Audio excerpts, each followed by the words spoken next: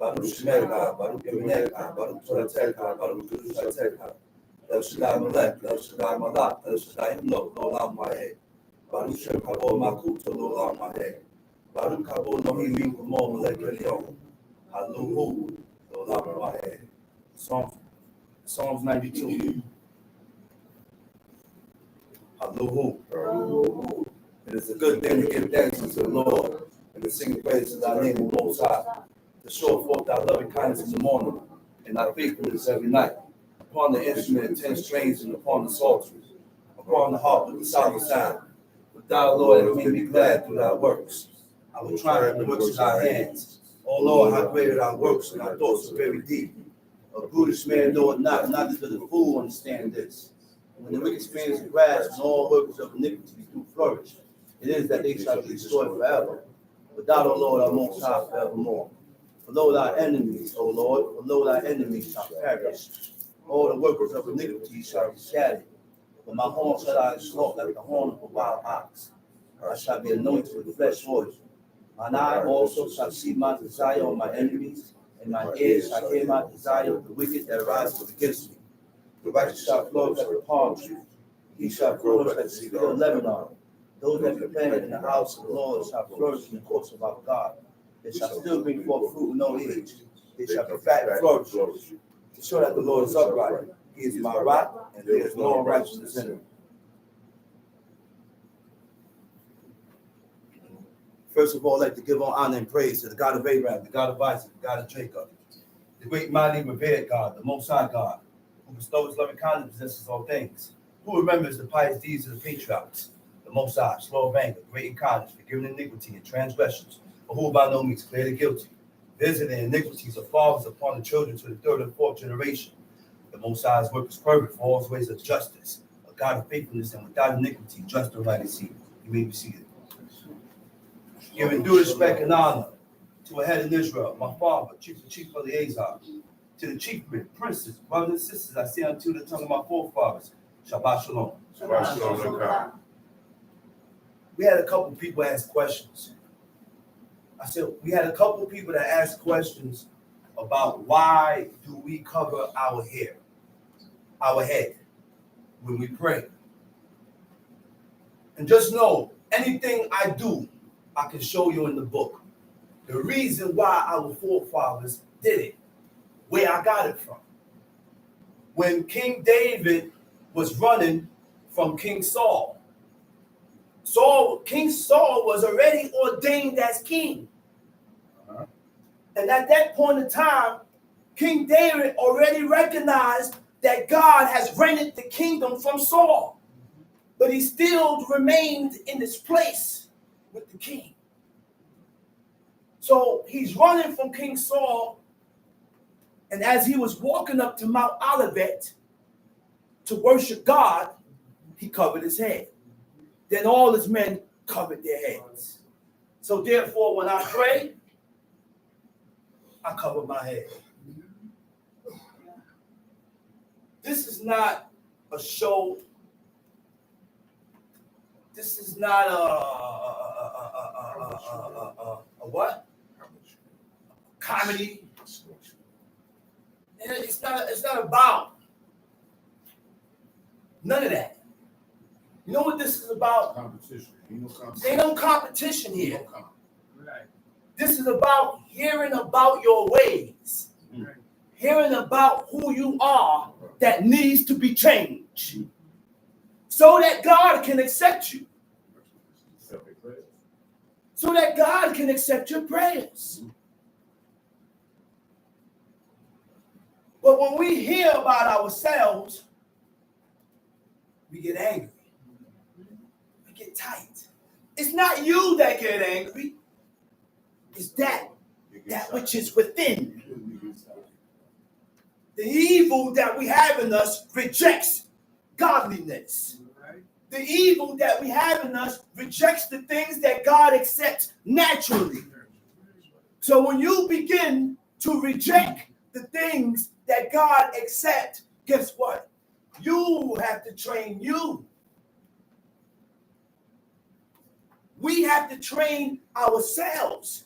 I can't train you. You got to train yourself to accept your faults and recognize your faults, see your faults, and change it according to what God says. Huh? We have to repair the wrong. I said we have to repair the wrong that we do against God and each other. I said we have to repair the wrong that we do against God and each other before you die. When we don't repair the wrong that we done against God and each other, guess what happens? That also leaves a blemish in your spirit. When you tell yourself, I ain't got no blemish. There's no breach of my spirit. I don't do this, I don't do that. But you don't repair the wrong, the offenses that you've done to your fellow neighbor. You are not making repairs with God. We think we're making repairs with God. If we're not making repairs with each other, then you ain't making repairs with God.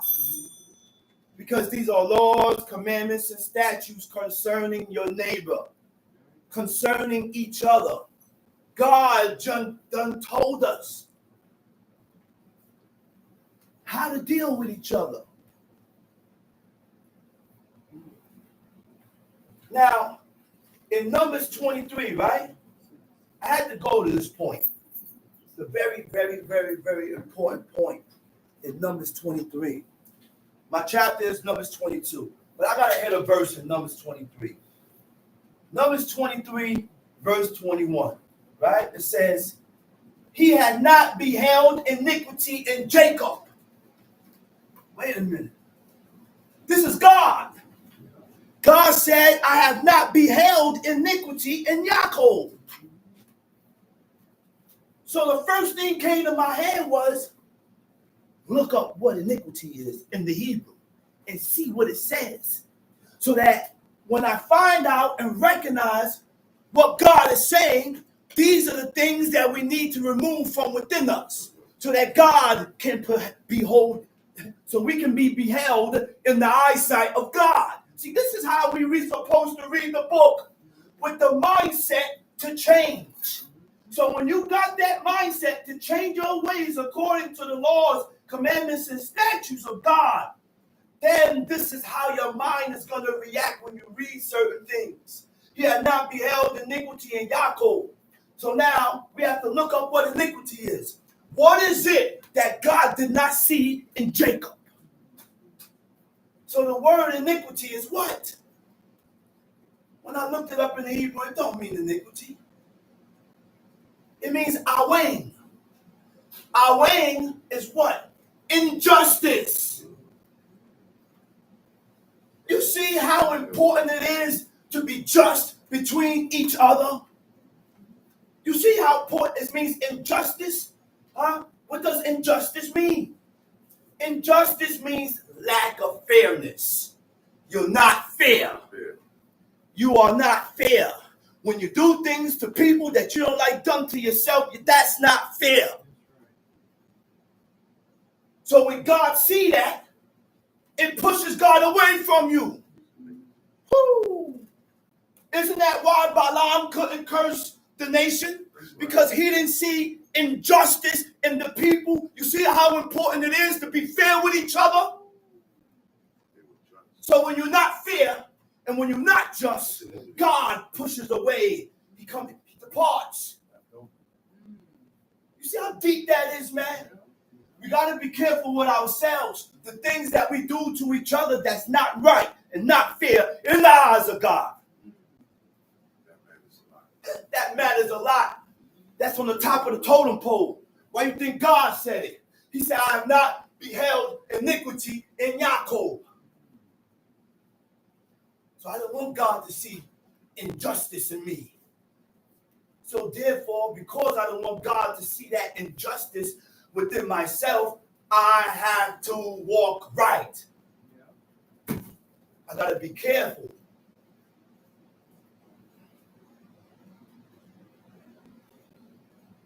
Neither had he seen perverseness in Israel. These are two things that we need to eradicate from ourselves: injustice and perverseness. So when I looked up what perverseness was, the word perverseness is amal. Ayin mem lamed. It means trouble. It means mischief. Trouble and mischief. When you do things to cause mischief and trouble. Nah, man, don't say that, man, because that's going to cause uproar. Nah, man, don't do that, man, because that's going to cause it's going to have a negative reaction. But we don't think like that. We just do and say things regardless of the outcome of what is going to what's going to happen behind it. That's not godly. That's not righteous. No, you shouldn't say that or do that because this is what it caused now. Well, I don't care. Well, you don't care. You should care.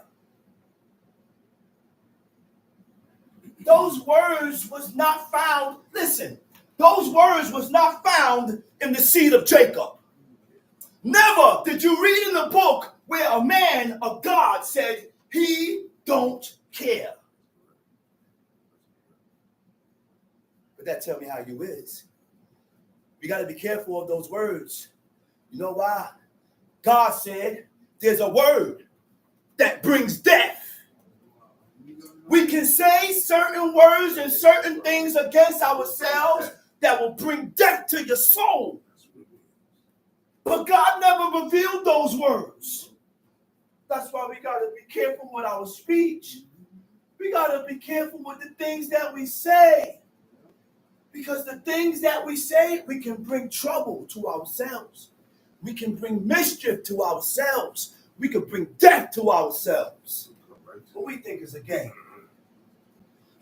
So what is the trouble that God is talking about? Trouble is what? Consequences of man falls into sin.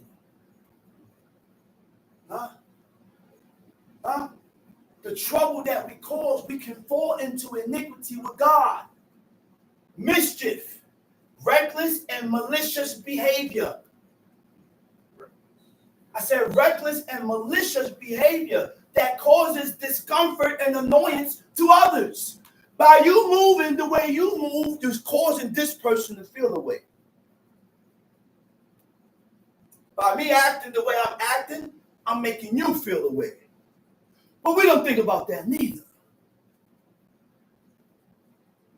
But all that denotes your ways.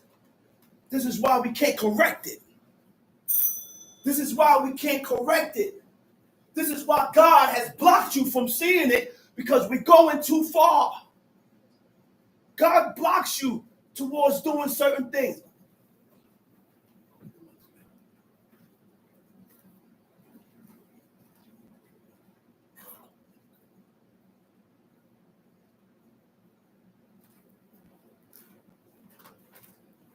You gotta start recognizing, man. This ain't no easy task, man. The evil is embedded in us. Evil and wickedness is embedded in the sons of Jacob. Ezra said that. He said the root of wickedness has been embedded in the sons of Jacob since the very same day that Adam ate from the tree of knowledge of good and evil. But it ain't embedded in you. I know it's embedded in me. Yeah. But God gave me a way to clean myself. The book. Everyone has evil embedded in them. And it's your job to eradicate these things. Cut these things out by reading and taking heed to what God says. Let's go to Numbers chapter 22.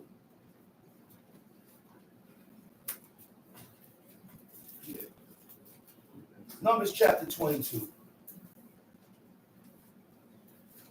Got it now, Sean? I said, you got it now, Sean?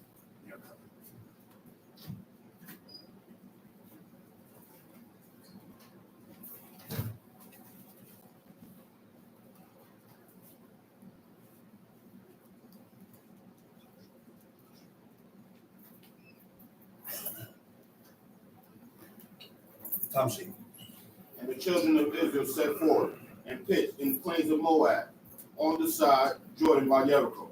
At this point in time, we moving on Moab.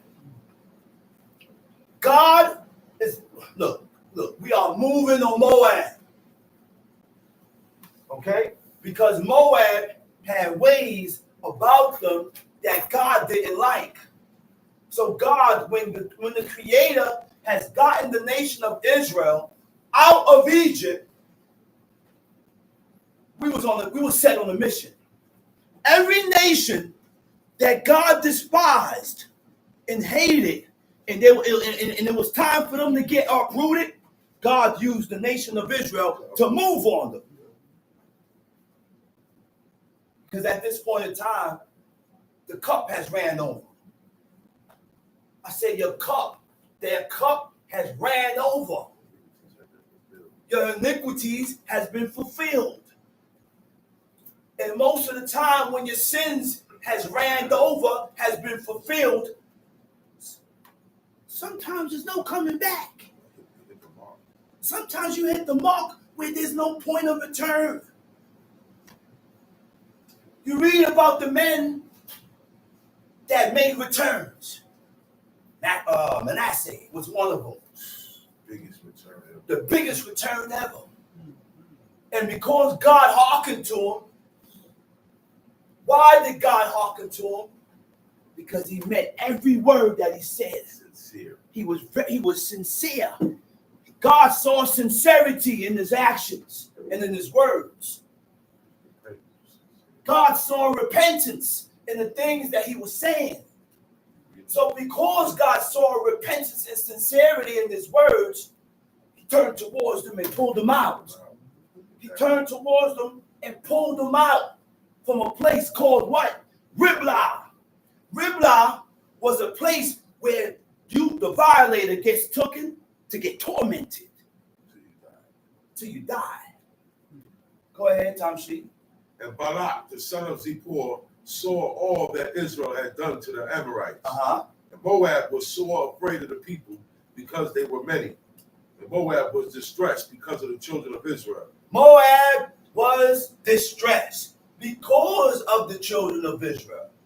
The word for distress is kuf shabut zadeh. Means to feel disgust, to abhor, to loathe. This is what God has caused Moab to feel against a people that God did not find fault with. They ain't doing nothing wrong. But they hated him. They despised him. Now you can see yourself. Why do we hate people without a reason? Why do you despise people without a reason? And then when you figure out the reason of why you're hating and despising and disliking, match it with what God said. Should I be disliking and hating and abhorring this person because of this? Is this what our forefathers hated you for? Is there any violation? These are the things we got to ask ourselves. Because the spirit is wicked and evil. And it's contrary and opposite to God. I said our spirit is contrary and opposite to God. Naturally. This is why God was so merciful to leave us a book that we can read about and learn godly ways, righteous ways, so that we can change our ways according to what God says. Let's read. Verse 4. And Moab said unto the elders of Midian, Now shall this company lick up all that are round about us, as the ox licketh up the grass in the field. Balak, the son of Zippor, was king of the Moabites at that time. He sent messages therefore to Balaam, the son of Beor, to Pethor, which is by the river of the land of the children of his people, to call him, saying, Behold, there is a people come out from Egypt. He said, yo, listen. He said, there's a people that's coming out of Egypt. Right? Behold, they cover the face of the earth. You know how many people came out of Egypt? 2 million. Millions. You had the nation, then you had mixed multitude. Millions of people came out of Egypt. Go ahead. They cover the face of the earth, and they abide over against me. Come now, therefore, I pray thee, curse me this people. Curse me this people. For they are too mighty. They're too mighty for me. Peradventure I shall prevail, that we may smite them, and that I may drive them out of the land. For I wot that he whom thou bless is blessed, and he whom thou cursed is cursed. And the elders of Moab and the elders of Midian departed with the rewards of divination in their hand. So now this guy's going to curse the nation. He's going to conjure up some divination and sorcery to curse all these people one time. That's some heavy divination. To curse a whole nation. But the only reason why it had no effect on these people, because there was no sin found in the seed of Jacob at that time. They was right with God. It's not going to work because they was right with God at that point in time. Tom sheet. And they came unto Balaam and spake unto him the words of Balak. And he said unto them, lodge here this night, and I will bring you word again, as the Lord shall speak unto me. And the princes of Moab abode with Balaam. And God came unto Balaam and said, what men are these with thee? He said, who is these dudes here you got with you, Balaam? What you doing? And Balaam said unto God, Balak, the son of Zippor, Balak, the son of Zippor, king of Moab, king of the Moabites, sent unto me, saying, Behold, there is a people come out of Egypt. Now this is what Balak, the son of Zippor, is telling Balaam. He's telling him, he said, listen, man, there's a people that came out of Egypt. All right? At that point in time, everybody feared the nation because they heard the wondrous acts of God. Egypt could not be taken down. And the only one that was able to take Egypt down was God. So when these people came out of Egypt, they feared the nation. They was afraid. Go ahead. Come now, curse me them. Peradventure I shall be able to overcome them and drive them out. And God said unto Balaam, thou shalt not go with them. He said, don't go with them, Balaam. He said, don't go with them, Balaam. Straight order. We have to be careful with who we walk with. Sometimes we walk with people that's against God. And then you get brush fire with their faults. But God ain't going to come to you and tell you, don't walk with them. Because we're too far. You got to pick that up according to how that person lived. And the things that he do that is presumptuous against God. Watch who you walk with. And there was no specifics. God ain't made no specifics and divisions. No matter who.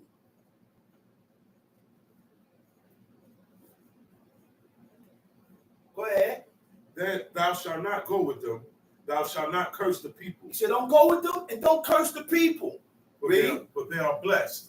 And Balaam rose up in the morning and said unto the princes of Balak, get you into your land, for the Lord refused to give me leave to go with you. And the princes of Moab rose up. Go back to that verse. What verse you at? 13. Go ahead, read. And Balaam rose up in the morning and said unto the princes of Balak, get you into your land. Go to your land. For the Lord refused to give me leave to go with you. He said, listen, I can't go with you. Because God already commanded me not to go. So forget about it. Go back to your land. I'm going about my business, and that's it. Go ahead. And the princes of Moab rose up, and they went unto Balak and said, Balaam refused to come with us. They ain't telling the whole story. They say God told him to refuse it. Man, Balaam just not going. Right? Go ahead. And Balak sent yet again princes more and more honorable than they. And they came to Balaam and said to him, Thus saith Balak, the son of Zippor, let nothing, I pray thee, hinder thee from coming unto thee. For I will promote thee unto very great honor, and I will do whatsoever thou sayest unto me. He said, if you come with me, I will promote you to honor. All right? And I will do whatsoever thou sayest and unto whatever me. you ask me to do, I got you. Come therefore, I pray thee, curse me this people. Just come with me this once, so I could curse these people. Go And ahead. Balaam answered and said unto the servants of Balak, if Balak would give me his house full of silver and gold, I could not go beyond the word of the Lord, my God, to do less or regardless of what you do, I cannot go above what God says. That is a mindset. When you have that mindset, partiality is out the window. You cannot be partial with God. Why? Because the word of God stands. So regardless of the situation, I always got to reflect and go back to what God says. I'm sorry. There's nothing against you, but what God says about this matter. And if you go against what God says, then I'm against you. No matter who you is. I have to put distance. I always got to go back, man. The violation of the commandments of God will prove who you are. It will show who you are if you're truly with God. Because most of us rejects. I said most of us reject. I said we reject when it's your turn. No. Which means the person that accepted is better than you. Because he was able to accept the chastisement and the rebuke, but you refuse to accept the chastisement and the rebuke. Like your chest is above the top of your head. You can't do law. You can't serve God. I said you can't serve God like that. You can't serve God like that. When you move like that, God don't open your eyes to nothing. God said he opened his eyes. He opened your eyes to who? To the meek. But we don't have no meekness in us. Because your action shows it. We ain't meek. What is meek? To conform to what God said. And if you're conforming to what God said, then you'll clean your ways and you start doing. You'll change. You cannot continue to remain the same way. God don't like it. God don't like it. I don't like it. I gotta change. But it's with me. This is how I am. Born with it. I was born with it. But I ain't gotta accept how I am. I don't have to accept how I am. I had to despise and hate how I am because God hates how you are. How I am is not according to the ways and the customs of our forefathers. So hate that, hate it, despise it, loathe it, feel disgusted with yourself because that's what's going to cause you to change and become better. Yeah. Stop walking around here all sad. That's what God told Cain. At least he looked sad. At least he was saddened. At least he was down. Ain't nobody better than Cain. Ain't nobody here better than Cain. And that was the only thing he did that was against God. Let's not speaking bad about that, man. So God told him, man, you got to make repairs, son. Hey, son, don't be sad. Don't feel bad. That is a natural reaction when your parents is angry with you and tight with you. It's to feel disgusted and sad with yourself. That is a natural reaction to feel disgusted with yourself when God is tight with you. And God ain't go to nobody and tell me, listen, son, I have accepted thee.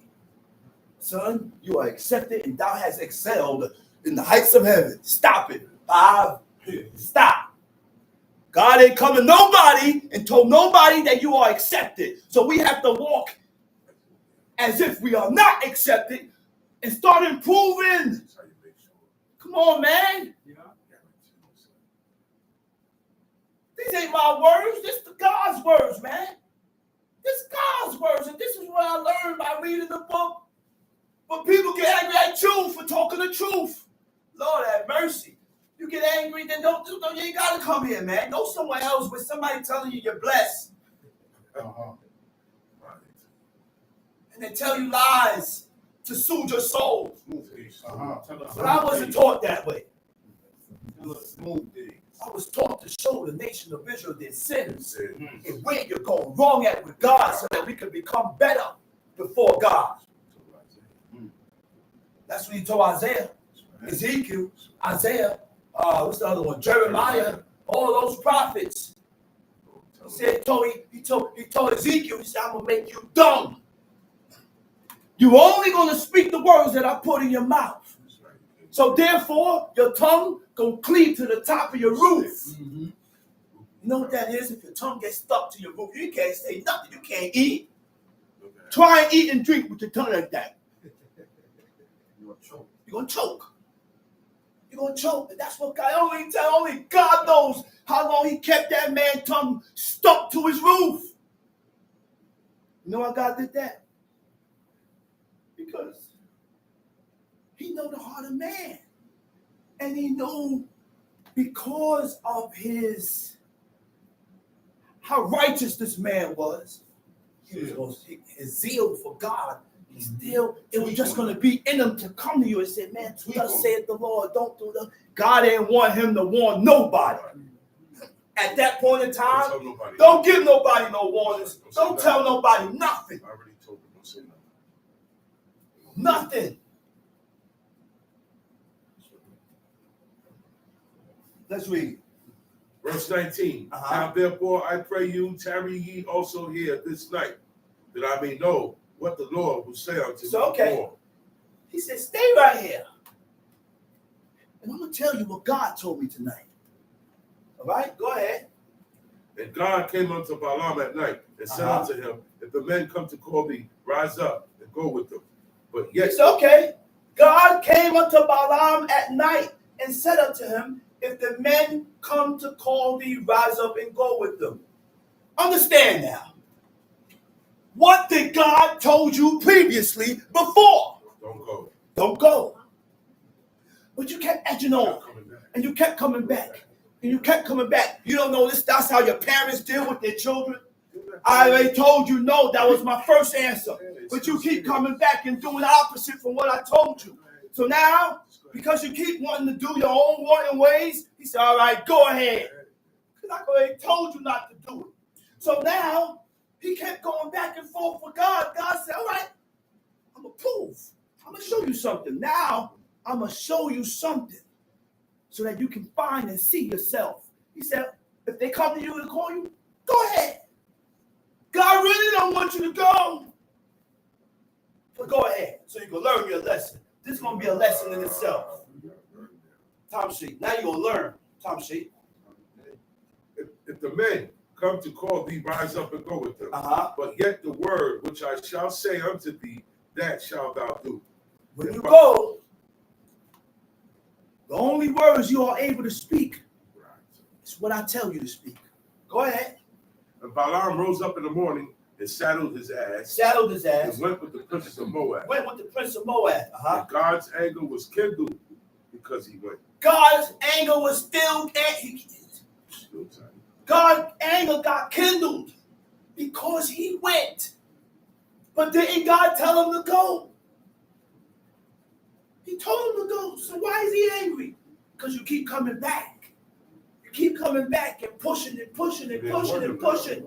God really didn't want you to go. But you keep insisting. Go ahead. And the angel of the Lord stood in the way for an adversary against him.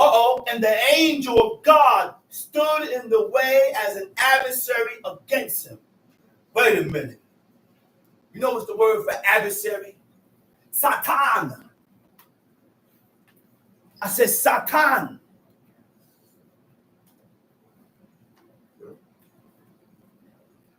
that is also the name of the devil. Some people say there is no devil. I don't know where to get that from.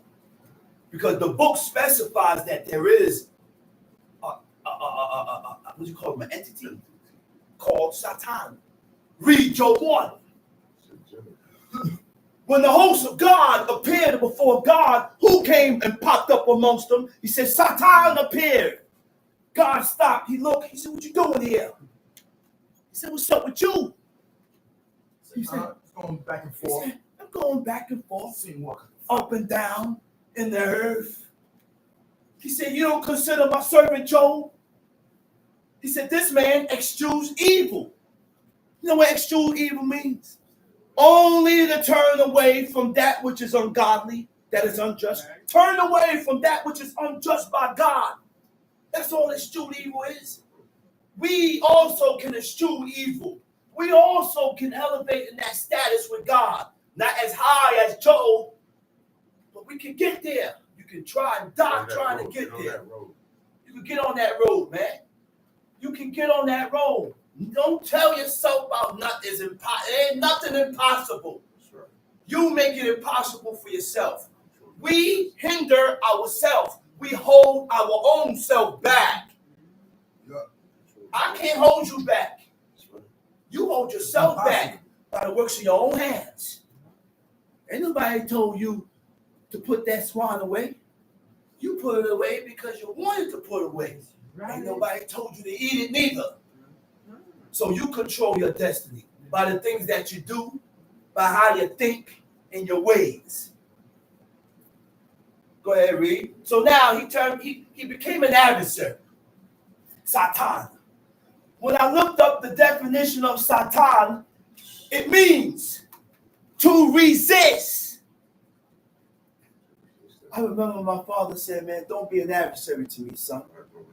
I said, Abba, I'm not an adversary to you. And he teach me, and he shows you according to your faults. He said, don't be an adversary to me. So I sat there, I said, how am I an adversary to you, Abba? He said, by resisting. Yeah. By going against. By being contrary. That easy. By being opposite. That easy. My father feels a certain way about this situation. I got to feel the same way about the same situation. Even if I don't like, if I don't see it that way. Even if I don't see it that way. I have to feel the same way. Or else you're an adversary to your parents. God teaches us how to honor your parents. Ecclesiastes chapter 3, Deuteronomy 27. He said, cursed be the man that does what to his parents? His father, his mother? Does it say shed light in the English? I want to go into that piece there. Yeah, cursed be he.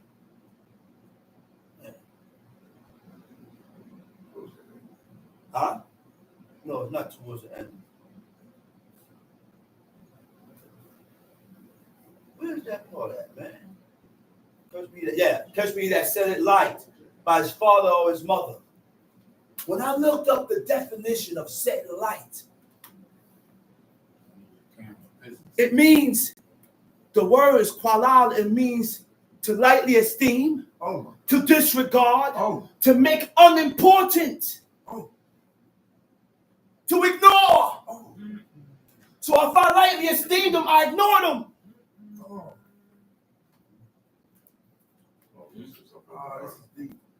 Honor goes deep. I remember, he said, hey son, I was calling you. He said, you ain't seen me calling? He said, do you lightly esteem me? Because if I call and you don't answer, you lightly esteem me. I'm unimportant. I said, no, Allah, far be it. My phone was on, the ringer was off. And I ain't seen you calling, or else I would have answered. He said, all right, son. What you you say? Because you probably remember something. He told me before. He said, "Well, you know your father gonna be calling you. Right. Why you got your ring?" Right. Right. He said, you know your father gonna be calling. He said, why you got your ring off? I said, you right, Abba. He said, you know what else he said after that? You remind me. He said, we must make ourselves available 24/7. We don't know the heights of honor, man. We got to be taught the heights of honor.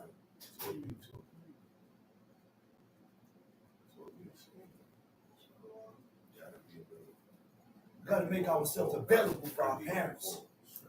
Available for our parents. Those are the heights of honor, man. I have too much going on in my life. And if I do got something going on, regardless of what, that phone stays on. Because when it call, when that phone ring, I gotta be on the hop, skip, and the jump. Yo, I need you now. I need you now, son. Come here. I'm here. I need Paul. An adversary means to contend with, to oppose, to be opposite to God in your ways, actions, and your thoughts. Go ahead, verse 22. Read that over. And God's anger was kindled because he went. Uh-huh. The angel of the Lord stood in the way for an adversary against And him. the angel of God stood in the way as an adversary against him. Huh? But Balaam, he didn't see it. He didn't perceive it. Because God didn't show him. Sometimes God causes certain people to be an adversary against you. But we don't see it. Why? Because we're too far away from God and we don't get these warnings. You have to be, yo, look, go ahead, read. Now he was riding upon his ass. Now check this out now. He was riding upon his ass. Uh-huh. And his two servants were with him. He's riding on his ass, and he got two servants with him. Right? Go ahead. And the ass saw the angel of the Lord standing in the way. God opened the eyes of the ass. But Balaam's eyes wasn't open. So while the ass is traveling, he look ahead.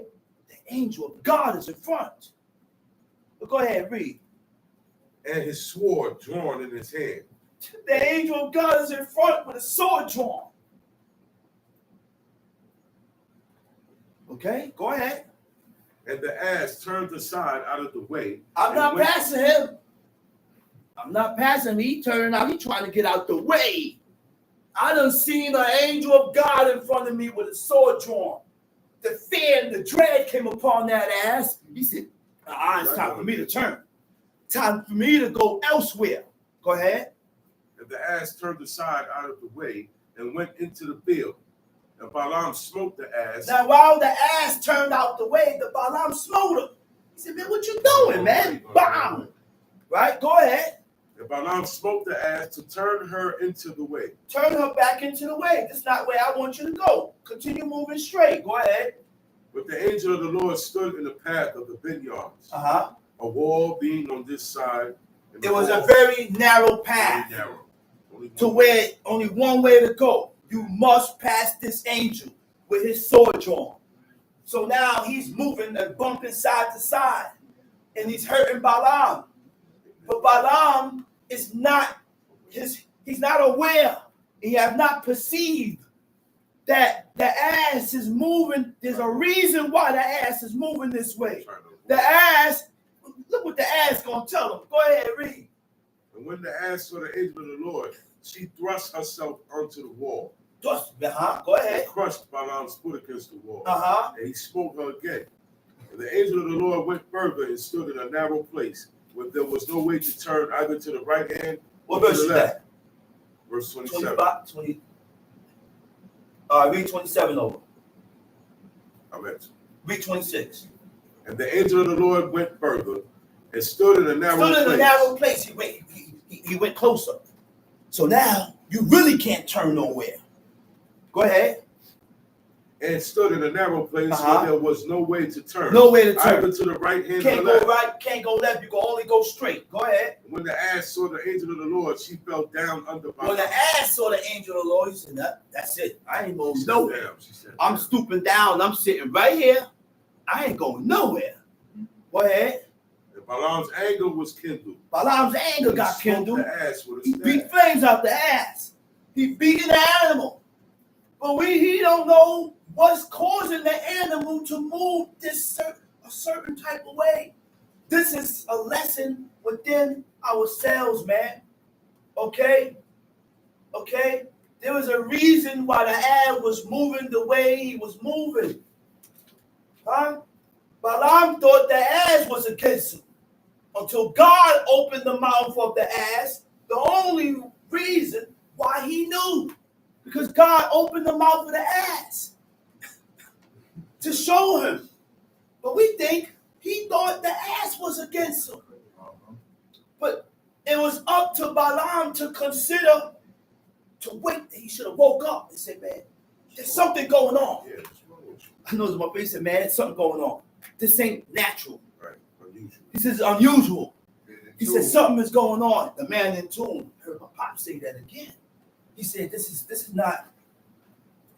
Listen, man, this ain't normal. Go ahead. And the Lord opened the mouth of the ass, and she said unto Balaam, what have I done unto thee? Uh-oh. God opened the mouth of the ass. The same instance that happened in the beginning of times dealing with Eve and the serpent. People say, this all was going on in the mind. No. That serpent talked to Eve. The same way the donkey talked to Balaam. Right. Did God say you should not eat from every tree in the garden? This was a distinct serpent. That's what he said. That's why he said, when you read the book, he said this serpent was more subtle than any other beast in the field. This was a special cattle. He was counted amongst the cattle, and he was special. None of the cattle had that craftiness and subtleness like that serpent. Sly. Slick and Cunning. So he spoke to Eve and said, did God say you shouldn't eat of every tree in the garden? She goes and answers him. Got him. So now, the donkey, the ass, is talking to Balaam. Let's read that. What have I done unto thee? He said, what did I do to you? That thou hast smitten me these 3 times. That you smit me these 3 times. He said, why you hit me these 3 times? What's the problem? Go ahead. And Balaam said unto the ass, because thou hast mocked me, I would there were a sword in my hand, but now would I kill thee. He said, because you mocked me. We're going to learn what mocking is. We're going to learn the things that we do that God considers mocking. Notice that God is telling this story. All right? Mock is what? Heat alal. Heat alal. When you mock, you gratify your desires. You gratify yourself. That's all right. To gratify means what? The act of pleasing or satisfying yourself with no regards of others.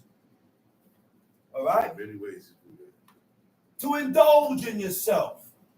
To allow yourself to have or do something as a pleasure to yourself that is against God. Well, it's my birthday and I'm going to do everything. Don't you notice? When it's people's birthday, they overindulge in themselves. They treat themselves. They do all this for themselves. Entitlement. Right? Yeah. To deride. To deride means what? To express contempt for, ridicule, to express contempt for or ridicule. Contempt is what? Feeling that a person is beneath consideration. You don't consider nobody else but yourself. All right? Petulant. And this one got me. Petulant means what? When you blame without looking at self. We often play the blame game without checking yourself. We're pointing the finger to put the blame on others and not able to recognize where it started from. Who caused it? Why it happened? Because most of the time we're able to alleviate it. But we don't alleviate it, and we put fire on it.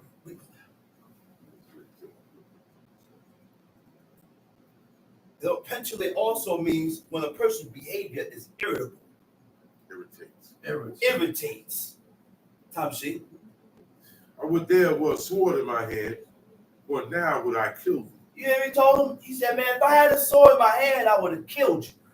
That's what he told his ass. Go ahead. Look what the ass said. Unto Balaam, am not I thine ass? He said, am I not your ass? Upon which I'm your ass. Why do you think I'm moving the way I move? Go ahead. What do you say? Am not I thine ass, upon which thou hast written ever since I was thine unto this day? He said, man, I'm your ass. He said, you have been writing upon me for years, up until this day. Huh? Go ahead. Was I ever want to do so? Did you ever know me to move this way? And he said, nay. Have you ever acknowledged or known me to move this way? Uh-huh. And he said, nay. He said, no. Go ahead. Then the Lord opened the eyes of Balaam and saw the angel of the Lord standing in the way. You know what that means? And this was a lesson within itself, man. We cannot jump to conclusions. Oh, damn. Balaam jumped to one conclusion that he had in his mind without recognizing or acknowledging why is this ass moving the way he's moving? Why is the ass doing this? I don't know this ass to be moving this because I got many years riding this ass. We don't move like that. Nah, this guy is moving the way he's moving. He meant it, but you don't know the situation before. He really didn't mean it. He really didn't mean it. Your head, you meant it. But there was a situation that happened before what caused him to move like that with you. You gotta think, man. You gotta stop jumping the gun. Tom C. Then the Lord opened the eyes of Balaam, and he saw the angel of the Lord standing in the way. God opened his eyes. He finally see the angel standing in the way. Go ahead. Well, I gotta go back. Go ahead. And his sword drawn in his hand. What verse is that? 31? 31. Go ahead. And his sword drawn in his hand. And he bowed down his head and fell flat on his face. When he saw that, he prostrated himself. Go ahead. And the angel of the Lord said to him, go ahead. Wherefore hast thou smitten thine ass? He said, why are you beating your ass these 3 times? Behold, I went out to withstand thee. I went out to withstand thee. Because thy way is perverse before me. Uh-oh, wait a minute. Because your ways is perverse before God. So the adversary stood in front of him to be an adversary towards him. Now we're going to learn how is God become your adversary because your ways is perverse. So when I looked up the definition of perverse, it's yarad, yod resh tet. It means rash, lack of deliberation, or caution. You know what that means? Okay, let's go into these words. Deliberation, lack of deliberation is the act of thinking about or discussing the matter, and then you make a careful decision. But this is not what we do. We don't think and discuss the matter. I don't take the cause to my neighbor to discuss the matter and find out what's going on. I just move. I just make a move. That's not good. Lack of caution. To lack attention. When you lack attention, you are unmindful of the things that God considers. You are unmindful of the things that God considers. All right? Consideration. Then you have forethought and thoroughness. Forethought is careful consideration of what is and is not necessary. Reading that, man? That wasn't necessary to do. No, I shouldn't move like that. No, I shouldn't do this. Thoroughness means you lack care and consideration. Perverse ways is you are stubborn. It means that you are stubborn and unyielding. It means that you contradict. Always against. And this is what makes your ways perverse. And by your ways being perverse before God, it will put distance between you and God. Go ahead.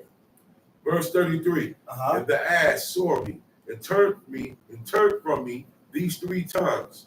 Unless she had turned from me, surely now also I had slain thee and saved her alive. If the ass wouldn't have turned, he said, I would have killed you and saved the ass alive. She said, okay, go ahead. And Balaam said unto the angel of the Lord, I have sinned. Wait a minute. Wow, said, what? It didn't take a lot for him to acknowledge his faults.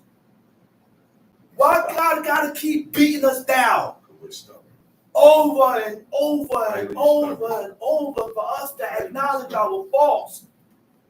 Because if you acknowledge your faults, then it'll bring about changes within yourself. You won't continue to be the same way you was. But Balaam, look, he said, yo, I have sinned. Go ahead. I have sinned, but I knew not that thou stoodest in the way I didn't know you stood in the way against me. Read. Now therefore, if it displeased thee, I will get me back again. He said, if it displeased thee, he said, listen, man, I'm going back. I'm going back. I'm not moving. I'm going right back. Now you realize. Go ahead. And the angel of the Lord said unto Balaam, go with the men. He said, nah, don't go back. He said, go on with them. What verse is that? 35. 35. Numbers 22, verse 35. Read. But only the word that I shall speak unto thee, that thou shalt speak. So Balaam went with the princes of Balak. And when Balak heard that Balaam was come, he went out to meet him unto a city of Moab, which is in the border of Ornan, which is in the utmost coast. And Balak said unto Balaam, did I not earnestly send unto thee to call thee? Wherefore Balak calling him, but Balaam ain't going. Right? Go ahead. Wherefore camest thou not unto me? Am I not able to indeed to promote thee to honor? And Balaam said unto Balak, lo, I am come unto thee. Have I now any power at all to say anything? The word that God putteth in my mouth, that shall I speak. And Balaam went with Balak, and they came unto Kirjath Huzoth. And Balak offered oxen and sheep, and sent to Balaam and to the princes that were with him. And it came to pass in the morrow. What verse you at? 41. Go to Proverbs 12. And it came to pass in the morrow that Balak took Balaam and brought him up into the high place of Baal. Right? That thence he might see the utmost part of the people. So now Balaam thinking that if I bring them up to this high place, he will be able to curse these people. But Balak don't know that the nation of Israel has found favor in the eyes of God. And there's nothing that's conjured against these people at this point in time will have any effect. Go ahead. Proverbs chapter 12. Whoso loveth instruction, loveth knowledge. But he said, whoso loveth instructions, whoso loveth discipline, correction, chastisement. Another part of the book said correction, discipline, and chastisement is the way of God, is the path to God. You know how deep that is, man? You cannot get to God not receiving chastisement, not receiving discipline, not receiving correction. We have to be able to receive the correction from God and man. Sometimes God won't correct you, but he'll send you to correct me. I have to humble myself, man. Go ahead. But he that hated reproof is brutish. He that hated reproof is brutish. You know what brutish means? The word brutish, it means boor. Boor means unrefined, ill-mannered, rude, insensitive, arrogant. You see these things? These are things about ourselves that we don't need to be that way. Because we are blocking ourselves from excelling with God. God will leave you at a level and you think you will be excelling. Ignorant means discourteous or rude, offensively impolite or ill-mannered. You know what discourteous means? No courtesy, showing rudeness and lack of consideration for others. Huh? You hear that? Go ahead, read. A good man obtaineth favor of the Lord. But a good man obtaineth favor, acquires favor from God. Go ahead. But a man of wicked devices will he condemn. But a man of crafty devices will he condemn. Deceitful devices. Tom sheet. But the root, a man shall not be established by wickedness. But the root of the a man shall not be established. The word for established is lo yikun. The word yikun, yod kaf shabuts noon. It means firm. A man will not be firm by his wickedness.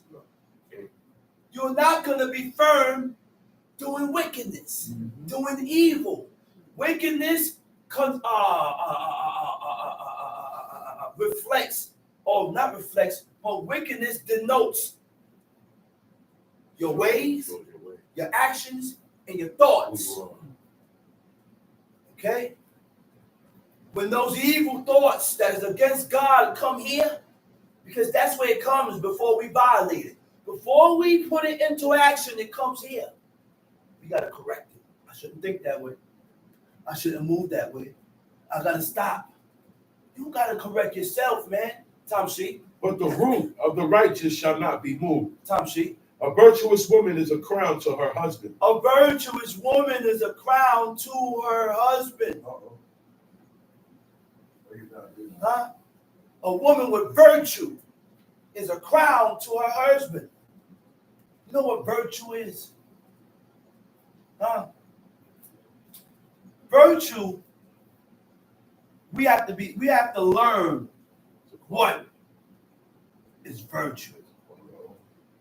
What is virtue? What it means to have virtue.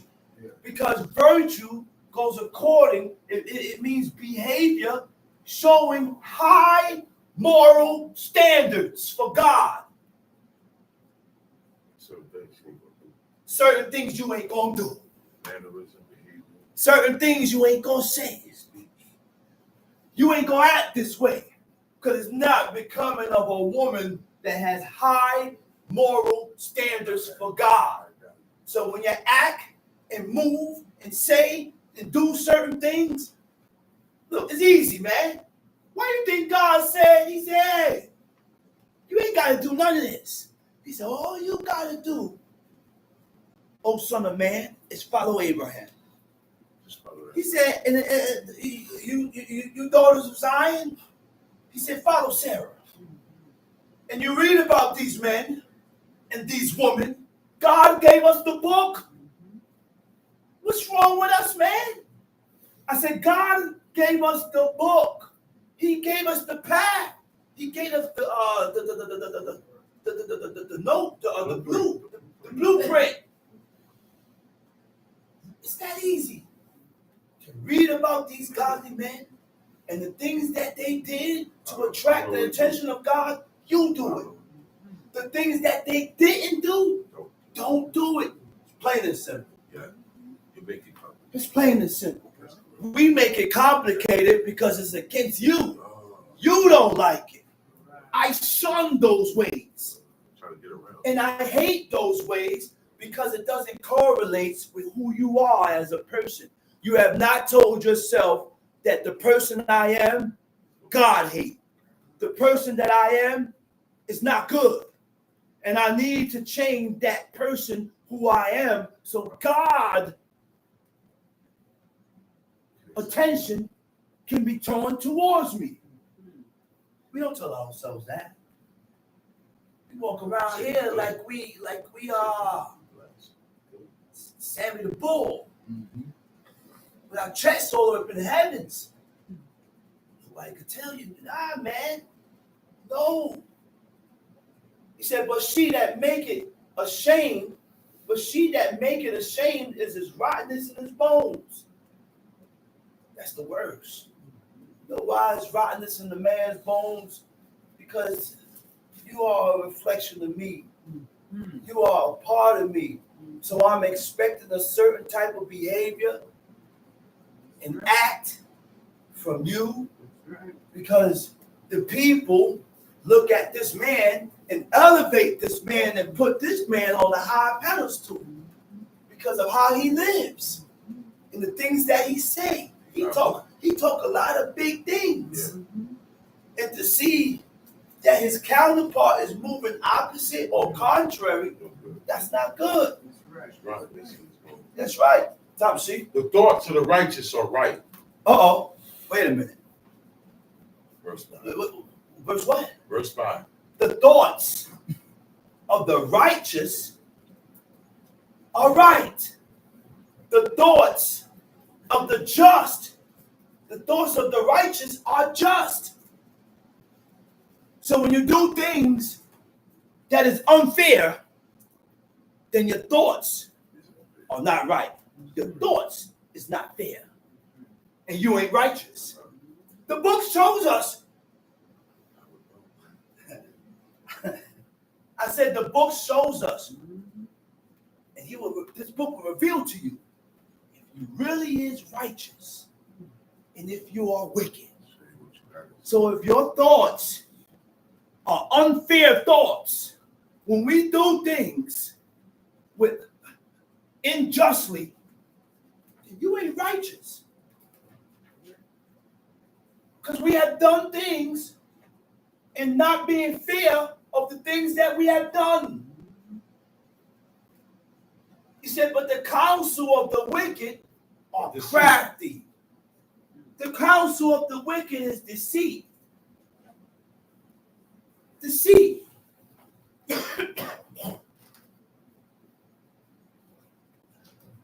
Go ahead.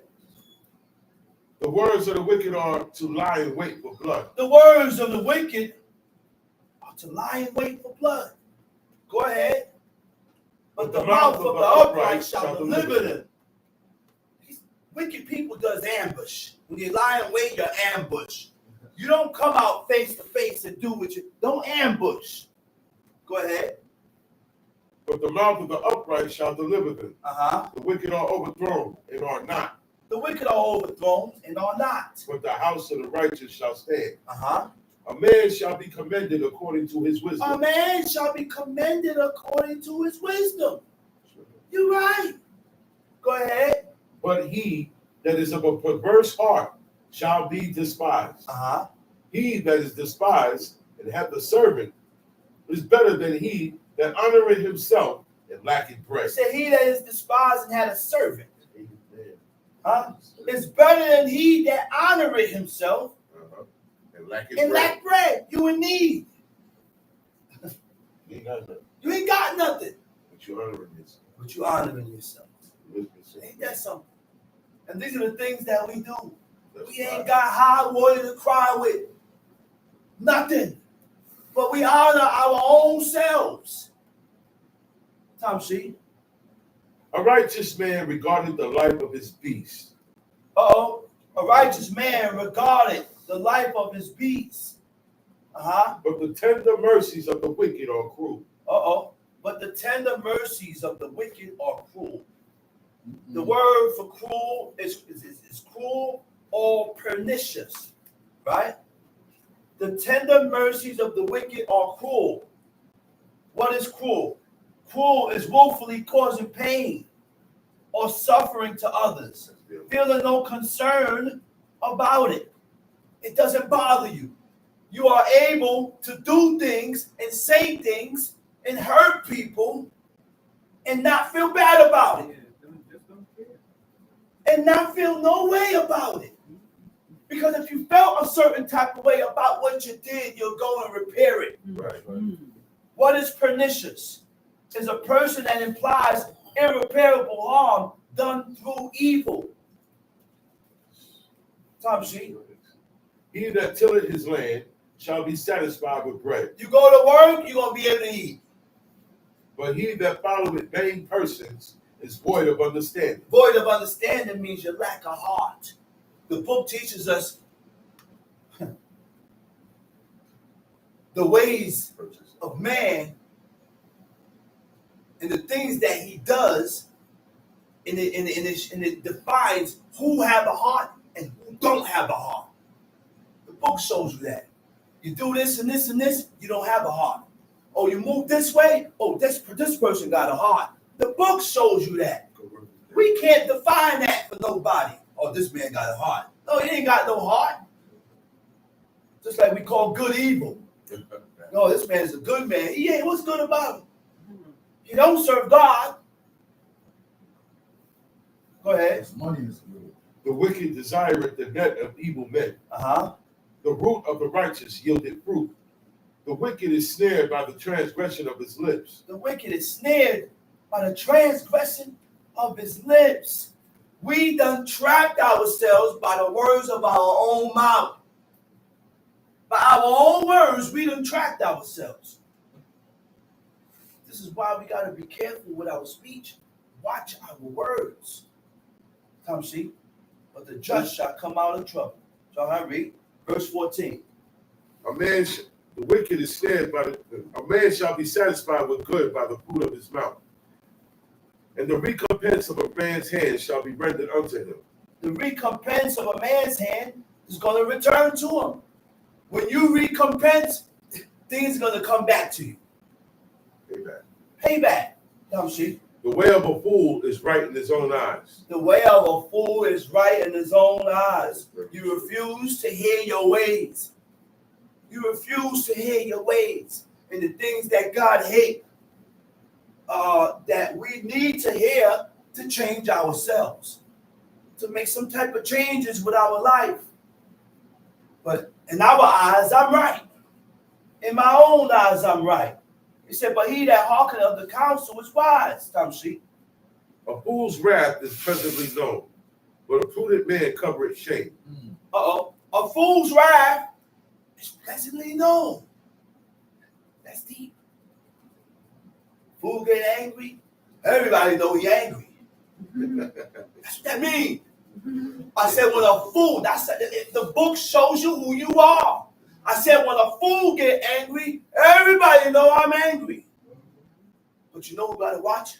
Watch the person that's angry, but he's able to conceal it and hide it. Control it. He's able to control it until the right time. That's the disciplined man. This is what we got to learn. And those, he said, but a prudent man covereth shame. When a man is able to conceal and hide certain things so it don't be public and everybody ain't got to see it. Yeah. Those are the ways of a prudent man. You ain't got to be 100% prudent, but that person is on his way. He's on his way of being prudent because he's able to conceal certain things so that it don't cause public shame and public disgrace. Tom sheet. But he that hearkeneth unto counsel is wise. Verse 16. A fool's wrath is presently known. Next verse. He that speaketh truth. Verse 17. He that speaketh truth showeth forth forth righteousness. righteousness. You ain't gotta lie, Craig. You ain't gotta lie. Be truthful. Yeah, I did this and this and this and this. I'm sorry. Now I'm saying I apologize. At that point in time, I didn't care. Be truthful. I didn't care. So that's why I did what I did. But you know what? I'm checking myself and I'm sorry. And when you say you're sorry and you're apologizing, you gotta mean it and they gotta show in your actions. Not to ever repeat it again. We turn to God and confess our sins. Oh Lord God, please deliver me. I'm sorry, but you repeat it again. Are you really sorry? Are you really apologizing? Right. We apologize for things and repeat the same thing that we do. You're not sorry. I would say, don't tell me sorry. You don't feel it. You don't do it again. Tom sheet. He that speaketh the truth showeth forth righteousness. He that speaketh the truth showeth forth righteousness. This is why the man said, he said, I don't lie. The book said men are liars by nature. But he reached a plummet or a level in his life when he was able to say, I don't lie. I'm still training myself not to lie. Mm-hmm. I said, I'm still training myself not to lie. That's right. Why? Because when we tell lies, in Psalms 101, he says, it says a liar. Psalms 101, a liar would not tarry in my sight. So when I looked up that verse in the Hebrew, it means a liar will not be firm. A liar will not be established. He will not be firm in God. He will not be established in God or in his laws. So in order to get firm and to get strength to fulfill these laws, you got to do this one little thing. Stop lying. There was a dude that approached my brother Prince Acaria, right? And I got to say it. He didn't know the dude from Adam. So he grabbed him. He said, you want to be a saint? He said, don't never tell a lie. That was a message. He didn't know. I didn't know. He didn't know the person from Adam. Just looked at him and told him that. I said, wow. And he right. Tom Sheep. There is that speaketh like the piercings of a sword. There is that speaketh with the piercings of a sword. And you can only do that with your words. There is certain ways. There's a way to say it. I don't have to say it like that so I can offend you. I can put it and say it in a way that is not offensive, but you still get the message.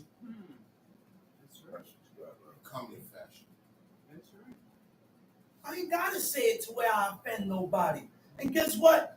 I also have to be on point with that, with myself, being up here on this beamer of how I say things and how I put certain things out, because I don't know, I don't lead astray. I don't want to hurt you and make you feel that I'm throwing this at you.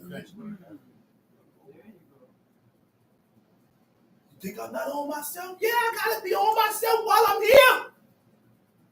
That I don't say things to offend the audience. And now what happened now? The person or the person that's in the audience, guess what? They're going to naturally get angry at me. They're going to be angry at me. And I don't blame them.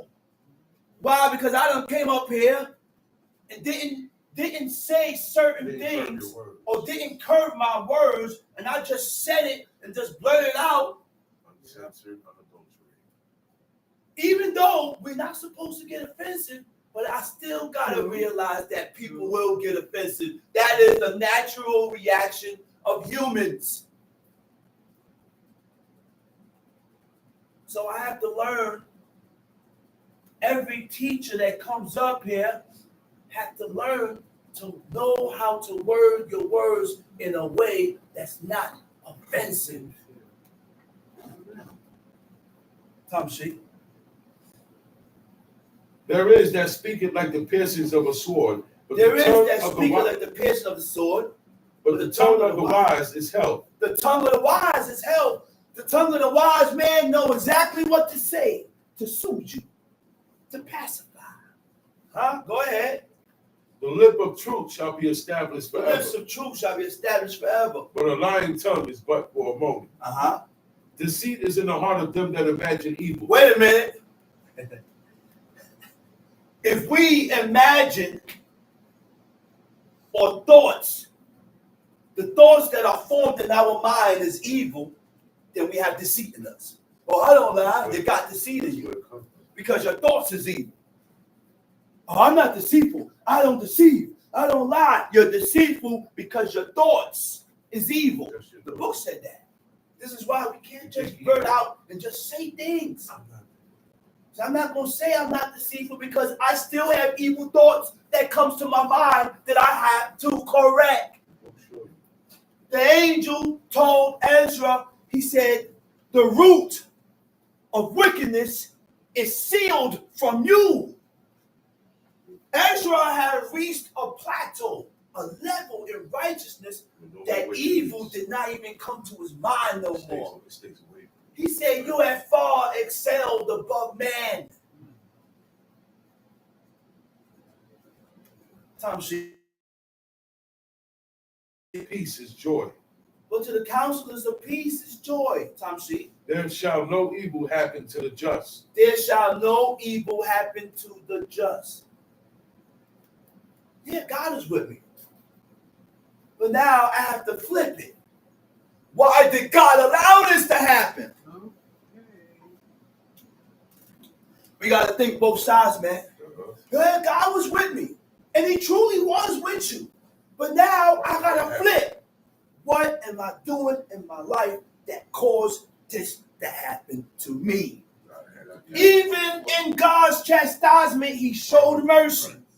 But he's trying to show you that you gotta, there's something open. There's something open. This should not happen to me.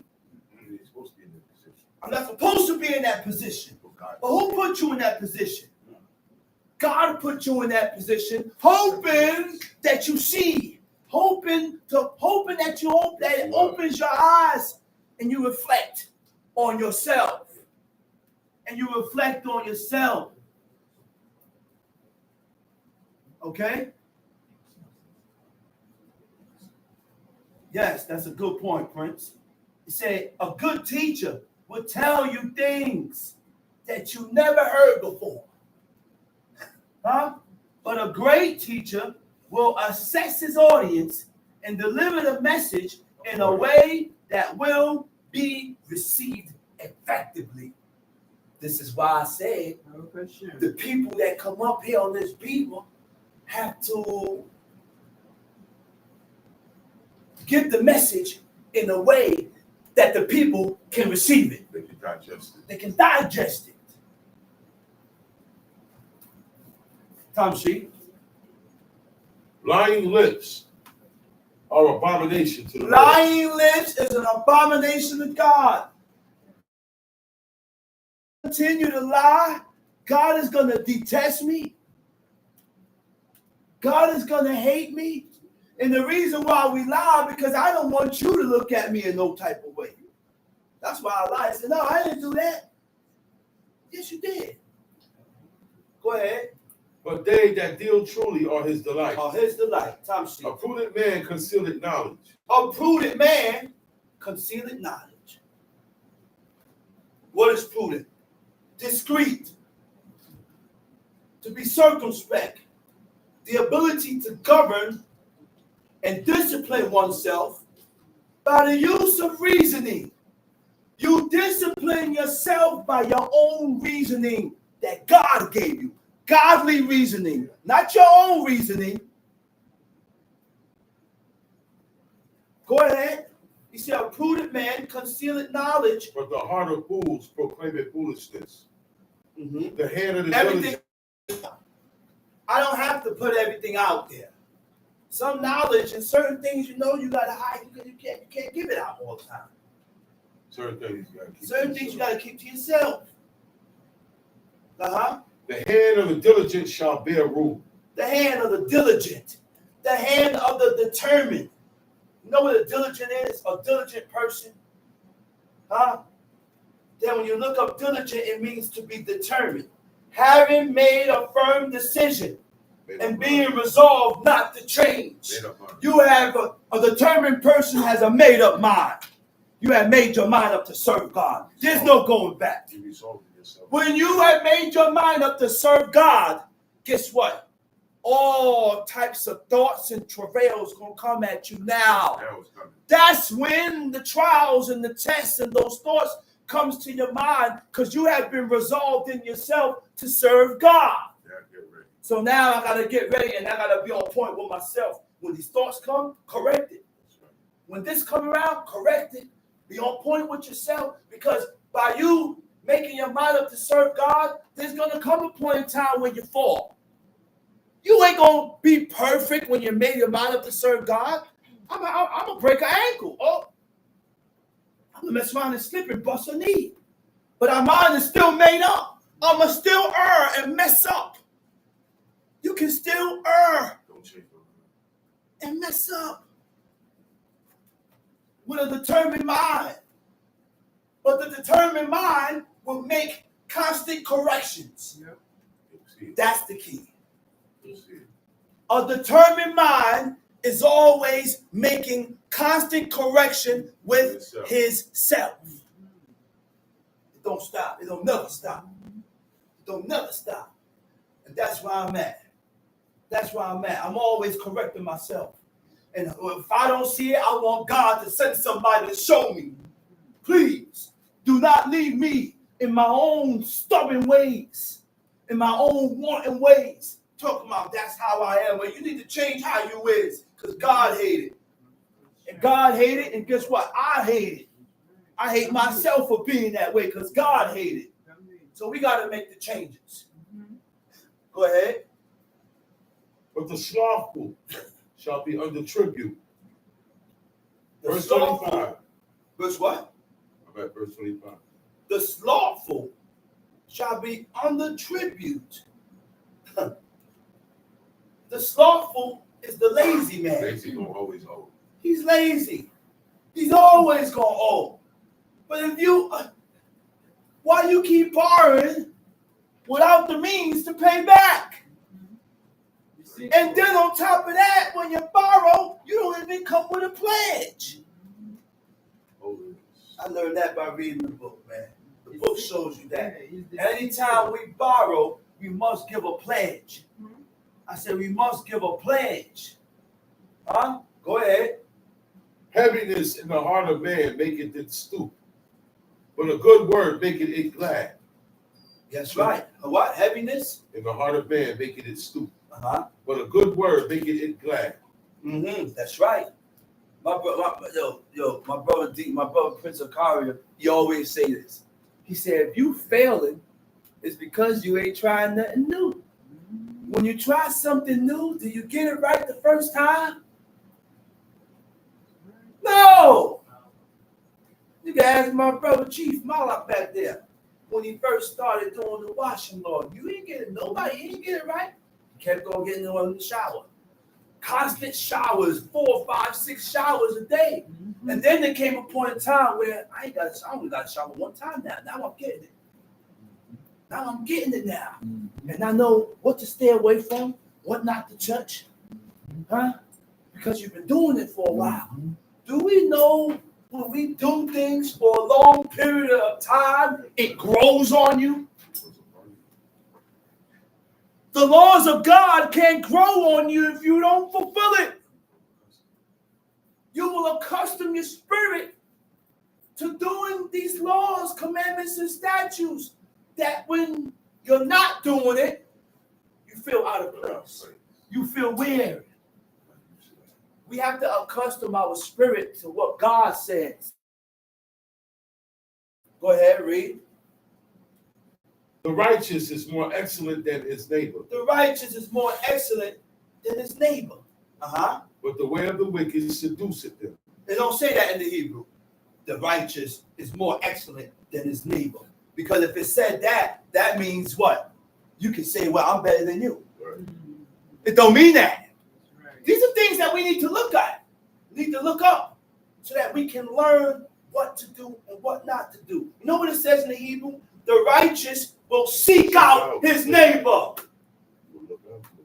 Will seek out his neighbor. If I ain't hear from you for a while, why I ain't call you? Why I ain't seek you out? You could be going through certain things, and you won't hear from a brother for years, and we just go on in our lives like it's nothing. That's not love. That's not care. It's my job to seek you out. And it's your job to seek me out. And that's the unity that God loves. Those are the things that stood out beautiful before God and man. The love of neighbors. The unity among brethren. And a man and a wife that agree together. Come on, man. Tom sheet. But the way of the wicked seduceth them. But the way of the wicked seduceth them. You know what it says in the Hebrew? The way of the wicked would cause them to err. The ways of the wicked would cause them to go astray. The ways of the wicked would cause them to wander from God. Throw you off the path. And this is why we got to be careful who we walk with. Because the person you're walking with don't have the same mindset as you. Don't have the same determination with you. I can't walk with you, man. We got to have the same mindset concerning God. If I fall off, I need somebody beside me to pick me back up. And if you fall off, I need to be beside you to pick you up. We pick each other up. In righteousness, we must feed off each other. I had a brother, right? One of my brothers, he started pushing up. Chief Kazak, right? And my father looked at Chief Kazak. He said, man, look at this guy here. He said, you think you're going to be pushing up more than me? He said, nah. By the way, he said, nah, I can't have my son push up more than me.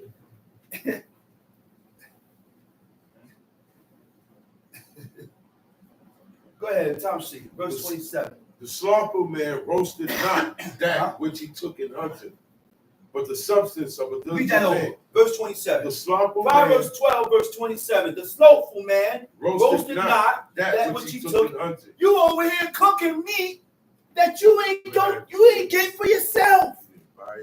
You didn't buy it. You didn't hunt it. Nobody gave it to you. You just went in there, snatched something, took over, and made it and ate it. Ain't that something, Debo? You done deboed the meat. But the substance of a diligent man is precious. The substance of a diligent man is valuable. It's precious. Tom C. In the way of righteousness is life. In the way of righteousness is life. The way or the path of righteousness give it life. I said the way or the path of righteousness gives life. What do you mean by the way of righteousness give life when we gotta die? Think about that. I said, think about that. Like Drake said, you gotta die to live. And with that being said, I'm gonna leave that right there. God ain't have it like that first. God created man to live forever. Nothing that God creates dies. And because of the sins, because of what Adam did, everything died. The leaves wither, flowers wither, bees and animals got to die. Everything got affected by what Adam did. That's why food spoils. Foods, everything. That's right. Rots, stale. I would be able to eat a fruit without it fermenting. Without it fermenting, that's correct. That's correct. It goes that deep. That's part of the process. That's correct. Everything die is what? That word? Process. It's part of the process. Everything must die and rot. Everything must die. And then you get a new. Come on, man. All that's done because of the violation from in the beginning of the command that God gave to Adam. What verse we at? 28. In the way of righteousness is life. In the way of righteousness of life is life. And in the pathway thereof there is no death. And in the pathway thereof there is no death. In that path, there's no death. When you're living in the path of righteousness, you can forget about death. But we gotta die, which means you're not gonna do the things that brings death to you. Anytime we violate the commandments, the laws, the statutes of God, when we violate His ways, we bring death to our souls, and I'm not gonna say we bring our souls quicker to the grave, because long life don't mean look. Some people live long lives, but they wicked as hell. I can die in an early age and be righteous. Go ahead, Tom Sheep, chapter 13. A wise son heareth his father's instructions. A wise son heareth his father's instructions. I said, a wise son heareth his father's instructions.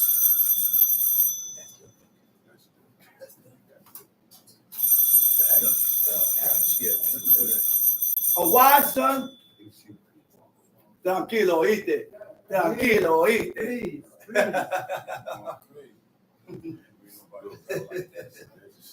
A wise son heareth his father's instructions. If you don't hear the instructions of your parents, then you're not wise. You're not worthy.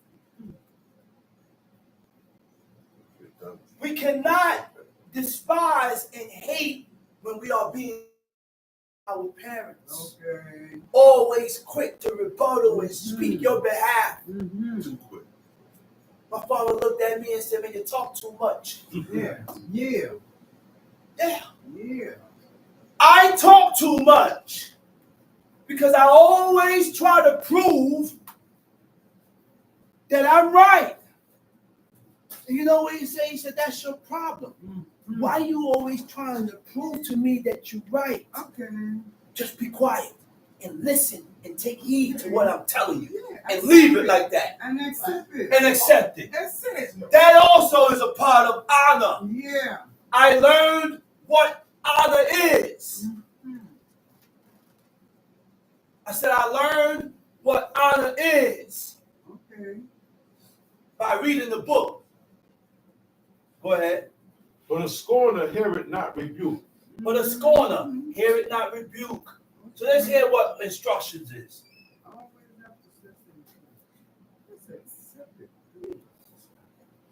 Instructions is musad. Right? Musad. Musad, it means what? Reproof, reprimand, and ethics. Reproof, reprimand, and ethics. What is reproof? Reproof is criticism for a fault. When you criticize, you consider the merits. What do you mean by merits? When you criticize, you merits the good, right? And the demerits, which is false or bad, of, and judge the matter righteously. So when I'm judging the matter righteously, I have to be on point with what is good, the things that was done that was good and righteous, and the things that was done that was evil and bad. I realize these things, I judge the matter righteously. But you gotta listen. But you gotta listen. The word reprimand is a formal reproof, right? Ethics, a set of moral principles and values, right? It takes self-discipline to follow those things. If you don't have self-discipline, you're not going to follow the moral principles and the values that God has set. You have to have discipline with yourself to take heed to these things. Tom Sheet, what verse you at? 2. A man shall hold eat up. This is it. Verse 2. Tom Sheet. Verse 2. A man shall eat good by the fruit of his mouth. A man shall eat good by the fruit of his mouth. Steak, mashed potatoes and gravy. Well, I don't eat steak. I'm just giving you an example. I don't eat meat. You know why? Because God already told me, and I read in the book, that when you eat meat that died of itself, you can't eat it. You cannot eat meat that was torn by beasts. So therefore, I stay away from meat. The only way we can eat meat, you have to go out and hunt these things. You have to find a hunter. I cannot buy meat from the stores because I don't know how the animal died. We should not be eating cold cuts because I don't know how the animal died.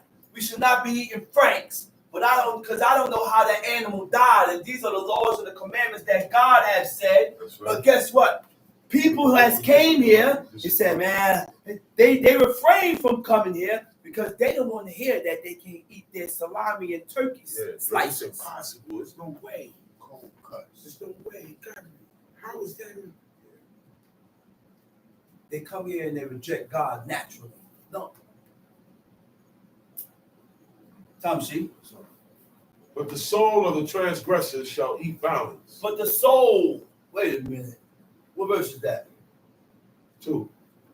But the soul of the transgressor. So let's go into the word transgressor. A transgressor, the Hebrew word for transgressor is bagad. Bagad means treacherous. Treacherous means guilty of betrayal. Right? What does betray means? To fail or desert or deception in time or need. What does desert means? Desert means to abandon a person or a cause in a way to consider disloyal. Tom Sheep. He that keepeth his mouth, keepeth his life. Watch your words. Watch your words. Say, he that keepeth his mouth, keepeth his life. Watch the words that you say, because certain things you say out of your mouth, you end up getting punched in your head. You get killed for it. Tom Sheep. But he that openeth wide his lips shall have destruction. Tom Sheep. The soul of the sluggard desire it. The soul of the sluggard desire it don't got nothing. You don't got nothing. Go ahead. But the soul of the diligent shall be made fat. Who is the diligent? Diligent means to be determined, right? The diligent person is determined, right? Sharp, quick to notice, to hear, understand, or react to things quick. You don't take your time. That's what a determined person is. That's what Abraham did. A determined person hear about his ways and hear about laws and commandments and statutes. They hear it and they move on it right away. Immediately. A determined person don't take their time with God. When you hear the things that God hates and despises, you don't take your time and move according to your own speed. When you're dealing with these laws, commandments, and statutes. Go ahead. A righteous man hateth lying. A righteous man hated lying. But a Debad shekwed. Yisna zadik. A righteous man hated a lying matter. A righteous man hated lying words. So when the matter is false, a righteous man is going to be walking away from that. And I ain't got nothing to do with that, man. Because all this is built on lies. You guys are lying. and you're plotting. So now I'm backing up. See, the book will show you who you are if you're righteous or wicked. If you're righteous, you ain't gonna agree with this. You see, a righteous man hated what? Hated lying. Hated lying. But a wicked man is loathsome and But a coming to wicked man shame. is loathsome. Wait a minute. A wicked man is loathsome. The word for loathsome is ba'ash. Beit Aleph Shin. Ba'ash. Ba'ash means offensive to the senses, hatred, unpleasant, or distressing. A person offensive to the senses is extremely unpleasant, repellent. You know what repellent is? A person that is repellent, you push people away. Like they're repellent. Huh? I said a person that is repellent, you do and say things to push people away from you. This is why you can't be a head or a leader or a king. The kings don't repel. They attract. That's right. Okay? Tom Sheet. But a wicked man is loathsome and coming to shame. But a wicked man is loathsome and coming to shame. Tom Sheet. Righteousness keeping him that is upright in the way. Righteousness keeping him that is upright in the way. Notice the word for upright? Tom. Tom is whole, complete, sound. Huh? Righteousness keeping him that is whole and complete in the way. When you're whole and complete in the way of God, everything is covered. I said everything is covered.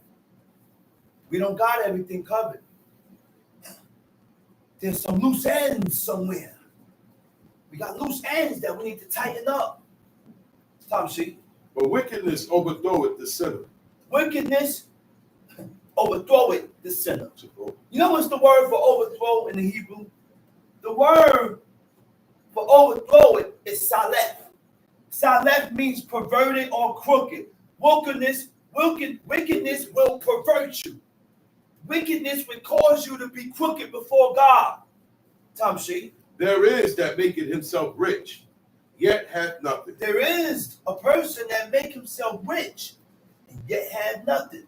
Tom Sheet. There is that maketh himself poor, yet have great riches. Yet have great riches. Tom Sheet. The ransom of a man's life are his riches. But the ransom of the man's life are his riches, but the poor hear it not rebuke. Tom Sheet. The light of the righteous rejoiceth, but the lamp of the wicked shall be put out. Tom Sheet. Only by pride cometh contention. Only by pride cometh contention. Because of this is why arguments get stirs up. Because of your pride. The amount of pride that we have within us is what caused and started the arguments and the strife and the debate. Tom Sheet.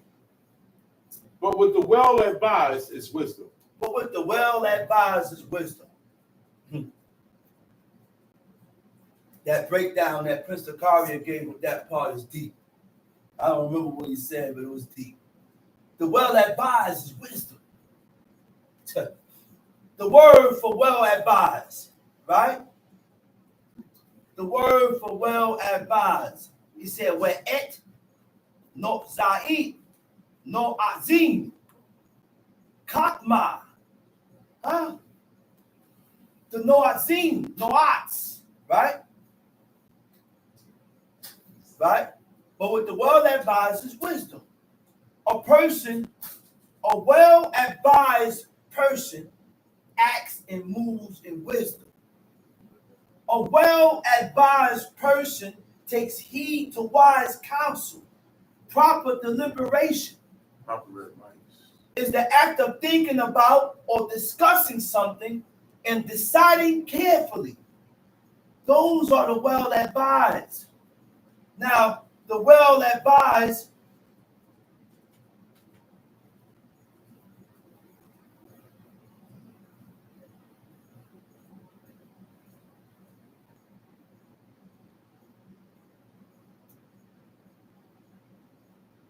Go ahead, Tom Sheet. I'm going to get back to that. Verse 11. Go ahead, Tom Street. Wealth gotten by vanity shall be diminished.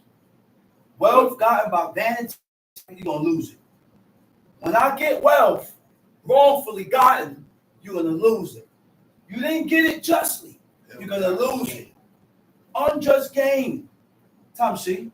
But he that gathereth by labor shall increase. But he that gathereth by labor, that's how you increase. Stash going up. Huh?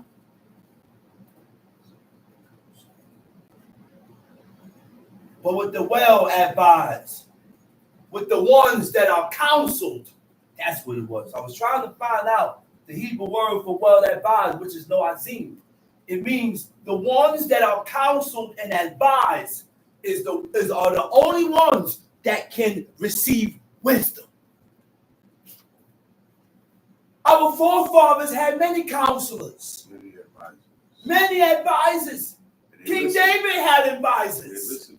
Solomon had advisors. And there was nobody above King David, but he had advisors and counselors for people to come to him and counsel him against the things that he wanted to do, but he had counseled and he pulled back. Business, you better have an advisor. You need a counselor. You need an advisor. Railroad didn't listen. That's how you are able to receive wisdom. Right. By your counselors.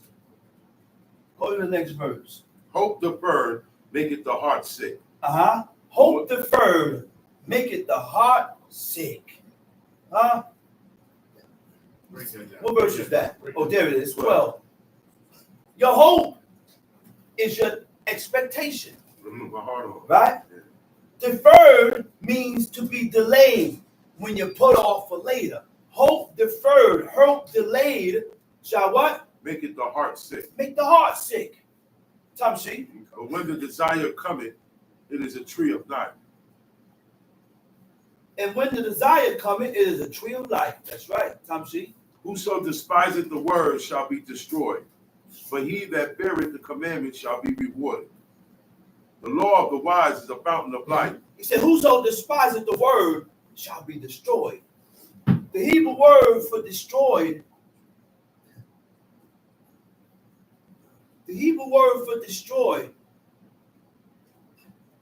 is kabel. Whoso despiseth the word of God shall feel pain, suffering. If we continue to despise the word of God, if we continue to go against the word of God, we're going to feel pain and suffering after. Look,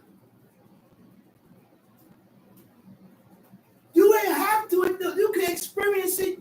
God ain't saying when. You can experience it. But you're going to experience it. Pain and suffering. Tom Sheep. But he that feareth the commandment shall be rewarded. For he that feareth the commandment shall be rewarded. The word for rewarded is shalom. He that what? That feareth the commandment. That feareth the laws, that feareth the commandments shall be whole. Shalom means to be whole, complete, at peace, safe. Tom Sheep. The law of the wise is a fountain of life. The laws of the wise are the fountain of life. To depart from the snares of death. To depart from the snares of death. Good understanding giveth favor. Good understanding giveth favor. But the way of transgressors is hard. But the way of transgressors is hard. What is the ways of a transgressor? It's hard, right? But I looked it up in Hebrew. It says Aleph Yod Tau Nun. Right? It means perennial. Right? Perennial means lasting or existing for a long time. Transgressors don't change for the better. They remain the same. They remain the same. They don't change. They may speak and talk like they change it, but they're not changing. Tom Sheep. Every prudent man dealeth with knowledge. Every prudent man is going to deal with knowledge. If you are prudent, you're going to deal with knowledge. And if you have knowledge, you're prudent. How do you deal with knowledge? Knowledge is to know. The things that you know, that's how you're going to deal with situations. Tamshi. But a fool lay open his folly. Tamshi. A wicked messenger fallen into mischief. A wicked messenger fallen into mischief. Huh? You know what? Let me go back for a minute. You only say a prudent man dealing with knowledge, right? You only speak on what you know, experienced it, or studied. Not off of speculation, not off of your mind, not off of no intuition. All those things could be wrong. It don't gotta be right. Verse 17. A wicked messenger fallen into mischief. A wicked messenger falls into trouble. Tamshi. But a faithful ambassador is helped. A faithful ambassador is reliable. Their work is valuable and of great benefit to others. Tamshi. Poverty and shame shall be to him that refuses.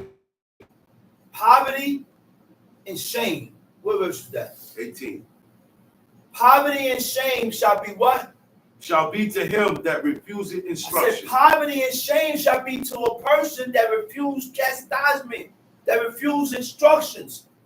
We have to be able to be instructed because I don't know everything. So when I'm being instructed, I got to take heed to the instructions that's given to me so that I don't go through it, so that God don't have to put me through it. But God put us through it is because we stiffen up. We stiffen up and we harden ourselves. We stubborn up. Tamshi. But he that regardeth reproof shall be honored. Verse 19.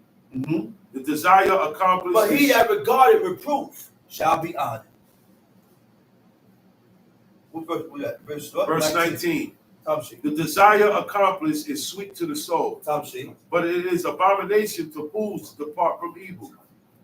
Tamshi. He that walketh with wise men shall be wise, but a companion of fools shall be destroyed. He that walketh with wise men shall be wise. But a companion of fools shall be destroyed. I'm not going to gain or get wise walking and dealing with people that's not wise. Go ahead. Evil pursueth sinners. Evil pursues sinners. And guess what? Sooner sinners pursues evil. It goes vice versa. Okay? Kataim tiradef ra'ah. Sinners pursues evil, and evil pursues sinners. Tamshi. But to the righteous, good shall be repaid. A good man leaveth an inheritance to his children's children. A good man leaving an inheritance for his children's children. I said a good man leaving an inheritance. And that's supposed to be our objective. What is my children going to have? I got to be able to leave something for them so that they don't go through what I'm going through. I walk that path, that rugged road with knives and nails, everything, and I get stuck. And I take all the nails and the knives and the thorns so that my son is able to walk through without getting stuck. So I go through the hardship so that he can have an easy life. Tamshi. And the wealth of the sinner is laid up for the just. Much food is in the tillage of the poor, but there is that is destroyed for want of judgment. He that spareth. Let's cut that. Go to chapter 18. Chapter 18. Same book. Proverbs chapter 18. Through desire, a man, having separated himself, seeking and intermeddling with all wisdom. Through desire, a man will separate himself. And even though you do desire and separate yourself, you're going to mess up. That don't mean I don't have the desire to follow God. That don't mean I don't want to separate myself for the use of God. But you err. Correct yourself. He said, do desire a man having separated himself, seek all wisdom. Right? It said a fool had no delight in understanding. What is understanding? Understanding is to depart from evil. Understanding is to depart from evil. Okay? A fool had no delight in understanding. A fool had no delight in departing from evil. He said, but that his heart may discover himself. The word for discover is galot. Heat galot. Heat galot means to reveal. He said, but that his heart will reveal himself. You're going to reveal who you truly is. Most of us reveal who we are by according to things that we say and do. Right? It said, when the wicked cometh, then cometh also contempt, and with ignominy reproach. So now contempt, ignominy, and reproach comes from the wicked. So now we got to look into those words so that we know what to stay away from. Okay? Contempt means what? Feelings that a person is beneath consideration. Ignominy, the Hebrew word for ignominy is qualom. Qualom means public shame or embarrassment. Or to dishonor. Right? And reproach, which is kirpa. Reproach means to express a disappointment in or displeasure in. We reproach God by expressing the things that you dislike that God agrees with. You see how easy it is to reproach God? God agrees with it, and you don't agree with it, and you express it in your words. You reproach God. So when you blame, when we play the blame game, it creates a fog. I say it creates a fog that makes it hard, if not impossible, to see the situation from another perspective. The fog was created by you. And all I got in my mind is that Nakshan is wrong. But I'm not seeing the things that I've done. Because you done created a fog in your brain to where you can't see your fault. We both are wrong. Yeah, you wrong, but I'm wrong too.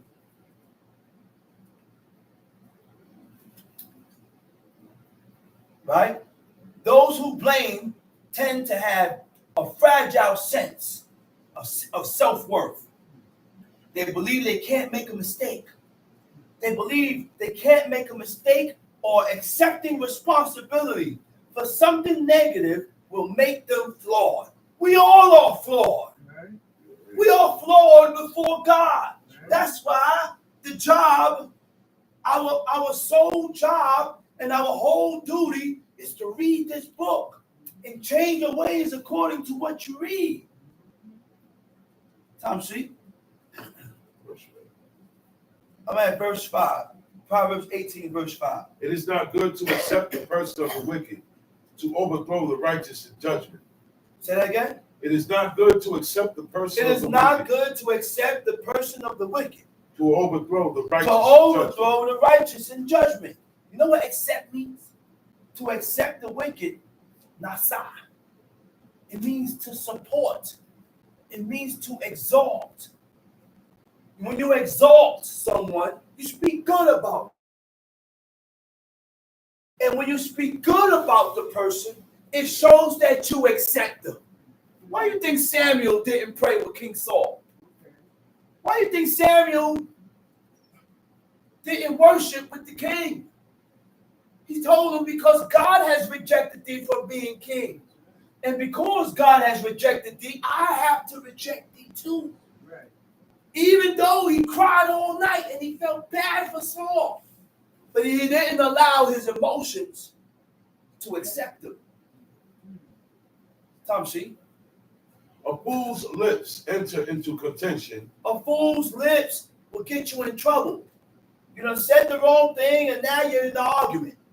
And his mouth calleth for strokes. Because you said that, now it's called for strokes now. Go ahead. A fool's mouth is his destruction. And his lips are the snare of his soul. The words of a talebearer are as wounds. The words of a talebearer are as wounds.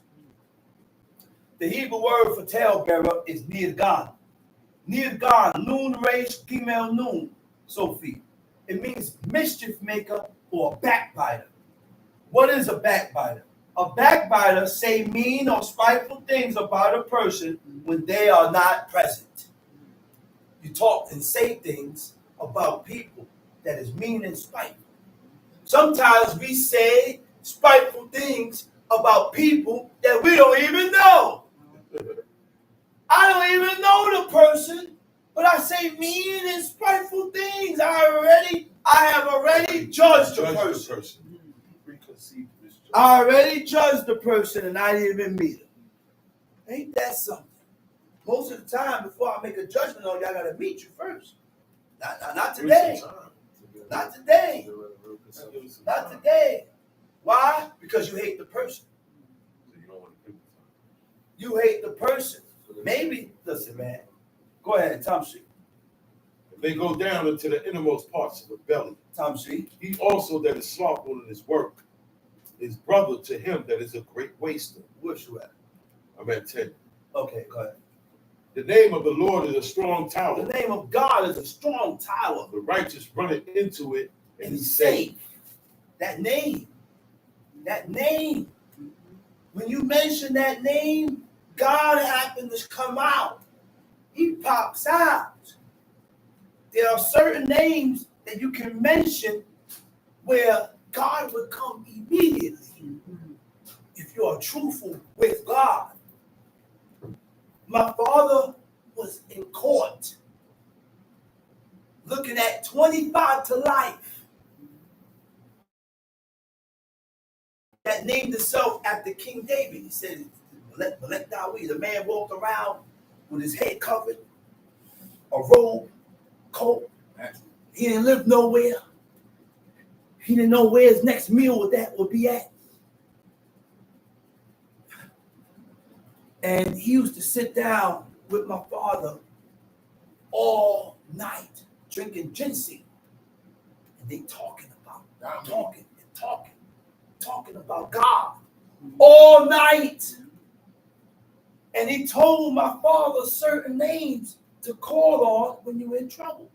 So one day my father was in trouble. My mother was sitting right there. She's a witness. He called a certain name 3 times. At the 3rd time, there was a voice that came in his right ear.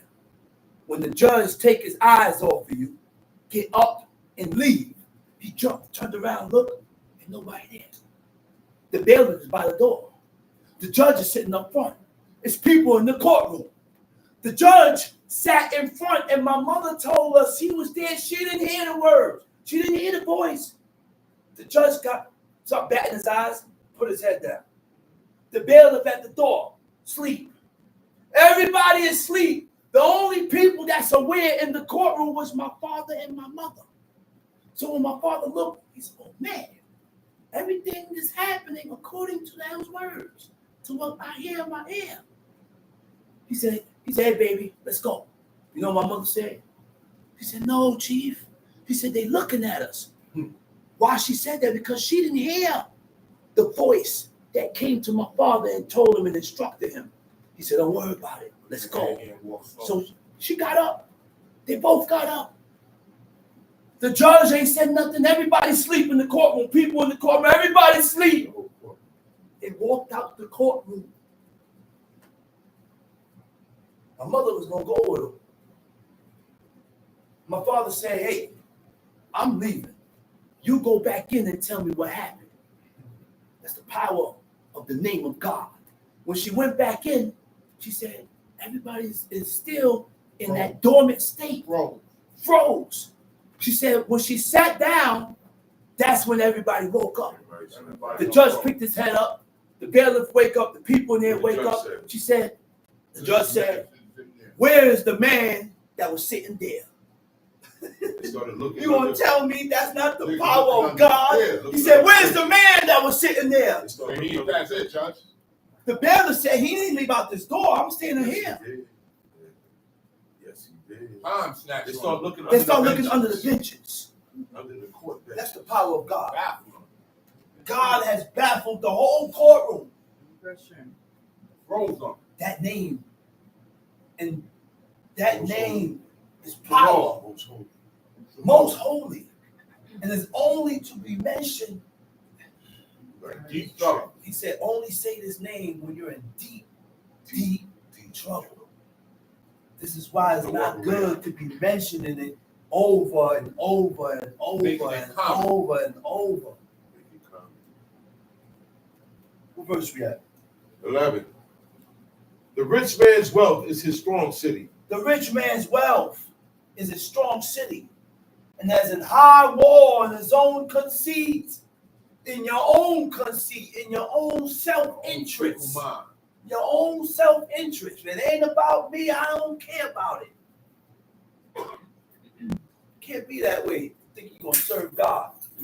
You can't always be for self and think you're gonna serve God.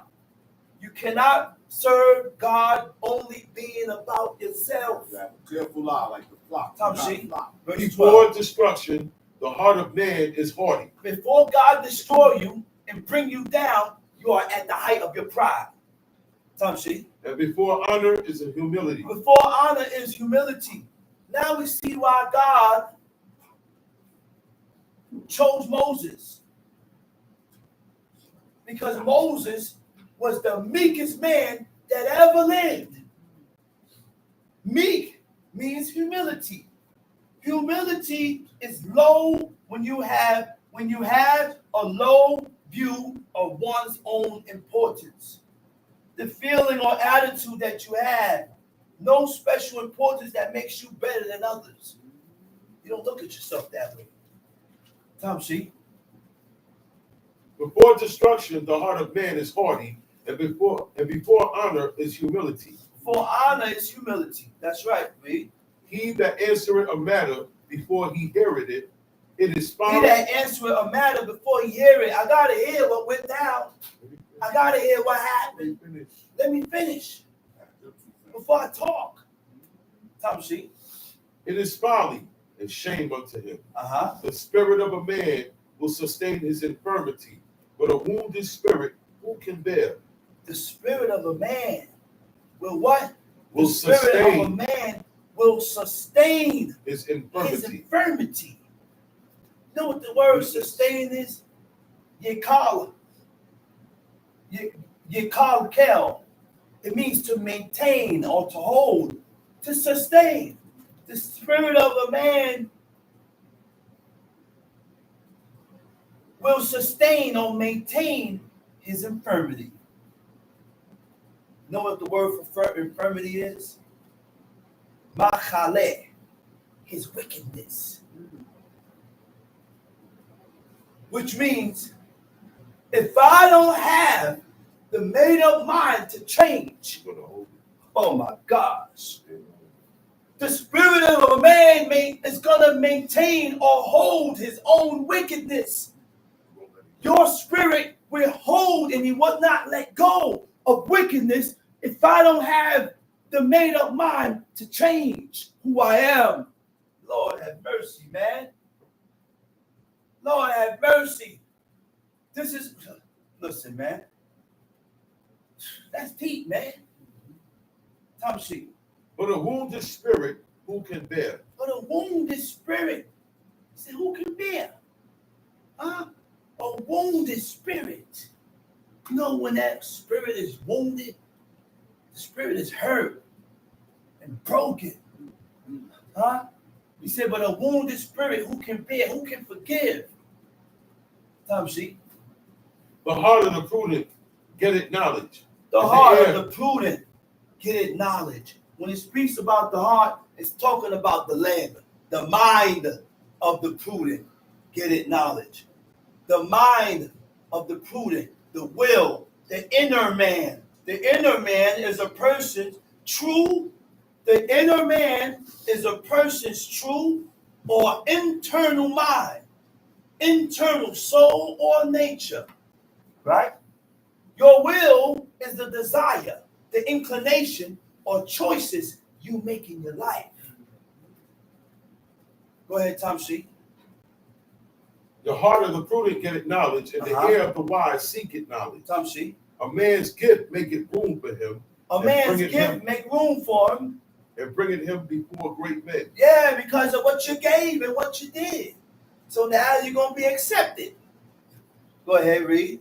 He that is first in his own cause seemeth just. He that is first in his own cause. When a person is able to explain the matter first, people look towards him like he's right. Now you're the defense. You're in defense mode.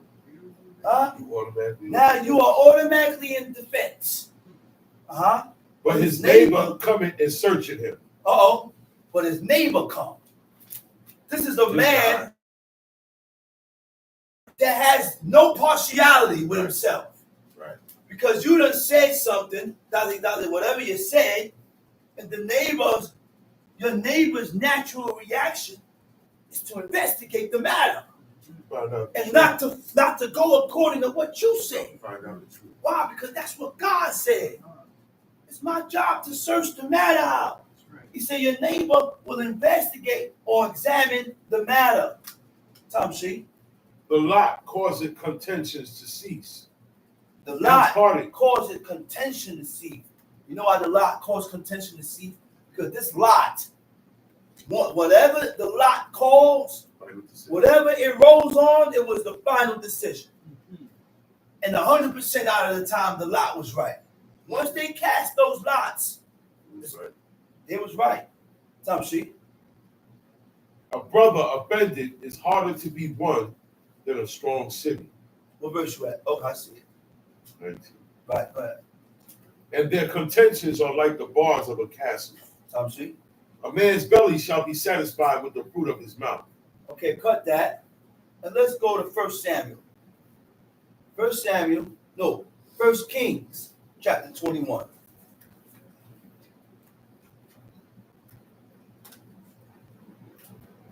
1 Kings, chapter 21.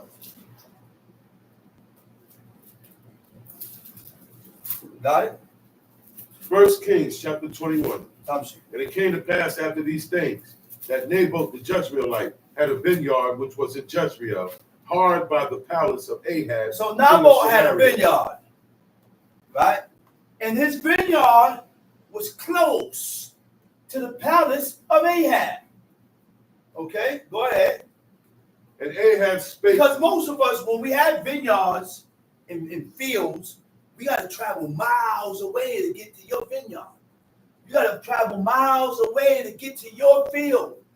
But it was convenient for Ahab to leave the palace and just walk. It was close by. It was right there next to the palace. So he wanted that palace. He wanted the vineyard. It's convenient for him. And this, I know what I got out of that.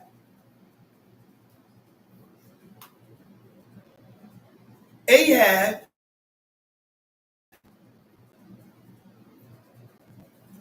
no, that's not the right explanation. What I got out of that is I can't inconvenience you. To convenience myself. To convenience myself. If anybody get inconvenient, you inconvenient yourself. Don't inconvenient minds. Let me decide that I want to do this. Let me decide if I don't want to do it. Because that's my decision. But if you feel that's the right thing to do, then you inconvenience yourself. We inconvenient each other. Tom She. And Ahab spake unto Naboth, saying, Give me thy vineyard. So Ahab stepped to Naboth. He said, yo, man, listen here. I want that vineyard, man. Let me get that vineyard, man. What's up? Go ahead. He said, give me that vineyard that I may have it for a garden of herbs. The garden of herbs, the word for herbs is yadak. Yadak is vegetables. A garden of vegetables. Go ahead, read. Because it is near unto my house. Because it's close to my house. And I will give thee for it a better vineyard than it. Or if it seem good to thee, I will give thee the worth of it in money. Or if it seemed good to thee, let me pay for it. Right? So let's hear what Naboth tells him. And Naboth said to Ahab, the Lord forbidded me that I should give the inheritance. You heard what he said? The Lord. God forbids me. That I should give the inheritance. He put God into it. God has forbidden me to give the inheritance of who? The inheritance of my fathers. Of my fathers. Do we know in the laws of God, which is Leviticus chapter 27, we was restricted to take a person's inheritance? That's the laws of God. Even though God said, this is the rules of the king, I'm able to take a man's inheritance. But I can't take the inheritance. I can take a field, but I can't take a man's field that was passed down through inheritance. You got to leave that alone. You got to leave that alone, Tom C. And Ahab came into his house heavy and displeased. Ahab came into his house heavy and displeased. Because heavy and displeased. The word for heavy is samek resh. It means sad, sullen, and sulk. What does it mean, sulk? Moodily silent, depressed disposition of disappointment. He said, hey, I know you're angry because you ain't yourself. You ain't yourself. You're all quiet. You're all reserved to yourself. You don't want to talk now. He said, but you know what? You could go to hell. Yo, my father was something else. I'm like, but then you come, they let you have it. He said, man, you over here walking around like you got an attitude. He said, no way, you go to hell, man. Next thing you come, he said, nah, I ain't got no attitude. He said, yes, you do, son. Yes, you do, son. Because usually you'll be doing this and this and this. That's my dog, man. That's my dog. Yo, the reason why we are the way we are is because of our Father, man. Because of our Father, man. Because of your Father. Because your Father is who gonna guide and lead the household towards righteousness. God, Proverbs 8. God has commanded wisdom to dwell with who? No, not just the Father. With men. God didn't command, Proverbs 8. God did not command wisdom to come to woman because she was subjected under the man. And the men have to guide the woman with concerning the laws, commandments, and statutes of God. And by you following your husband, God will open you up. He will use you for a tool for your husband, to help your husband. It's a science to it, man. It's a science to this. It's a science. Tom Sheet. And Ahab came into his house heavy and displeased because of the word which Naboth the Jezreelite had spoken to him. Hear this now. Everybody want to talk about Jezebel, but I haven't met a Jezebel today. I ain't meet a Jezebel today. Yeah, Jezebel was wicked. God said she was evil and wicked. But I still haven't seen the godly ways that Jezebel had in her, even though it was wrong. Check it out. Because it's all gonna refer you and take you back to Genesis. When God commanded Eve to desire her husband. He said, your what shall be to your husband? Your desire shall be to your Lord. Your desire shall be to your man. Your desire shall be to this man. And guess what he said? That was a command from God. And he shall rule over thee. He's in charge. Huh? Go ahead. Let's hear it. Well, he had said, I will not give thee the inheritance of my fathers. And he laid him down upon his bed, and turned away his face, and would eat no bread. But Jezebel, his wife, came to him and said unto him, why is thy spirit so sad? She noticed him, which means what? Her dedication was to please Ahab. Don't walk around here like you don't notice I'm all messed up and come on, man. You know, look at you, man. You don't see I'm sad. You don't see I'm not myself. Why isn't you noticing me? But when you sad, I notice you. I come to you and I say, hey, what's wrong, babe? You all right? And I get a shrewd response. There's nothing wrong with me. Leave me alone. And you walk away. Golly, I'm just concerned about your well-being. Because I want to be concerned about my woman. I want to be concerned about. And vice versa. We got to be concerned about each other. So what Jezebel said? Why is thy spirit so sad? She said, why is your spirit so sad? That thou eatest no bread. That you ain't eating no bread, husband. He said, you okay, husband? Why you sad? Let me show you another example. Elkanah recognized Hannah, his wife. Elkanah said, am I better to thee than 10 sons? Because he realized that it was eating her alive, man. It was eating her alive. I've seen women that when they can't conceive and have a baby for the man that they love, they cry. They cry. And I can't tell you to stop crying. Oh, it's over. No. She's going through a hurtful situation. Something that you have to be able to relate to. You have to have sympathy, empathy. We hard. Sometimes we hard to our own hurt. That's right. We hard and we want our wives to be hard, but she ain't you, man. Your wife ain't you. And only in life you will begin to realize that and recognize that to be able to sympathize with that soft, caring, give me another word to call it, soft, caring flesh, emotional creature, which is God's creation that he had commanded to be your counterpart, to be your help, so you don't be alone, to be my other half. She's your counterbalance. She's what's balancing you out. That's right. She balances you out, which means if she balances you out, when I get angry, listen, babe, you can't get angry because now we're going to have two angry people. And I'm going to show you that I can get more angry than you. No, if I get angry, you pacify my anger. Let it pass over. Let it pass over. Don't match it. Don't match it.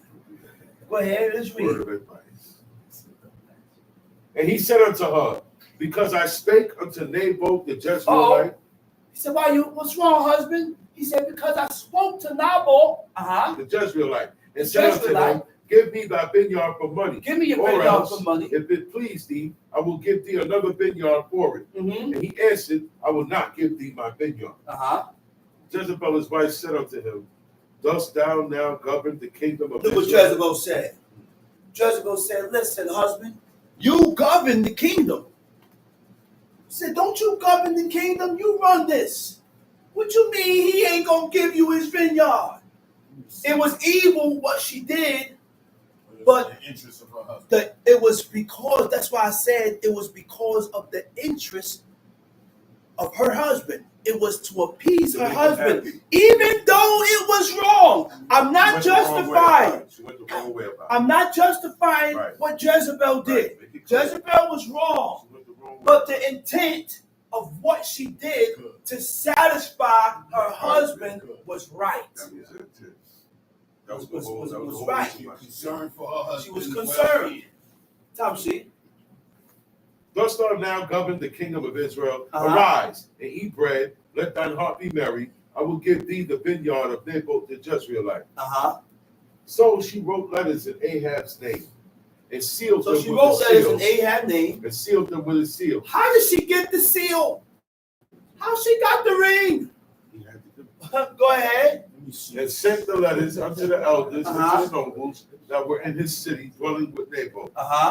And she wrote in the letter saying, proclaim a fast. Proclaim a fast. And set Naboth on high. Among the people. among the people. and set 2 men, sons of Belial, before him, to bear witness Sons against him. of Belial. Worthless niggas. You know what Belial is?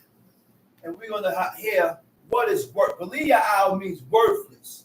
Belial means good for nothing. Belial means base fellows. So what is worthless? What do God consider as worthless? When you're worthless, it has to do with lacking moral or personal values. You don't have those. Okay? You don't have moral or personal values. What instills in you and give you these morals and personal values is by taking heed to what the book says. Okay? So now, what are moral values? Moral values are principles or standards that guides an individual's behavior and choices based on what God considers right or wrong. I said it's based on what God said is right.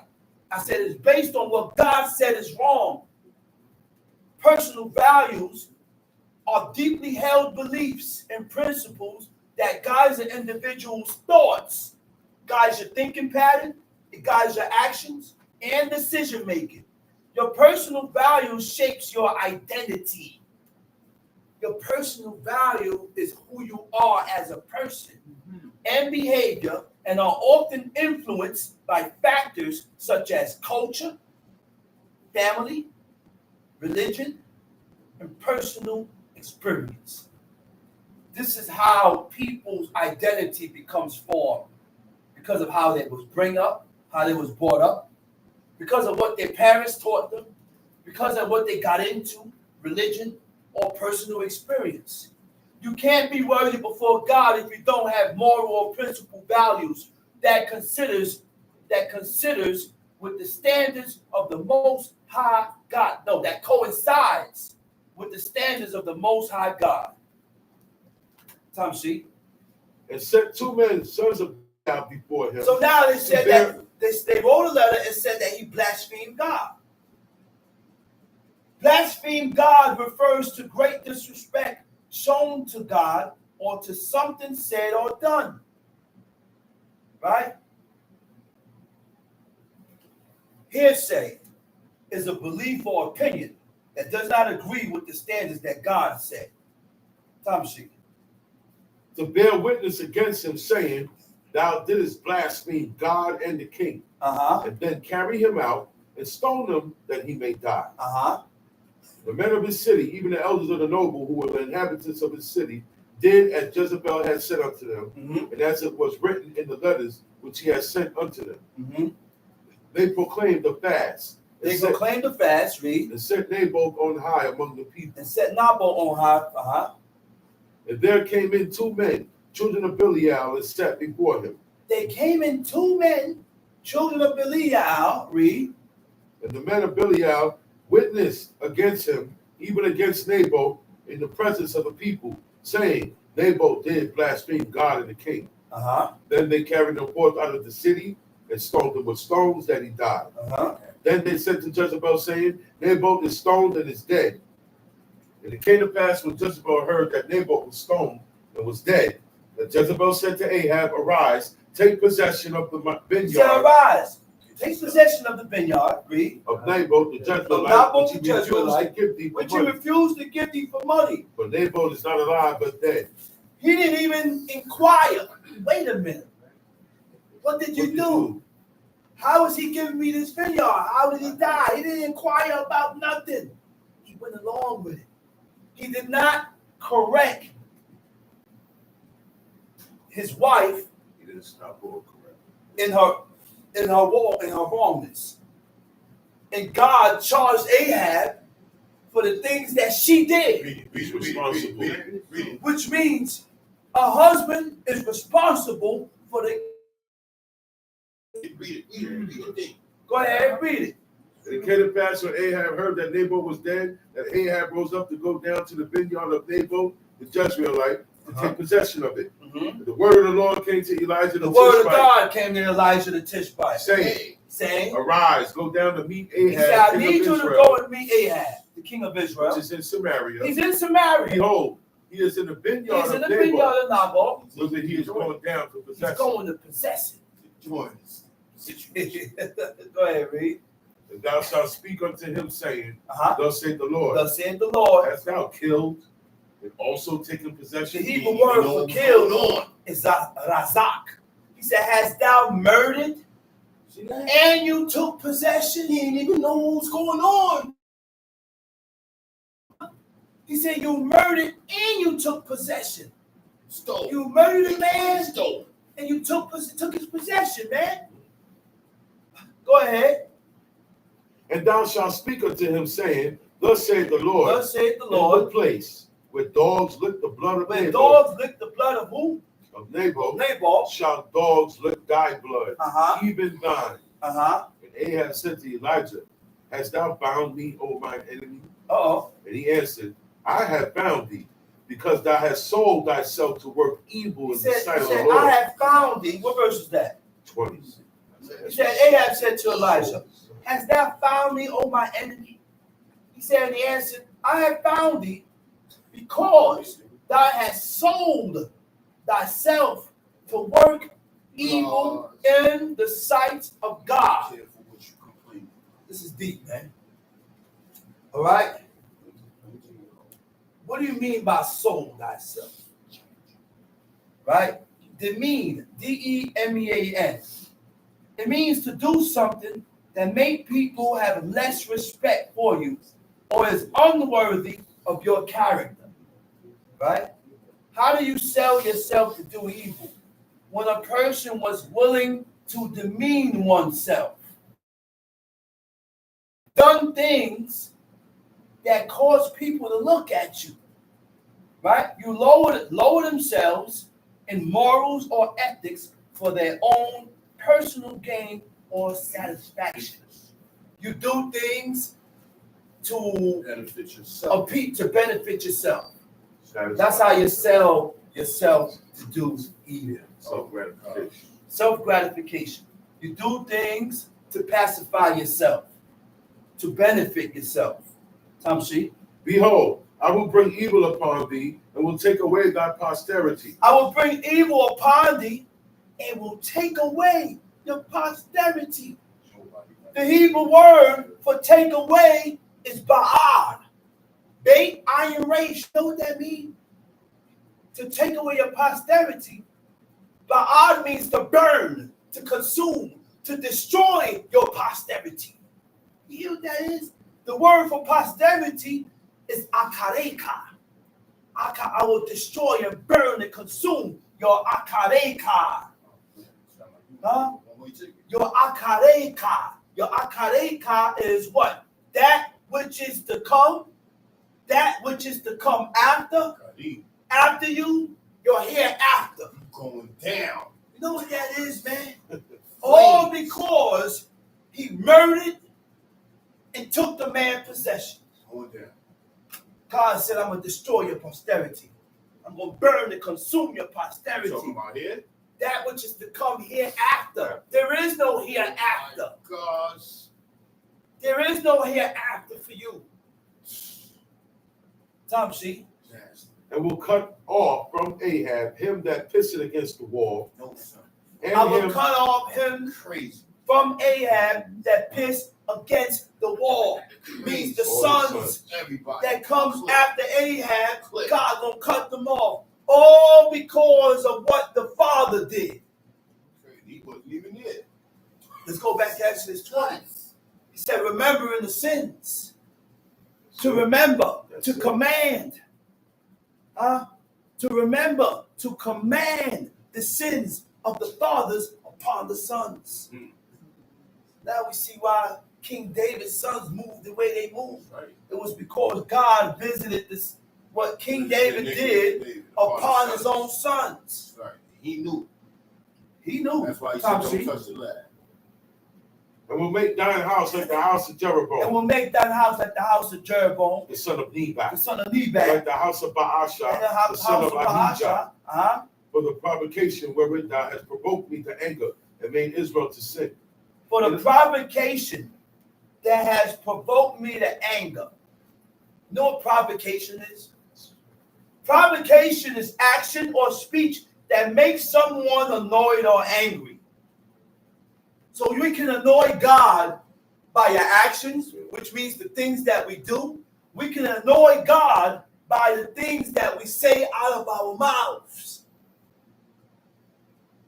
Tom, see? And of Jezebel also spake the Lord, saying, Uh-huh. the dogs shall eat Jezebel Dogs shall eat by the Jezebel, wall of by the Jezreel. wall of Jezebel. And that happened later on in history. Yeah. The dogs ate on her. Adalia got thrown out the window. Nothing. And that's the one 70 priests. Adalia. 70 priests thrust swords into her. They threw Jezebel over Threw Jezebel over the wall. Big the wall. wall. That's a high wall, too. She was broken up and left there. And the dogs came around Finished the whole. and ate her alive. Means. But guess what? Here, the honor. You know, almost ate the woman alive. The men of God came, even though she was wicked. Jehu came. They didn't say, oh, that she's wicked. Leave her there. No. Not because she's wicked means I have to portray wickedness and evil. So Jehu came, he seen her dead. He said, yo, man, he commanded his servant. He said, yo, bury her. She is what? He said, because she's the daughter of a king. She's still the daughter of a king. Even a heathen king at that. Heathen king. Which means there is certain things that we, Certain ways Don't go- they upheld. Don't Certain- go out of this right. bounds with. there is certain things that we need to uphold, regardless of who we deal with, Regardless of what they did. regardless of what the person did. There is certain honorability. Yes, that still That's comes called with it. honorability. Yes. We gotta uphold these things, man. And these are the ways of God. These are the things that cause God to turn his eyes towards you. Because you uphold the things that the Right. godly uphold. Right. Oh, Shimon. You uphold the things that the godly good uphold. Tom, see? Him that died of Ahab in the city, the dogs shall eat. Uh-huh. And him that died in the field shall the fowls of the air eat. Uh-huh. There was none like unto Ahab, Uh-huh. which did sell himself to work There wickedness. was none like unto Ahab that sold himself to work wickedness in the sight of who? Of the Of Lord. the Lord God. Whom Uh-huh. Jezebel, his wife, stirred. Whom Jezebel stirred up. You hear that? She stirred all this. Ahab didn't Everything stir was up good. this problem. Right. Jezebel stirred it up. She Killed Jezebel started the problems. Jezebel was the ones that caused all the problems. But Ahab, being the king, correct her. Yeah, and it's not. You refrain us, right? Go ahead. And he did very abominably He did in very following abominably idols. in what? In following idols. In following idols. According to all things as did the Amorites, Uh-huh. whom the Lord cast out before the children of Israel. Whom the Lord has cast out before the children of Israel. Read. And it came to pass when Ahab heard those words, Hear this. And it came to pass when Ahab heard all these words coming from the prophet. Right? Go ahead. that he rent his clothes. He rent his clothes, which was a sign of mourning. Anytime we are in mourning, our forefathers used to rent their clothes. To rent means to rip. Tom, see? That he rent his clothes, put sackcloth He rent upon his clothes, and he clothed himself with sackcloth, which is burlap. The agreement. See, this is how we make agreements with God. One of the things that I noticed,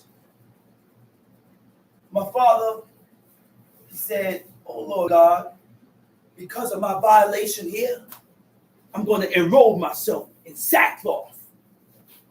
And whether he was fasting or not, he wore sackcloth every day. He didn't take that off. The only time he took it off, he was going in the shower or to use the bathroom. And when he came out that shower, he put that sackcloth. He wore sackcloth to the day of his death. That's different. So that's different. Different ain't the word. That's different, man. Go ahead. It came to First pass, Samuel, First Kings, First Kings, chapter 21, chapter verse 21, 27. verse 27. See, you know why it's good to do these things?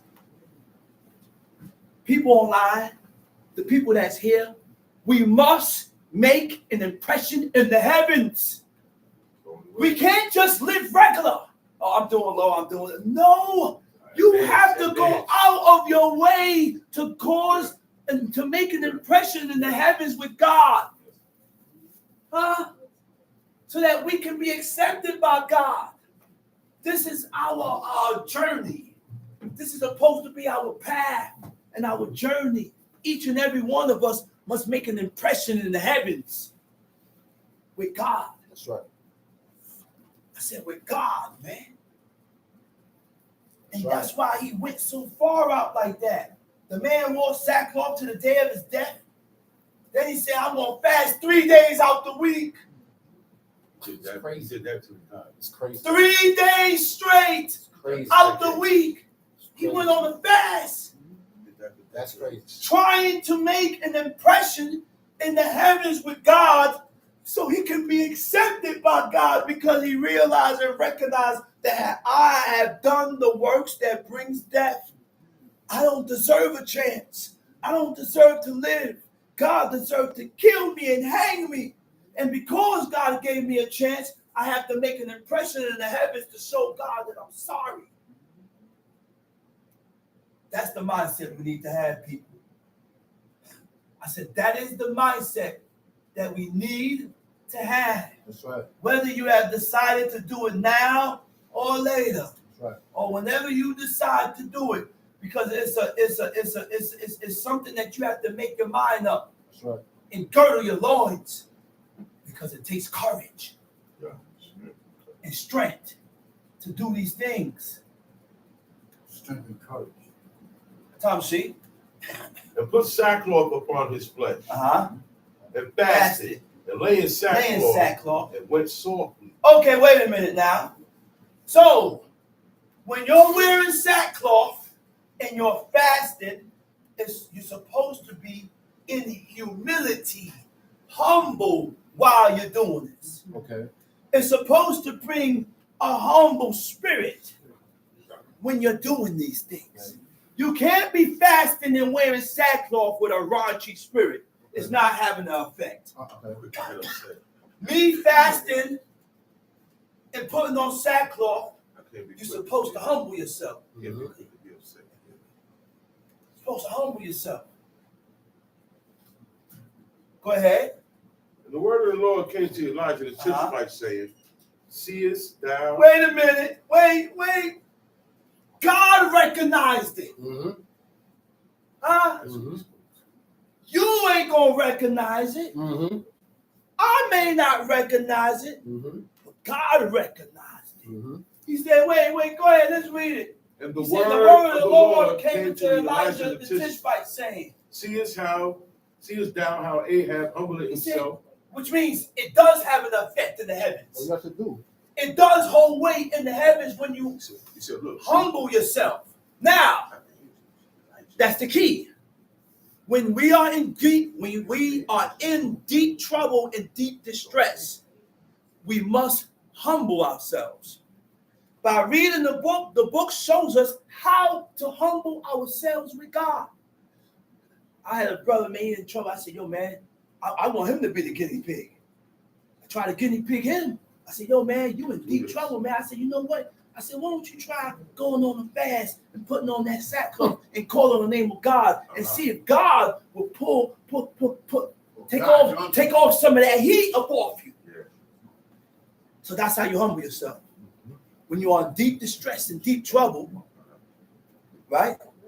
You humble yourself, which is walk softly, humble yourself with God, and put on sackcloth and go into a fast. Go into a fast. Call on the name of God. God said, try him. What did he say after that? He said, try me. And what? He said, damn, forgot the quote, man. God wants us to try him. He said something else after that. No, I didn't talk about He said, try me. He said, man, it was a heavy quote, man. It was a heavy quote. Hey, Prince Akaria, if you remember, put in the chat. He said, try me, something, I forgot. But go ahead. Hopefully you put it in the chat after. He said, go ahead. Seest thou how Ahab humbled himself before me? Because he humbled himself before me. I will not bring the evil in his days. Because he humbled himself before me, I would not bring evil in his days. Go ahead. I will not bring the evil in his days, but in his son's days will I bring the evil upon his house. I think that's it. That's it right there. He said, try me and see if I don't pour. He said, see if I don't pour blessing upon you. That's it right there, Capri. That's it. That's what he said. He said, man, go ahead and try me. The way our forefathers tried God, try him. He gonna burst out. He coming out, man. I said, he gonna pop out. We'll see. We'll see. God wants to prove himself. He wants to prove himself to you. Show you he's the real deal. King David told God to try up. Try me. King David told God to examine him, try me. He said, I bet you don't find nothing evil. He said, I bet you ain't gonna find nothing evil. He said, go ahead and try me. Try my heart. Try everything about me. I bet you ain't gonna find nothing evil in me. That's different. That's different. None of us can say that, man. That's why my father said, he said, listen, he said, certain psalms you can't say. Right. I said, certain psalms you can't say. Psalms like that, I can't say that. Because I'm telling God to try me, and he's not going to find nothing evil in me. And I'm the most evilest, wickedest thing living on the planet Earth. Which means, that's why God said, prepare what? What that say, Mama? Prepare.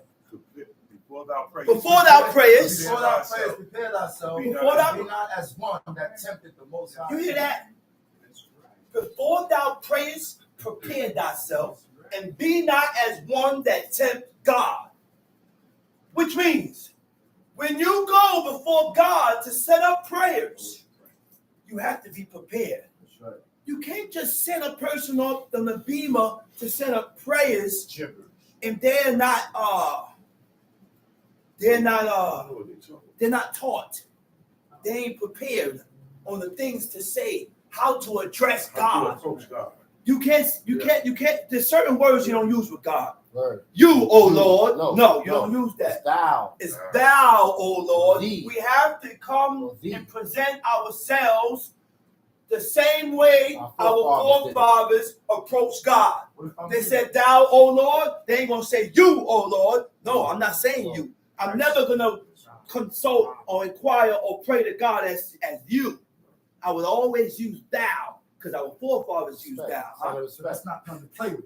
It's nothing to play with. The words you saying to God. The words you saying to God is nothing to play with. He said, prepare thy prayers. Prepare your prayer. So that X out my 5-year-old son praying for me. That's right. I would never put a 5-year-old on the beamer talking about all those that Talking understand. about lead the prayer. No. And they gonna belong. He can't even lead himself, He don't man. even understand. He needs to be trained.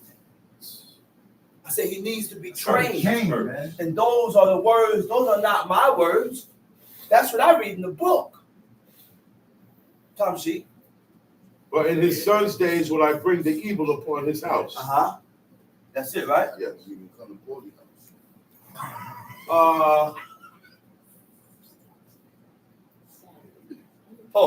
Ecclesiasticus.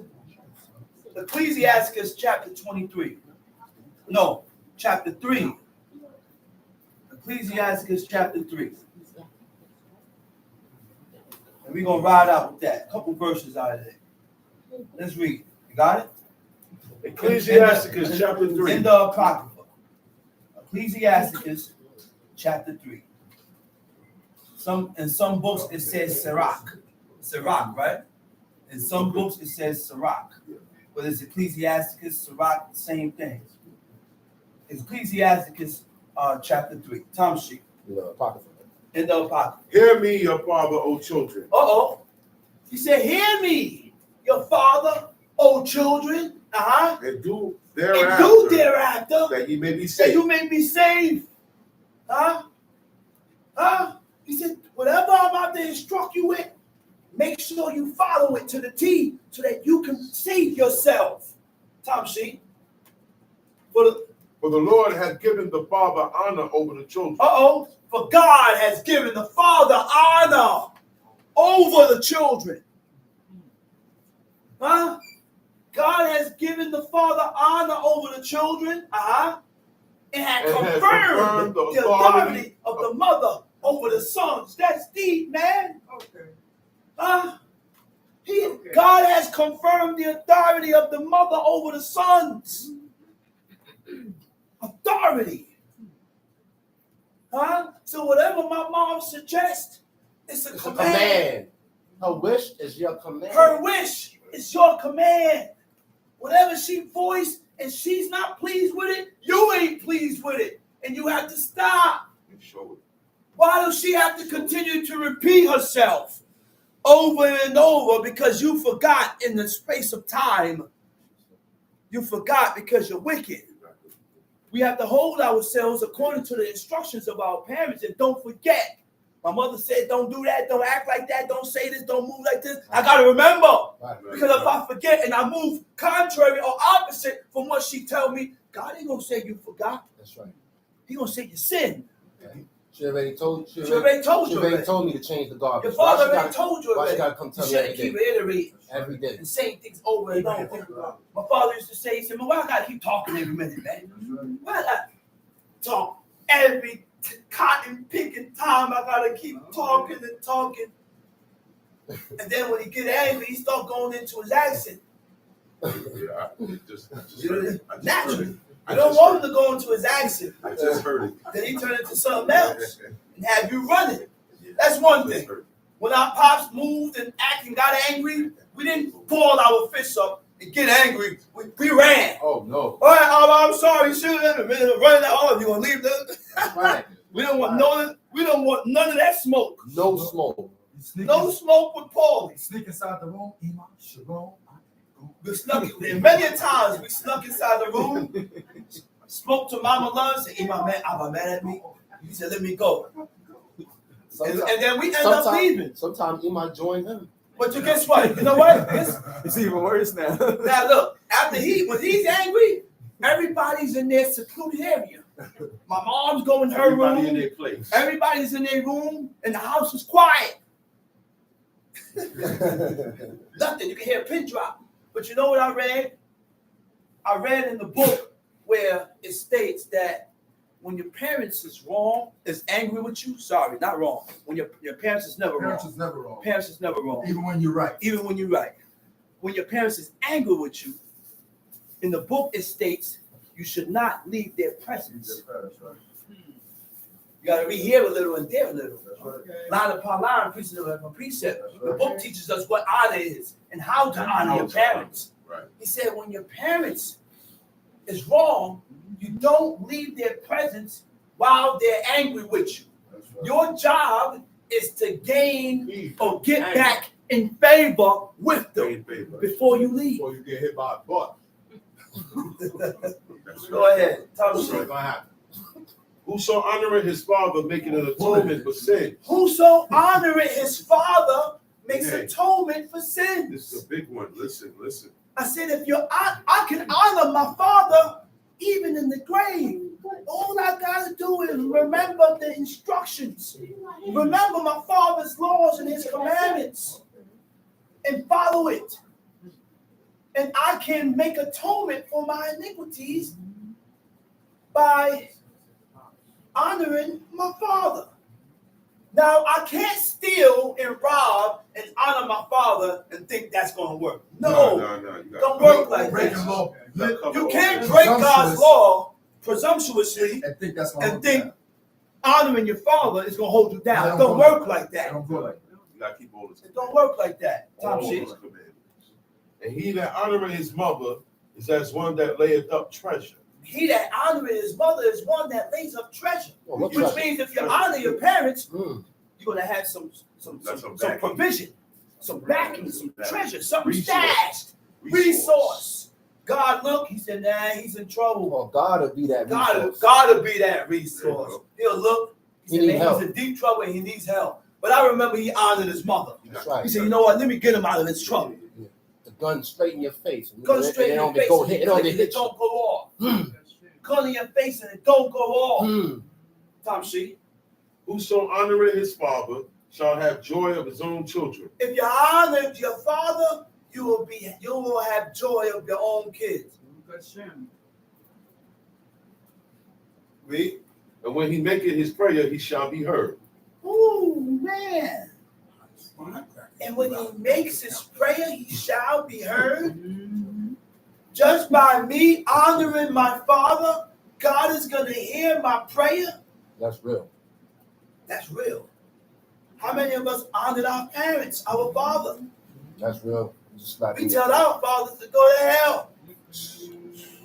That's And we despise our father because of what went down between him and your mother and his wife, which ain't got nothing to do with you. But we need to mind our business when it's concerning them. That's between the parents. You think my child would come to me and tell me something about what me and my woman is going through? It's dead. You're one dead. It's lambish. You want I'm going to hang you. You're going to hang. You wasn't there when Because before we got all you crumb snatchers, I had her. Before she had you crumb snatchers, she had me. Waka Flocka was getting before I put you in her. That's right. Waka Flocka was getting. Before you was transferred. Waka Flocka was getting a lot of heat on the internet. They asked him who would he save. If both is in trouble, who he gonna save? His child or his wife? He said, "Oh, my wife." He said, "We're gonna make another one of you." He said, "That's my wife." He said, "She was here first." That's ill. That's right. That's right. And he's right. That's a good point. Right. You can't get no more. Tom sheet. He that honoreth his father shall have a long life. He that honoreth his father shall have a long life. He that honoreth his father shall have a long life, and he that is obedient unto the Lord shall be a comfort to his mother. He that honoreth his father, he gonna live long, right? And he that is obedient unto the Lord shall be a comfort to his mother. You know what a comfort is? Huh? You don't grieve her. You don't anger her. You don't stress her out. And a person, it goes hand in hand. When you don't grieve your parents and you're a comfort to her, you have some honor in you for God. There's honor for God in that person. You can honor God. You can honor God just by comforting his mother and not grieving his mother. Tom sheet. He that feareth the Lord will honor his father. He that fear God will honor his father. And will do service unto his parents as to his masters. Cut that. He said, he that honor his father will do service. Read that over. He that feareth the Lord, he that feareth God, will honor his father. Will honor his father. And will do service. And will do service unto his parents as to his masters. Your mother and your father should not be doing nothing. They be sitting up. They sitting up. They laying up. They need to be sitting up, laid up, ain't doing nothing. Doing nothing. Right. When you see things need to be done, you got to step up and push and do it. That's right. Don't wait for mama to do it. And then, you know how many times I done did that, wait. And then when I see my mother do it, I step up and I know you seen it done. Why you ain't go do it? When you seen it was needed to be done. Don't wait for me to do it. For you to come, then you come and want to step up. You know, I done found myself in that situation. So the service of your parents is what? When things need to be done, not only in the house, outside the house. That's right. Shopping, paying the bills, laundromat, all that needs to be taken care of. So that God, so that God attention can be towards you. That's what saved you. And that's what you said, brother? That's what saved you. Those are the things that save you. That's why they got everybody in your crew except you. And with that, hope I got what was bought. And I'm going to say Shabbat Shalom. And I'm going to call up the next speaker, teacher indeed, Chief Mikhail Ben Level. Do we have any questions? Any questions? Type it in the chat. Any questions? Don't abandon your mother. Any questions? Type it in the chat. You ready, man? We'll talk. Yes, go ahead, man.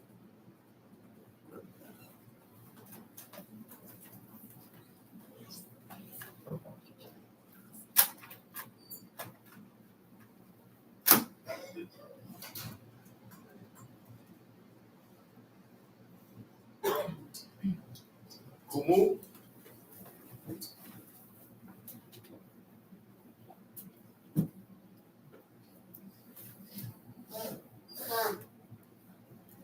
Giving all praises to the God of Isaac, the God of Abraham, the God of Isaac, and the God of Jacob. My heart rejoices in the Lord. My horn is exalted in the Lord. My mouth is enlarged before my enemies, because I rejoice in thy salvation. There is none holy as the Lord, but there is none beside thee. Neither is there any rock like our God. Talk no more exceeding proudly. Let not arrogancy come out of your mouth. For the Lord is a God of knowledge, and by him actions are weighed. The bows of the mighty men are broken, and they that stumbled are girded with strength. They that were full have hired out themselves for bread, and they that were hungry ceased, so that the barren had borne 7, and she that had many children is waxed feeble.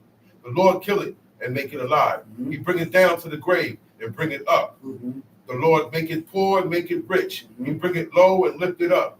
He raised up the poor out of the dust and lifted up the beggar from the dunghill, to set them among princes and to make them inherit the throne of glory. For the pillars of the earth are the Lord's, and he has set the world upon them. He will keep the feet of his saints, and the wicked shall be silent in darkness, for by strength shall no man prevail. Repeat after me.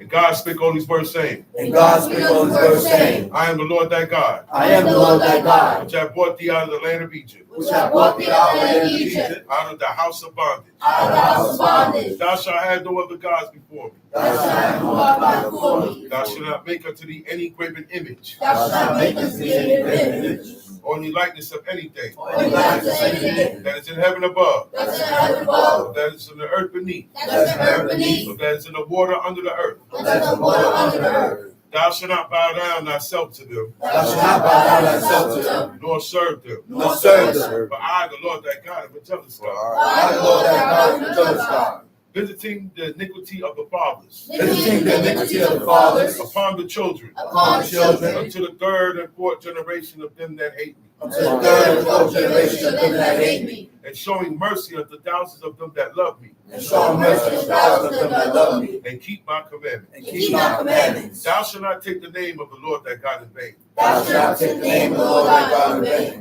For the Lord will not hold him guiltless that taketh his name in vain. For the Lord will not hold him guiltless that taketh his name in vain. Remember the Sabbath day, Remember the Sabbath day, to keep it holy. to keep it holy. 6 days shalt thou labor, 6 days shalt thou labor, and do all thy work. and do all thy work. But the 7th day is the Sabbath of the Lord thy God. The Sabbath day is the Sabbath of the Lord thy God. In it In it thou shalt not do any work. thou shalt not do any work. Thou, nor thy son, Nor thy son, nor thy daughter, nor thy daughter, thy manservant, thy nor manservant, thy maidservant, thy nor maidservant, thy cattle, nor thy cattle, nor thy stranger that is within thy gates. nor thy stranger that is within thy gates. For in 6 days the Lord made heaven and earth, For 6 days the Lord made heaven and earth, the sea, the sea, and all that in them is, and all that in the and midst, rested the 7th day. and rested the Sabbath day. Wherefore the Lord blessed the Shabbat day, Wherefore the Lord blessed the Sabbath day, and hallowed it. and hallowed it. Honor thy father and thy mother, Honor thy father and thy mother, that thy days may be long upon the land which the Lord thy God giveth thee.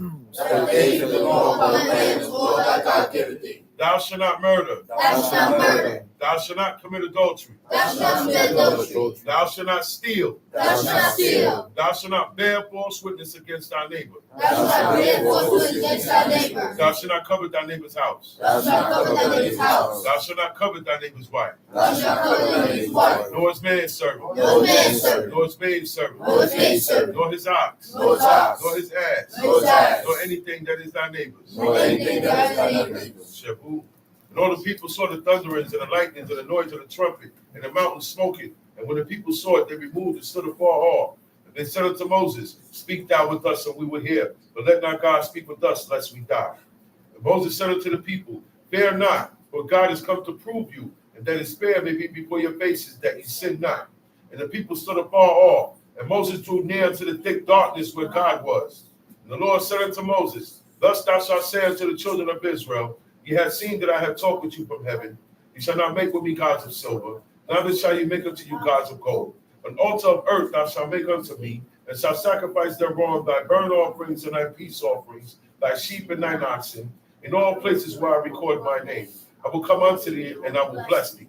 And if thou wilt make me an altar of stone, thou shalt not build it of hewn stone. For if thou lift up thy tool upon it, thou hast polluted it. Neither shalt thou go up by steps into mine altar, that thy nakedness be not discovered thereon. Shalom Aleichem. We're going to keep moving straight ahead into the book of the Apocrypha, 2 Maccabees.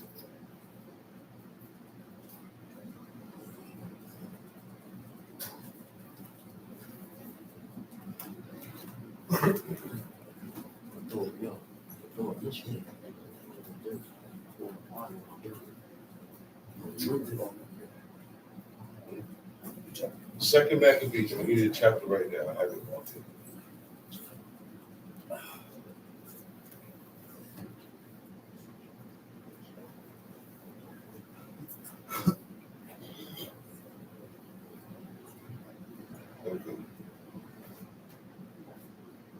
Second Maccabees chapter 6. Second Maccabees chapter 6. In the book of the Apocrypha. This is the history that went down after we came out of Babylon and Persia. Mm-hmm. This is after the Persian and the Babylonian captivity. All right? Mm-hmm. Tom sheet. Not long after this, the king sent an old man of Athens to compel the Jews to depart from the laws of their fathers and not to live after the laws of God. Read that again. Not long after this, the king sent an old man of Athens. Athens is in Greek. It's in Greece, not Rome, Greece. Athens is a city in Greece, right? Mm-hmm. All of Israel was in Greece, Syria, Egypt, Babylon. We were spread out everywhere. It was Israelites everywhere. So they went and took an Israelite, an old man of Athens, out of Greece, and brought him back to Jerusalem in order to compel. Compel is to make you do something that I want you to do, not what you want to do. I compel you to do this. I force you to do this. Okay? So he brought him back because back then they regarded what the old had to say. They regarded what the ancient man had to say. They regarded what the ancient mother had to say. Okay? So they say, you know what? If you bring one of their elders, they'll listen. They'll listen. Not today. We don't listen to nobody. It's just the ways. They said, bring this guy back and compel the Jews to depart. Have one of their own. We're in 2 Maccabees chapter 6. Have one of their own come back who is older than them and compel them to depart from the laws of their fathers and not to live after the laws of God.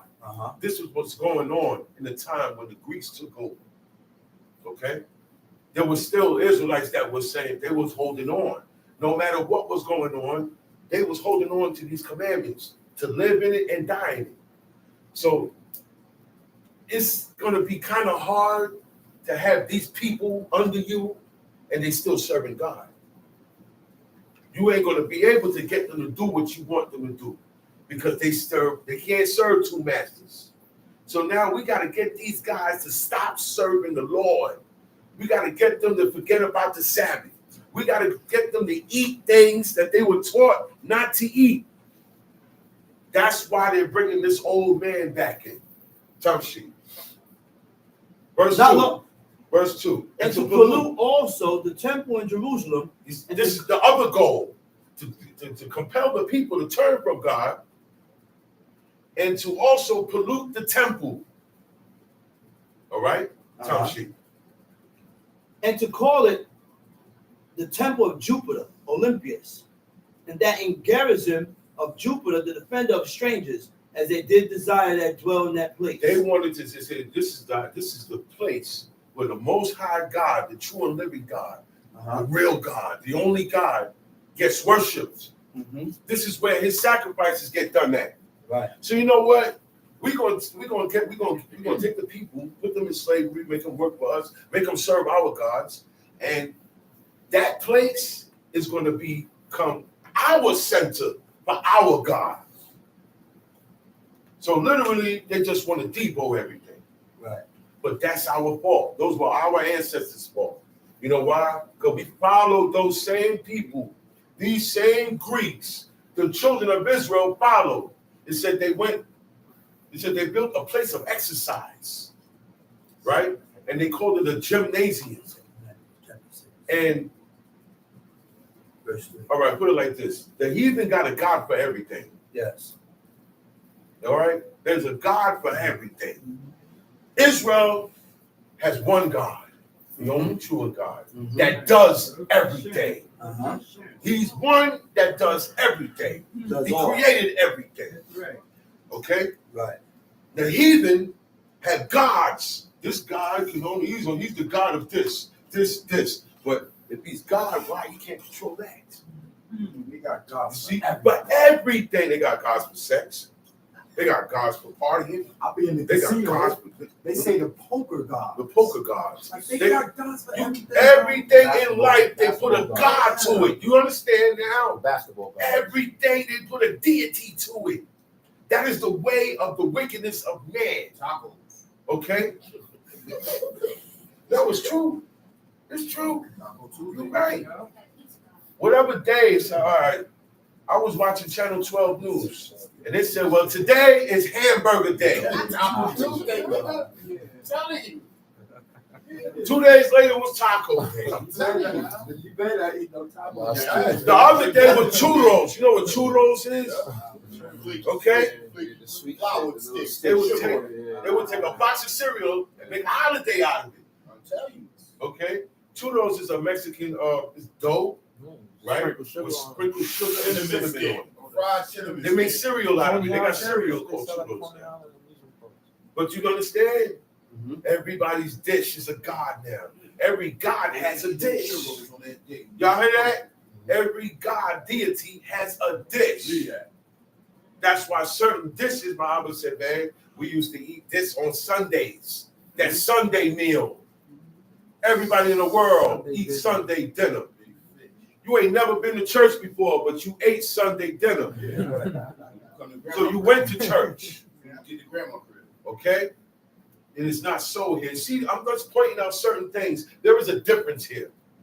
All right? We don't have a meal. We don't have a meal for that day. Right. Okay? Small meal. Okay? God never told us to have a Shabbat meal either. No. We be putting things on God that he didn't say. We got to watch our words. Goodly dinner. All right? We had goodly dinners on feast days. That's as far as it goes. We had a goodly dinner. That's it. Because all those dinners that they had come from rituals, ceremonies. Ceremonies are rituals. Okay? So they want to pollute. In order to pollute something, you have to go against the rules of it. Anything you go against the rules of, you have polluted and profaned. All right? That's right. So they are going to pollute the temple by calling it something different. They called it Jupiter Olympius. All right. That's right. Now, I'm saying these words so we can be familiar today. That word Olympius, Olympics come from Olympia. Right. Straight up. These are at this deity, Or Olympian. there is a games called Olympics, Olympia's Games. Right. Dedicated To that. to Jupe. which is also named after the planet is also named after. That's why the And first, Jupiter, you know what it means? It's a demon. That's the name of a demon. That's another name of the self Satan, the adversary. the first day they hold the torch, Okay. like the Statue of Liberty. And that's one of the fire gods of Greece. That's why you hold that torch. That torch, that fire, it represents the sun god. That whole thing when you burn it, I remember when I was young, I seen they had Muhammad Ali burn everybody. And he could hardly, he was messed up. And he was still there running, and he passed it off to this person, passed it off to this person, passed it off. And look. They do it. That march goes on for days across Europe. And then he reaches an altar. And he put it down in there, and that whole altar light up with fire. That is an honor to the sun god and to this same God we're reading about now that the children of Israel decided to walk with.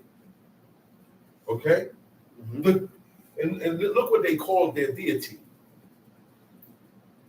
The defender of strangers. So God don't like nothing strange. Okay? He said, when the stranger come among you to serve me, he said, you got to treat them as a homeborn. And that's as far as it goes. He don't like us mixing our seed. Okay? He don't like us mixing fabrics. Once you're wearing mixed fabrics, that's strange. Okay? But the deities like strange things. You can't mix the animals. You can't mix the animals. You can't mix the seed. Okay? But in the heathen world, it's all about mixing. Right. It's all about mixing. Okay? They defend this. Mixing of the human seed. You ain't like to mix that. The coming in of this mischief was sore and grievous to the people. He said when they did this, the people, it's a trouble to the people. It's sore and it's grievous. This is something now. Wait a minute. They did what? They put what? They put an altar of jupe in there. We can't go there now. Because if I go there, if I go where they serve jupe, I'm served jupe. Oh, to attend is a part of worship. If I go, wherever I go, I attended. I served. To attend is worship. To attend, when you went to school, were you in attendance that day? That's right. It's Johnson, I'm here. You are there. That's right. Okay? So don't be all you Israelites that like parties, All those functions. all right? You need to cut it out. Parades. Parties, House of all LUQ. no, you just said it. Functions, events. Watch it. Right. Be careful. Concerts. Oh, concerts too. Yeah. So when you go to a concert, You're that person worshiping. on that stage is your idol. To be honored. The setup. Look, the setup. It's in commemoration of that. You down there looking up. That's right. All concerts. Okay? Celebrating that nigga. But the temple was filled with riot and revilings by the Gentiles, who dallied with harlots. See, now that they just said, go up in there in the temple where only holy men, like the priests, can enter. Now anybody can go up in there. All the Greeks is up in there. They got harlots in there. Everybody's partying, doing whatever they want to do in the Holy of Holies. All right? Tamshi. And had to do with the woman within the circuit of the holy place. And besides that, brought in things that were not lawful. There are things you could bring in the temple that are forbidden to bring in. There are things that God commands you not to bring into your house. Whatever God says an abomination, the act, the article, the person can't come in the house. So I don't let people in my house with tattoos. Yeah, with crosses. You guys, oh yeah, that's First Spirit. You know what I'm saying? But I level it up because sometimes people have crosses on there. They have these symbols tattooed. So once you got tattoos, yeah, you can't come in my house. I don't even want to know what kind of it. Straight up. Once you got tats, you can't come in my house. Once you got certain things, you can't come in my house. If there's a scale that don't work in your house, you got to get that out. Because God said unjust balance and weights are an abomination to the Lord. Images. images are an abomination. God say, I hate them. Why have something in your house that God say he hates? Say it again. Why have something in your house or in your possession that God says he hates? You're telling God, well, I like this. That's what you're saying. Never mind what you hate. Mm-hmm. I love what you hate. I'm not on your side. That's what you're saying. But you love God. But you love God. The Most High know my heart. That's what all Israelites say. That's what all Israelites say. Right. That is wicked. But what you got up on your wall, all I got to do is just see what you got, what you uphold. What do you uphold? What do you believe in? What do you honor? Who do you honor? What days do you honor? I judge you by that. Show me how you walk. Okay? By that will determine if I get closer to you or I don't be too close to you. No, I don't hate you. It's no problem. Shalom, it's still peace. But the connection ain't going to be there. Because certain things that you do, it turns me off. Straight up. I hate it. I have developed myself in years and experience of time. There are certain things that I'm going to hate. Because God said, but what you doing? You trying to get me jammed? Get away from me. I can serve God by myself. Look, I'm better when I'm by myself. What she say? What she said? I could do bad over I by can do myself. bad by myself, so I can do good by myself. I can serve God. Okay? You got to know when a person is bringing you back down or holding you back or being a personal obstacle. All right? So you can bring things in your house that is not lawful by God, right? Once that happens, that's a notch against you. You are abominable now. There are acts that are abominable. There are things that you can do that are abominable acts. But Israelites don't want to hear that. They love the abominations. Do you know there are sexual abominations? That's right. There are things sexually that God forbid, but we don't listen to that. We don't listen to that. And you want to read in the book about these people and shake your head? You got some nerve. Look. Most people that's calling upon God ain't going to make it. Because I see the behavior. Match what they read. I see how you take knowledge. I see what you take and what you don't take. And I can see you're not going to make it far, man. Time sheet. Verse 5. The altar also. The altar also was filled with profane things, which the law forbidden. Neither was it lawful for a man to keep Sabbath days or ancient feasts, you see that? or to profess himself at all to be a Jew. Back then, it was It was deep, man. If you're down with back then, if you're down with the Most High, be ready to get killed. Be ready to kill and be killed.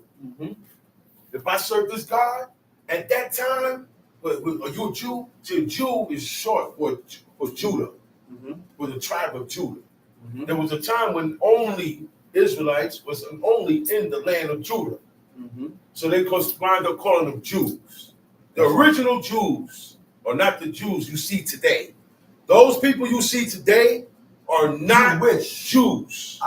They are Jewish. ISH means pertaining to. Means I want to be like unto, but I am not the original. That's all it means. That's what they call themselves. They don't call themselves Jewish. They don't call themselves Jewish. I am like unto the Jews, the ancient Jews. That's right. So the Jews, when you read in here, when it say Jew, it ain't those people.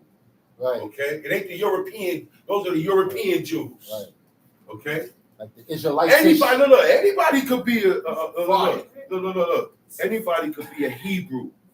You know what a Hebrew means? One that has changed over. One that came from a life of a heathen, any walk of life of heathen, and start serving God, you have became a Hebrew. You're not an Israelite. All the Israelites are dead.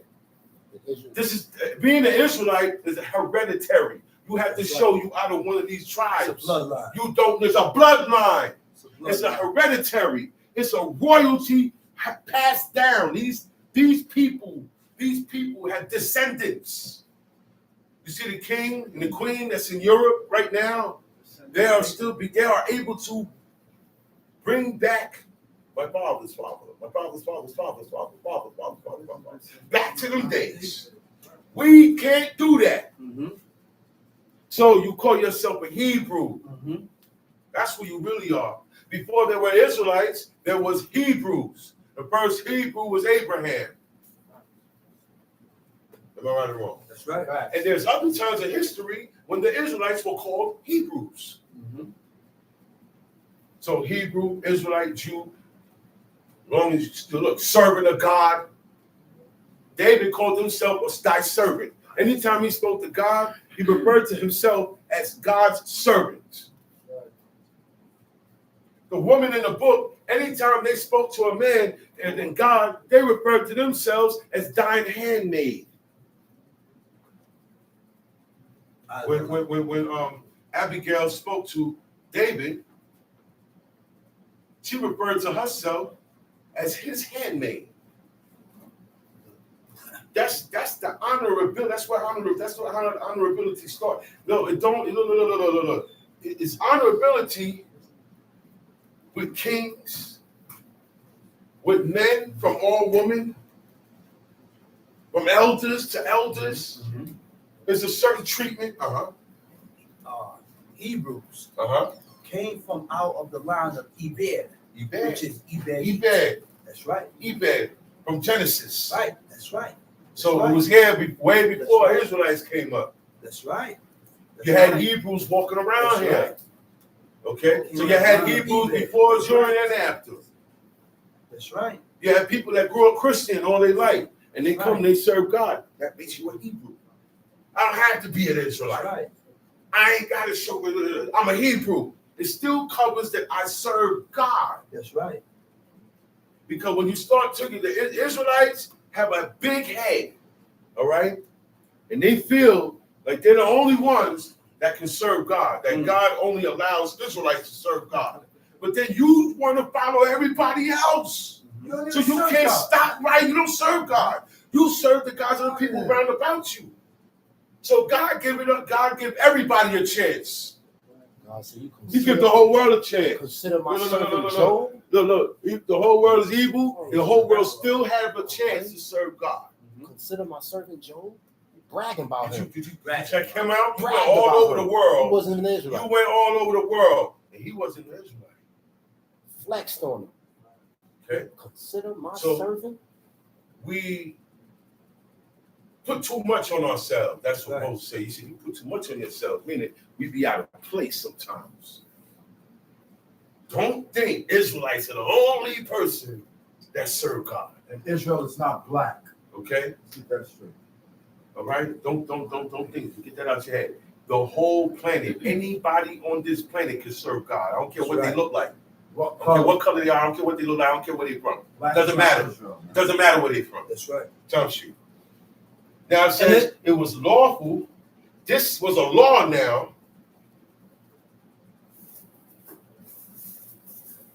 He said, neither was it lawful for a man to keep Sabbath days. You keep Sabbath days, you in trouble. That's crazy. Back then in Greece. But it's only deserving for people who didn't keep it when they had the chance. God said it. God said, if y'all don't start keeping these commandments in this land that I gave you, he said, the land, look, I ain't got to do nothing now. The land is already under command. It's going to spew you out. It's going to kick you out. It's not going to grow nothing. Nothing is going to grow. All right? And the enemy is going to come and take you. And you're going to be in their land, and you're going to want to do the Sabbath.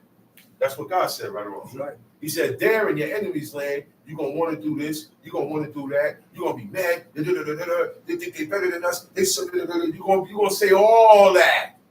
Right? That's right. But God said when you was in the land, when you had freedom to do it, you didn't do it. So don't cry now. Yo, man, they changed all the stuff up in here. That's for you to find out. You can't get mad at what they did. You can't get mad at the translation. You can't get mad, oh man, they set it up this way. You can't get mad at none of that. You know what to do to serve God. Serve God. Stop using that as a crutch. That's right. always pointing the finger. The slave master, God allowed to say, God tell the slave, God said, I have delivered them into your hands. Mm-hmm. All right? In the book, he told them, go down there to these Canaanites. I already got them. You're going to win. I'm going to be with you. They said, no, we're not going. They're too big for us. They're big. And when they did that, they discouraged the hearts of the people. When you discourage the hearts of the people, you lead the people astray.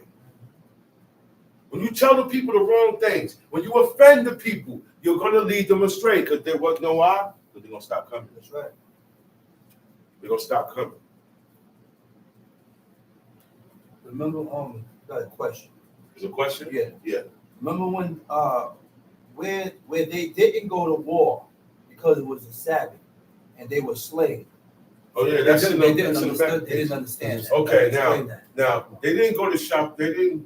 These certain Israelites, they said it's the Shabbat, that they wasn't going to go to war. Right.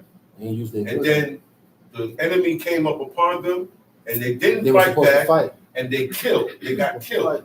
So Mattathias said, look, man, if they are going to come on the Shabbat. They wait until that time. They wait. They know we move different. So there are certain times you got to be on point. Facts. Because look.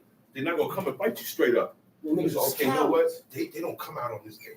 They go in on this day. They do this on this day. I can come outside on this day. So and that's what's going on. I can come outside on Saturdays. All right. Okay. Cowards, man. Okay.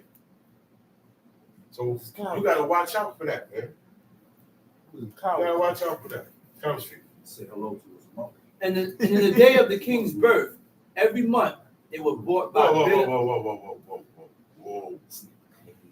Whoa. Back that up. And in the day of the king's birth. Okay, hold on. It said neither was it lawful for a man to keep the Shabbat day. So you couldn't keep the Shabbat day. Or ancient fast. What is the ancient fast? Yom Kippur. That's the ancient fast. That's the only ancient fast. Day of Atonement. Day of Atonement.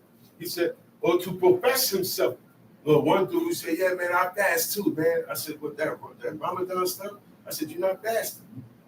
He said, yes, I am. Come on. He said, you guys just fast on one day. I said, brother, we're commanded to fast on that day, but we can fast anytime we want during the year. I said, and you guys eat. You don't fast. We do a full 24 hour. No eating, no drinking, nothing.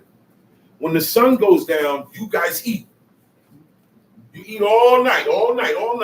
And then when the sun come up, you guys don't eat. Okay? You're on a diet. And God got mad and it turned into something else. That's why I don't like conversation. Even with Israelites, I don't like conversation because you're not gonna like the truth. And I'm not a man that you can intimidate. I cannot be intimidated. So it's gonna be a problem. Okay, that's why I don't get into conversations with too many men. Because they're not gonna listen anyway. All right? Only the wise I talk to. I only sit and talk with the wise. Everybody else, I don't sit and talk to. You take orders or get out my face. That's how it is. So yeah, they get offended, but later on, he was like, yo, man, what you were saying was true. That is a fast. Because it's 24 hours. But look, what got him upset is because I didn't put him on the spot. He tried to put me on the spot. And I reversed it. So now he looks stupid. And that's what it was. It was his pride. Sometimes when you're talking to a person, you're not talking to that person. You're talking to their pride. Mm-hmm. You're talking to their wickedness. Mm-hmm. I'm talking to your stubbornness. I'm not talking to you. And that's why it be a lot of controversy. A lot of clashing. Okay? The reason why we don't listen and I can't hear about myself in these commandments if my pride won't allow me to.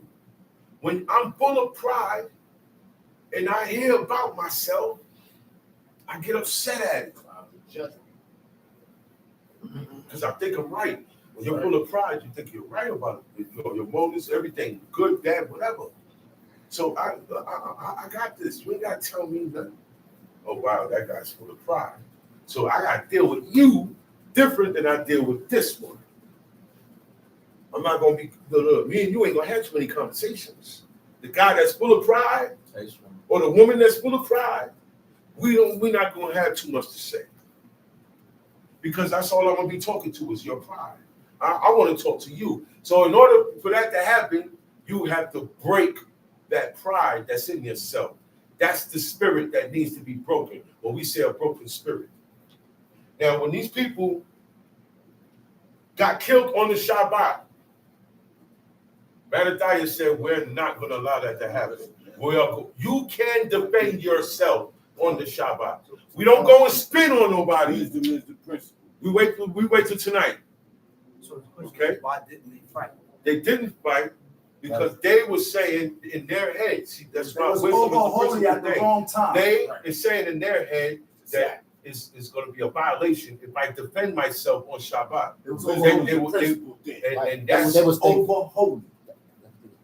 and that was the reason why they got killed. Wisdom is That was the principle. wrong okay? way of thinking. That was the wrong way of thinking. Being over Why holy. should you die? I'm not look. I'm not violating nothing. It's not work. I'm not kindling fire. I'm not doing my own matters. I'm not doing my own pleasure. I'm not going against none of the rules of the Shabbat. And see, that's why they thought they came to a bad decision. They didn't think correctly. Over holy Okay. at the wrong time. So they figuring in their head, they said, hey, wait a minute. You know, they're looking at it as, I'm going to violate. Over holy. God never said that in the book. God said don't work. God said no work. God said no kindling fire, no pleasures, your own pleasures. Traveling, heavy traveling. What else? What else? Shabbat. Your own words. Carrying burdens. All that has nothing to do with me defending myself. Okay? It has nothing to do with me defending myself. I'm defending myself on the Shabbat day. I am not. God didn't give us these laws to die stupid. All right? The brothers said, look, man, we're not going to die foolishly like our brothers did. Our brothers died foolish. They didn't do this thing correct. They said, we are going to defend ourselves. The reason why, because they thought it would be a violation to defend themselves on the Shabbat. And it wasn't. It's not a violation. Instead of that, If you on your, I've always said it. Being over holy. if you on your way to where you go into the camp, right?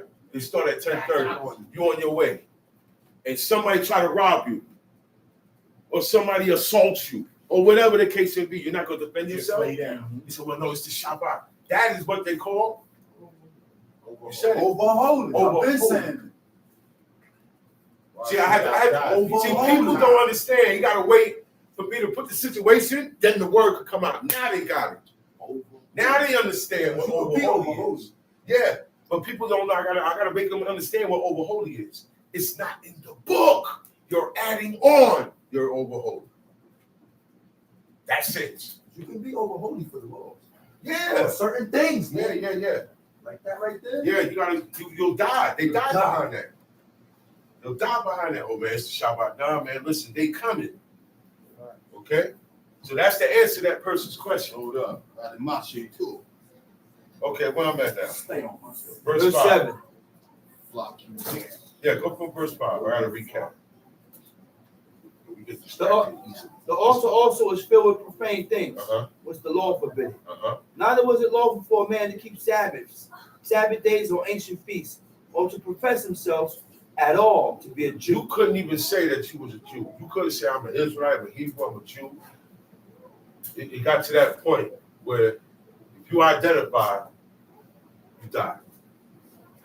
That's how it was when the Greeks came. The Greeks were different.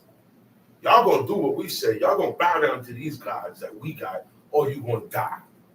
That's how it was. So the law, it was ruled. The rule. All right, let's just say, hey, everybody who say that they are a Hebrew, Jew, or Israelite, goes to jail for the rest of their life. Almost there now. All right? Enemy of the state. Okay? No, listen. What if they say that now? What are you going to do? See what I'm saying? Mm-hmm. That's the problem. Most people going to turn cold. Straight up. Most Israelites going to turn. Straight up. Time sheet. And in the days of the king's birth, every month they were brought by bitter constraints to eat of the sacrifice. And in the day of the king's birth, there we go again, his birthday. Every month. I told y'all, the way everybody do birthdays today is the slave way. Y'all are slaves. Yeah. Because the first persons, the only ones to be able to do birthdays were kings. The general couldn't even celebrate his own birthday. Matter of fact, back then, if you wasn't a king, you didn't have a birthday. Only the king and his deity that he bowed down to. In time, people incorporated it. And Roman made it to where dignitaries, if you got money, you can celebrate your birthday. But if you're poor, you cannot acknowledge it. We will not treat you as a god today. Yeah, that's what they did in Rome. Then when Germany came, before it was called birthdays, it was called Kinderfest, like kindergarten. School kinder means children or child, all right? In that language of Germanese. In Germanic language, kinder is used, okay? And it was called Kinderfest before it was ever called birthdays, all right? Meaning, this festival is for the children. This is why when a child, on their birthday, he don't go and get a cake. He don't tell the parent does that. You teach the child that, okay? That child invites other children. Hey, I'm having a birthday party. Am I right or wrong? Is this how it go or not? Right. I need some agreement on this. Ain't this how it go? When somebody's birthday come up, everybody gets an invite. I'm having a party, okay? And all the kids, your kids, yeah, bring your children, and all the kids coming. They got games, you got a clown, you might have Barney there, right? Tell sheet. And when the feast of Bacchus was kept, the Jews were compelled. Yo, it's very important that everybody pays the most attention, because a lot of things that we said on this beamer goes over people's head because you're not paying attention. Then you ask questions later. Sometimes we can't stop with that. I need y'all too online. I want to see that chat box stop. I don't want to see too many people coming in. Shalom, shalom, shalom. How many times you gonna say shalom? Pay attention, because this is your life. In the day of the king's birth, every month they were brought by bitter constraint to eat of the sacrifices. So this is when, all right, we know about Anna and her 7 sons, right? The old man Eleazar, right? All this happened on the king's birthday. On the king's birthday, somebody has to die. That is the present, the sacrifice. That's where the present, hey man, got your birthday present. Now they get you a birthday present. Before, somebody's dying. That's right. Okay? That's why we read in Genesis, who died? The chief baker died. Somebody got to go. Sacrifice. The man that they call Herod, on his birthday, he killed one of the apostles. He killed one of the John the Baptist, one of them dudes. Somebody gets killed. No. John the Bastard. It goes down. That's the most evil day that you can ever observe. And back then, the king celebrated his birthday. No. Check this out. How can you celebrate a day, your birthday, every month? Was you born every month? But this guy, that's how it's not. It really has nothing to do about your birth. This is about, you're being finessed. Pay up. Okay? Pay up. That's what it is. Oh, you know what? This goes on my birthday. I should just make my birthday every month. So this guy, he made his birthday every month. See how profane that day is? He said they were brought by bitter constraints to eat of the sacrifices. Those sacrifices was unclean food. Okay? He said that when the fast of Bacchus was kept. Oh, man, Bacchus. What's going on? Yo, this is an ancient Greek god, religion, and a myth. He is the god of wine. Listen to this, y'all. What? He is the god of wine. He is the god of apples. He is the god of fruit, vegetation, fertility, festivity. No, I want y'all to hear this. Insanity. He is also the god of insanity. He is also the god of buganza. Carnivals. Okay? Ritual madness. Ritual madness. Rituals that make you, it's going to cause you to go mad. Okay? Because in those rituals, you bring evil spirits, which are called demons. That's right. And they get up in people's head and mess your head up. Right? Religious ecstasy. I don't know what that is. I didn't get time to look that one up. I'll let y'all know about that one next week.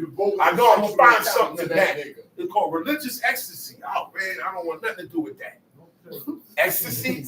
Religion? Put those together? No good. It says, look. And the last one is theater. Movies. Plays.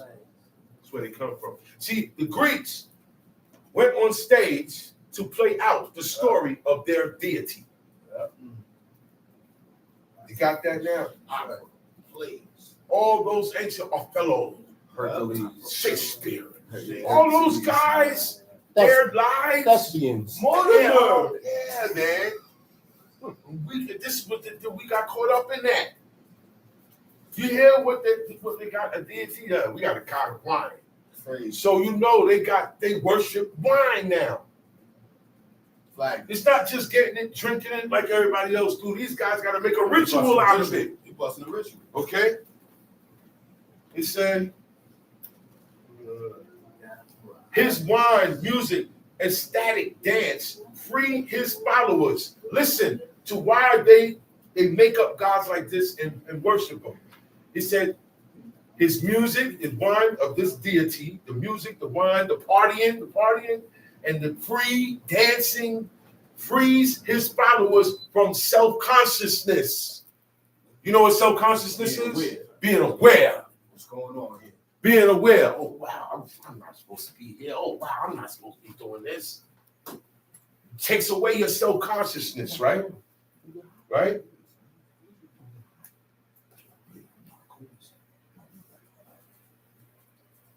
Subconscious, fear, it takes away fear. It takes away fear.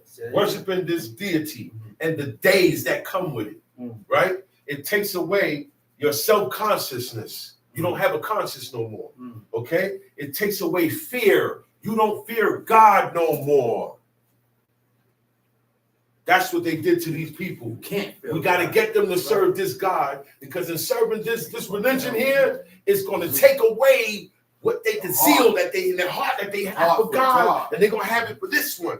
This is why we tell y'all, stop following those days. Stop following what you see. Stop following those days, man.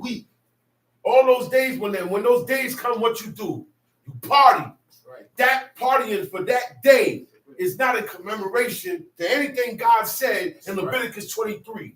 So your delight in your partying is worshiping a demon. It frees his followers from self-conscious, from fear, and care. You're not going to have care no more in you. Whatever care that you had is gone. Meaning the good, the righteous, whatever you had, this is going to make it go. Right? And subvert the oppressive restraints of the powerful. You know what that means? No rules. No, I don't listen to no rules. Rules are constraints. Rules is what holds you back from being who you're supposed to be. All that is cap. Don't let nobody talk to you like that. If you allow a person to talk to you like that, you're weak. Serving God is what makes you the strongest ever.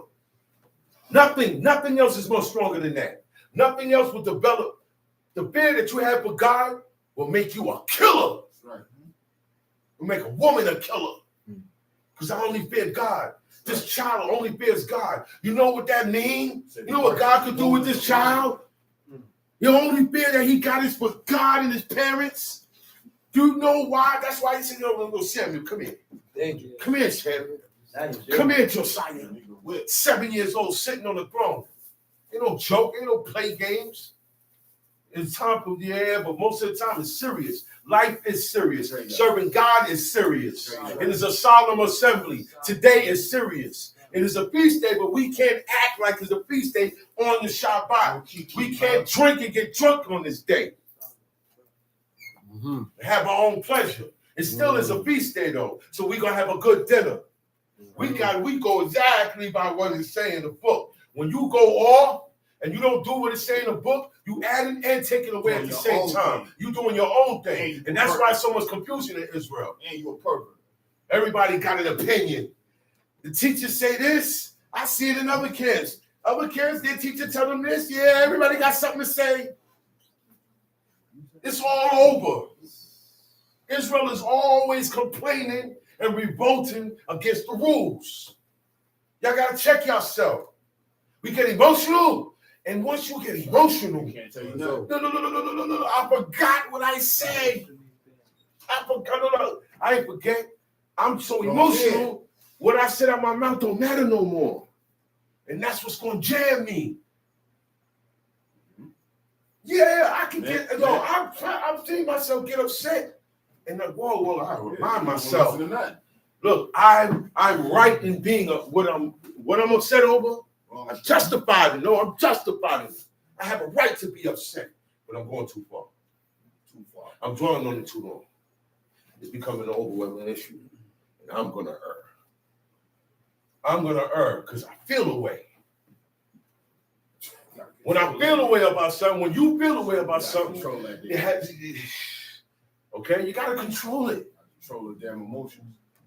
But this here, serving these idols, following their ways, following their days, it takes away your self-consciousness and fear and care for God's laws. That's what it does. It's the reason why they made religion. Okay? Wow. It says something here. It subverts the oppressive restraints. Okay? Tamshi. The Jews were compelled to go in procession to Bach. Procession, parade. Carrying ivy. Parade. Procession Carnivals. is a parade. The carnivals and parades come from this. This is where it came from. That's right. All right? Where they parade the body around. Everybody look at the body and throw money. Every religion, every people, every nation has a worship of their dead. Everybody worships their dead. Okay? That's right. On the anniversary of one's death, people go to where they go. They go to the grave. Oh, man. God spoke about that. Don't worship. I can't go to the grave. Nah, I ain't going Oh man, miss my Abba. I can miss my Abba without going to that grave. Yeah.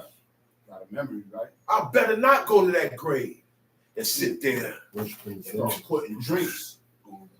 All of that. Worshiping the He's dead. not even there. Telling Worshiping the them dead. It's an that, old, looking at you like ancient you're crazy. Egyptian custom. Sad, son. It be your man you talking that to. Don't do that, son. You smoke through it. Nigga don't go. Look, but you know what? It triggers your emotions. Yes.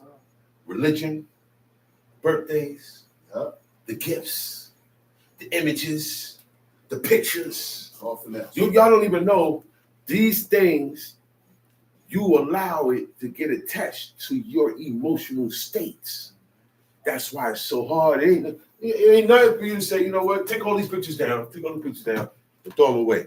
You could do that in one shot by the wall. Right. With 1 hour, you could get rid of them. But you know why you don't? And I learned this from my office. Attached to it. Attached to it. He said, man, I got all the cuts. I took all the pictures out the crib. He said, but I had them outside. He said, but I didn't throw it away. He said, every now and then, I open up the album. I spin that. And I look. He said, one day, I told myself, you worship it. So that's how I learned. He said, get rid of them. because you're emotionally over-exaggerated, emotionally attached to an object that is not alive, to an object that is painted to look like you when you was alive. For a replica of God. This is where tattoos come from also. It's an old Hamite custom, ancient African custom. And when somebody in the tribe dies, all right, they didn't have walls like this to put paintings up. So they put the paintings on them. It's inscribed the name of the person, saying that the name that person lives on in them now. Okay? This is where all these little things that people do today come from.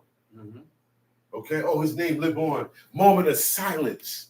Pouring out stuff for the dead. We don't do none of that. All of that, you worshiping the devil. It ain't got nothing to do with the day. Time sheet.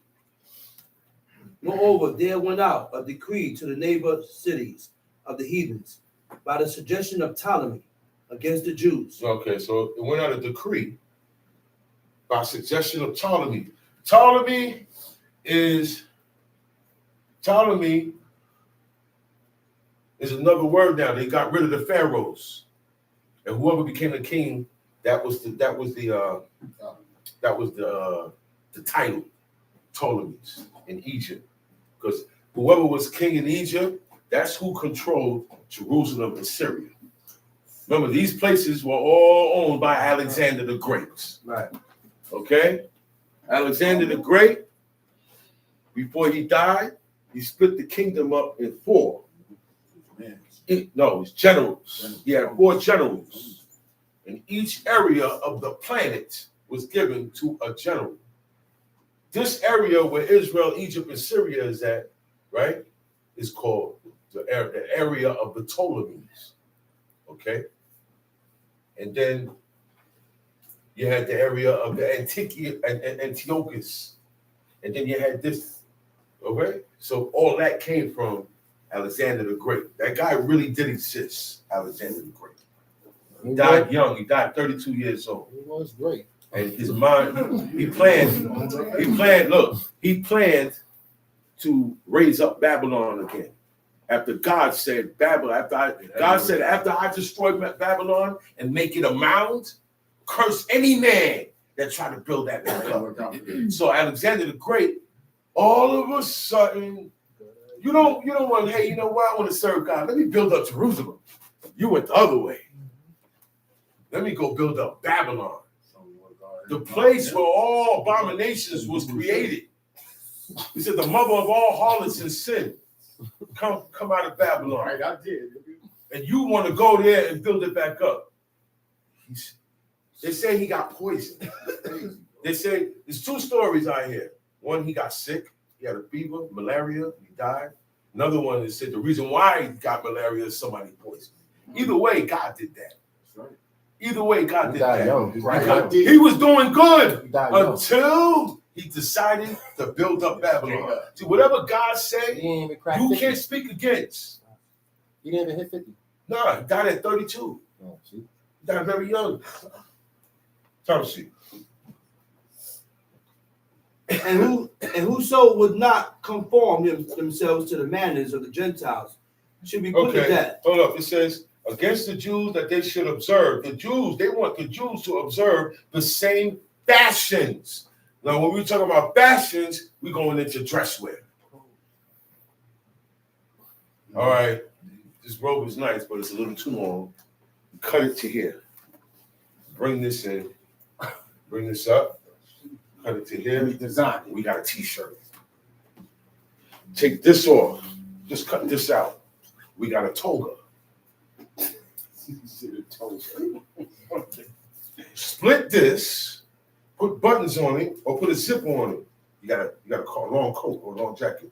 All dress wear came from this robe. And that's how they did it. They said, come out the robe, shorten it here, tighten it there, do this here. Some say take off their clothes every year. Okay? That's the fashion. When you follow the fashion of the people today, you're following another God. You are following the rules of people who made up their God. They made that up. Yehu said, bring me vestments of Okay, bill. vestments of bill. We don't know what, they don't tell them what that looked like.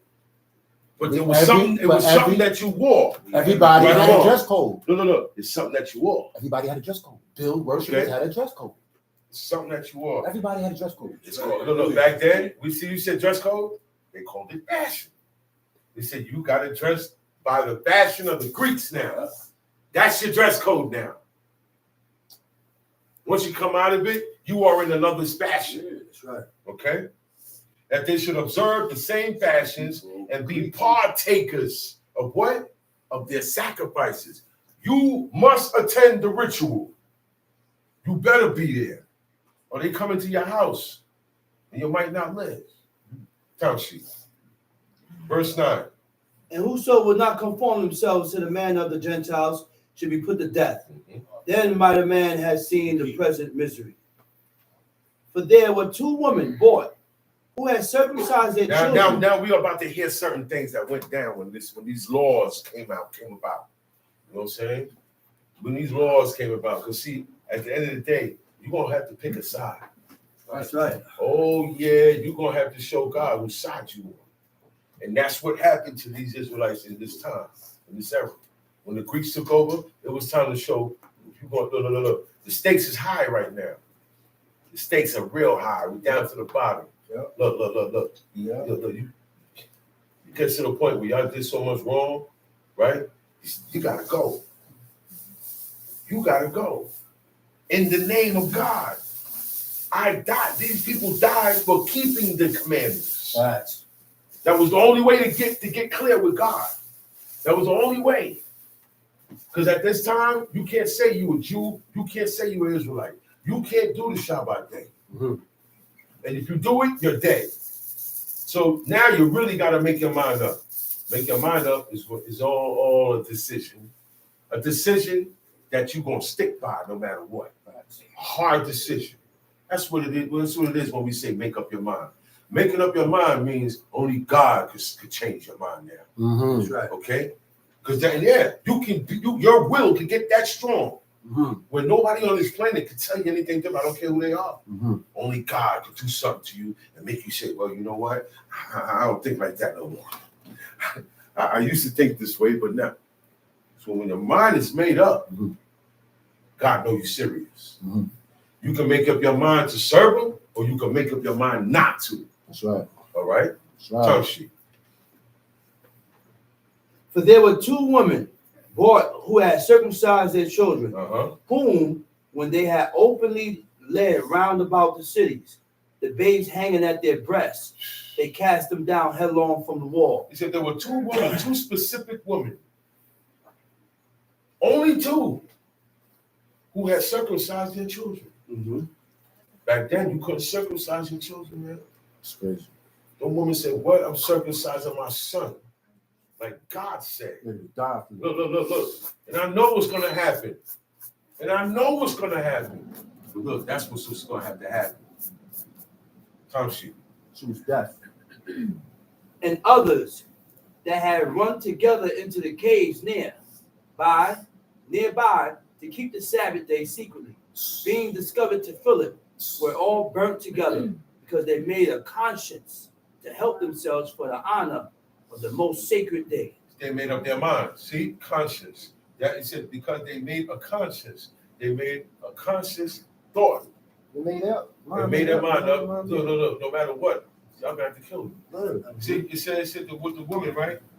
He said, talking about, man. You're gonna serve them. You're gonna serve God. You gotta kill them. He said that had run in caves. There's times when you gotta leave the house. Cave to go observe the Sabbath. Look, you can't do it here. Look, you have to go up in the hills. That's why that group got hit up.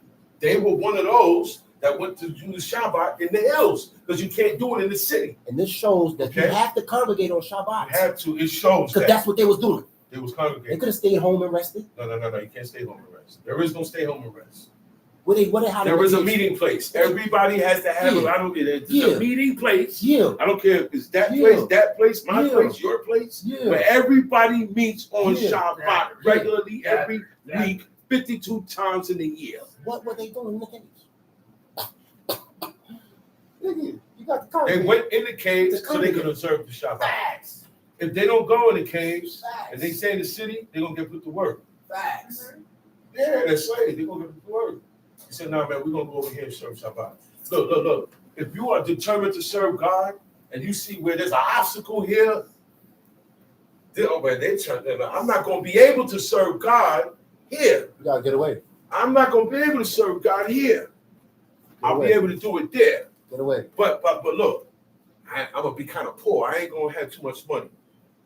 I ain't gonna have. No. I'm gonna be without a lot of things. But guess what? That's your sacrifice. It's all good.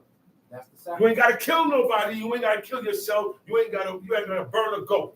Your sacrifice is what Giving up the things. giving up things to make your life easier. Right. The things that make your life easy, the things that are convenient for you, the things that you love, the things that you like, the things that pleasure you, you give it up to serve God.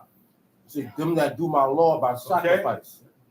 Okay? Them that do my law by sacrifice. Because and that you do his law by sacrifice. That's not talking about burning animals. No. That is not talking about burning animals. Giving up my stuff that I like that God hates. Your satisfaction. Okay? That's what it's about. That's right. So that's why they ran into the cave, so they could observe the Shabbat. So, okay? Because they can't observe it where they usually do. They're going to get killed now. It's a death sentence if you serve God now. Tamshi. Now I beseech those that read this book. Hold on. It said they were all burnt. All of those that went into the cave to observe the Shabbat, they were burnt with fire. You think they died for nothing? They good. You think they died for nothing? You think they did all of these laws and followed God and then got burnt and then that's it? Nah, they straight. You think God is like that? No, not at all. They go with the evil Psalms, wicked man that that's it. Psalms 50, verse 5. He said, him gather my sins together. He said, made a covenant by sacrifice. That ain't no goats and burnt. You better say what you gave up. Psalms You 50. gave up in order to serve God, in order to get his attention. Not the lamb during these times. No, not no lamb. We're not talking about the sacrifice. The only one that could do the sacrifices was the high priest. We don't have that. Not just anywhere. Okay? And it's in a place where God chose it. And I always tell y'all, there is no place where God chose to place his name. So where are the sacrifices at? Where are you going? Wherever you doing those sacrifices at, that God said, this is where I want to call Israel. Why isn't all Israel bringing it? So it's a game. So the sacrifice that we took, the sacrifices that they're talking about now, is your personal sacrifice, what you gave up. But I don't love what you love. I gave up something else. Me and you ain't give up the same thing, but we still gave up. I still sacrificed to serve God, and you still sacrificed to serve God. And that is commendable before God. God like that. You understand what I'm saying?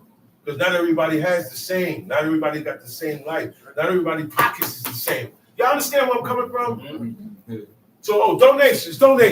So this guy, he only made $300 a week. This guy only made $3,000 a week, right?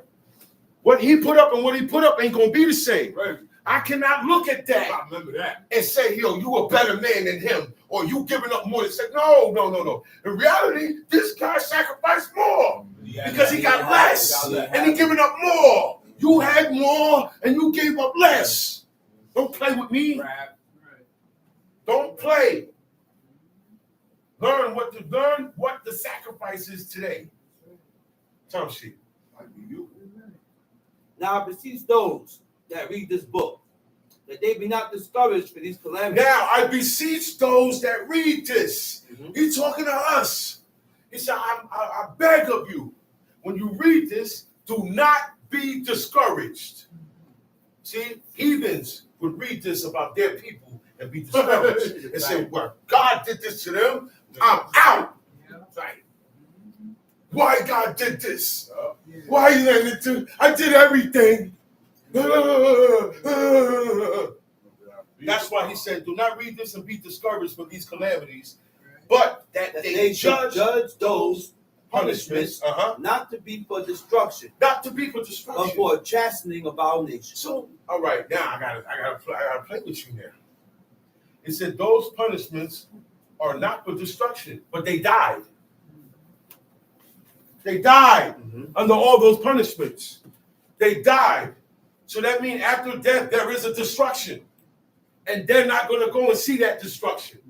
They got punished now. That's what that means. But that they judge those punishments not to be for destruction. Everybody died under those punishments. So even though you died under those punishments, it ain't for you to be destroyed. So they died, and where they're going, they won't be destroyed. They good money. They good. He said, those punishments not to be for destruction, but for a chastening of our nation. We getting our butt whipped by God. That's the chastisement. You got your head lifted up and thinking it's about you and your God. But I know what's going on here. I sinned before God. I got to get struck. Right. But guess what? When I die, when you die, we'll be all right. We go to two different places. We'll be all right. We go to two different places. Dang. You go to destruction, and I go elsewhere. Dang. Come on. That's what he told that king. You get down here, you're gonna be there. You're gonna be there with that guy. That guy is the adversary. You're gonna be there in there, and God's gonna seal hell. He's gonna seal you down in there with him. He said you're gonna be destroyed. So that's what tells me. He said, hey, you could die. That don't mean you have to be destroyed. Right. I said it. You live. Oh, no.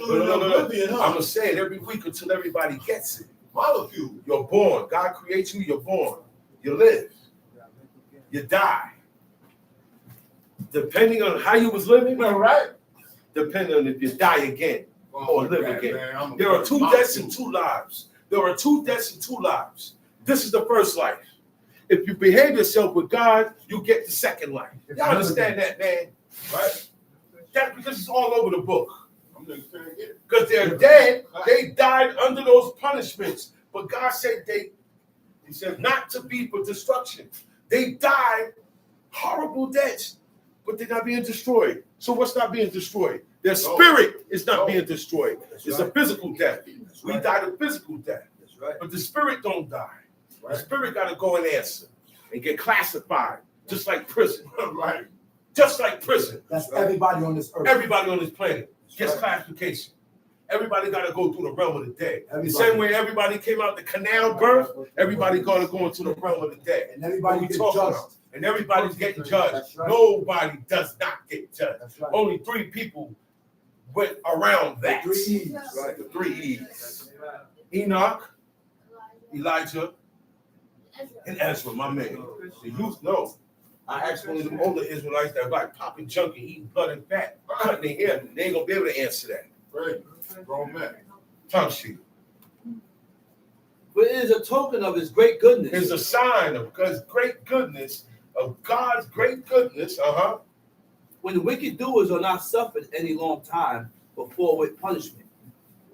See that? It is a token of this is a sign of God's great goodness when wicked doers are not suffered any long time before punishment. Now the Israelites, they got wicked. They were wicked doers. But God's mercy, he didn't suffer them long in their punishment. Okay? In their punishment, they died. And now they're good after that. Most of them are good after that. We the ones that are not going to be good when we die. Okay? All of this, and you die. Everybody live how they want to live. You serve the true and living God. This guy served this. This guy don't serve nothing. And everybody dies. And we all on the same level. Nah. Stop letting them talk and cap to you. They've been deceiving y'all for the longest. God don't roll like that. God don't move like that. Yes. You go to work. You go to work for what? To get paid, right? Mm-hmm. Right. Do you go to work every day not to get paid? No. So what we doing this for? God says a great reward, but it's not here. Right. The reward for doing these commandments is not here. Right. That's right. You're not going to get it here. Those that endure. That's what I get when I read this book.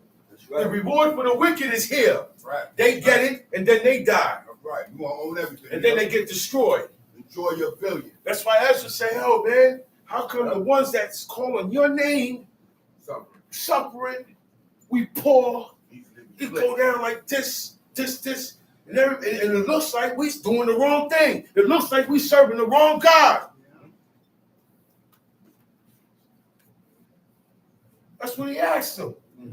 Then he said, look, man, you can't be asking me questions like that. Go come back in 7 days after you fast.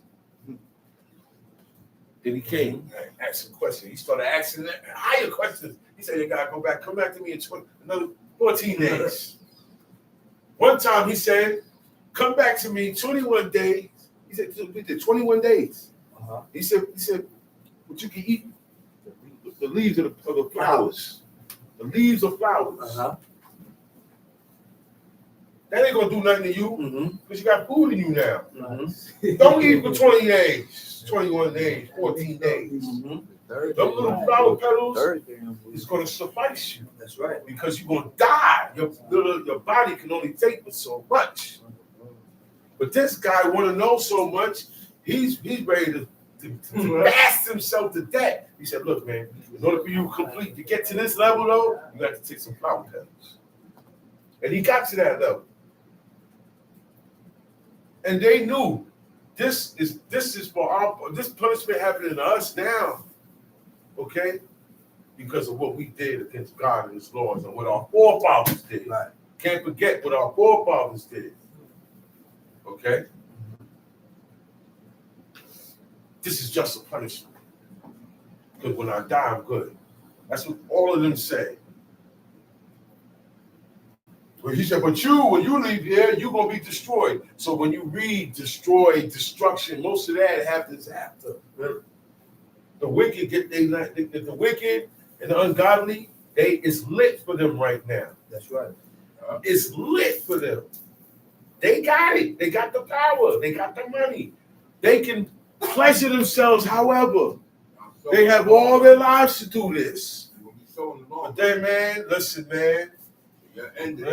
Man, when their day come, he said their portion is in this life. A regular man, men who don't serve God, women who don't serve God, they get their portion. God give them rewards. You get them happy. You win the lotto. You get 5 mil. You get all of this stuff. You get all of that. Most of the rich people in the world don't serve God. Who you give it to? Okay? I don't see no millionaire that serve God or billionaire that serve God. You don't get it. Because you know why? You know why? You're not like Job. He said, yo, man, Job served you because you gave him everything. You take it from him, he will curse you to your face. That's the regular way of man. That is the regular way of man. Okay? You start looking out for a dude. Look. You ain't asked me for nothing, but I see.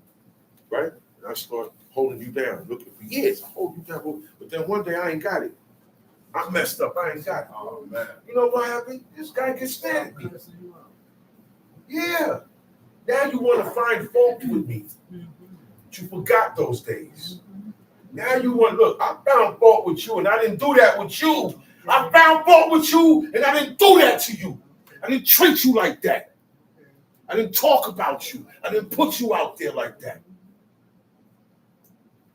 That's how you see who love you and who don't. How everybody get down. Who love God and who don't. The treatment. Yeah, I said, yeah, but look, when the tables were served, I didn't treat you like this. Remember that.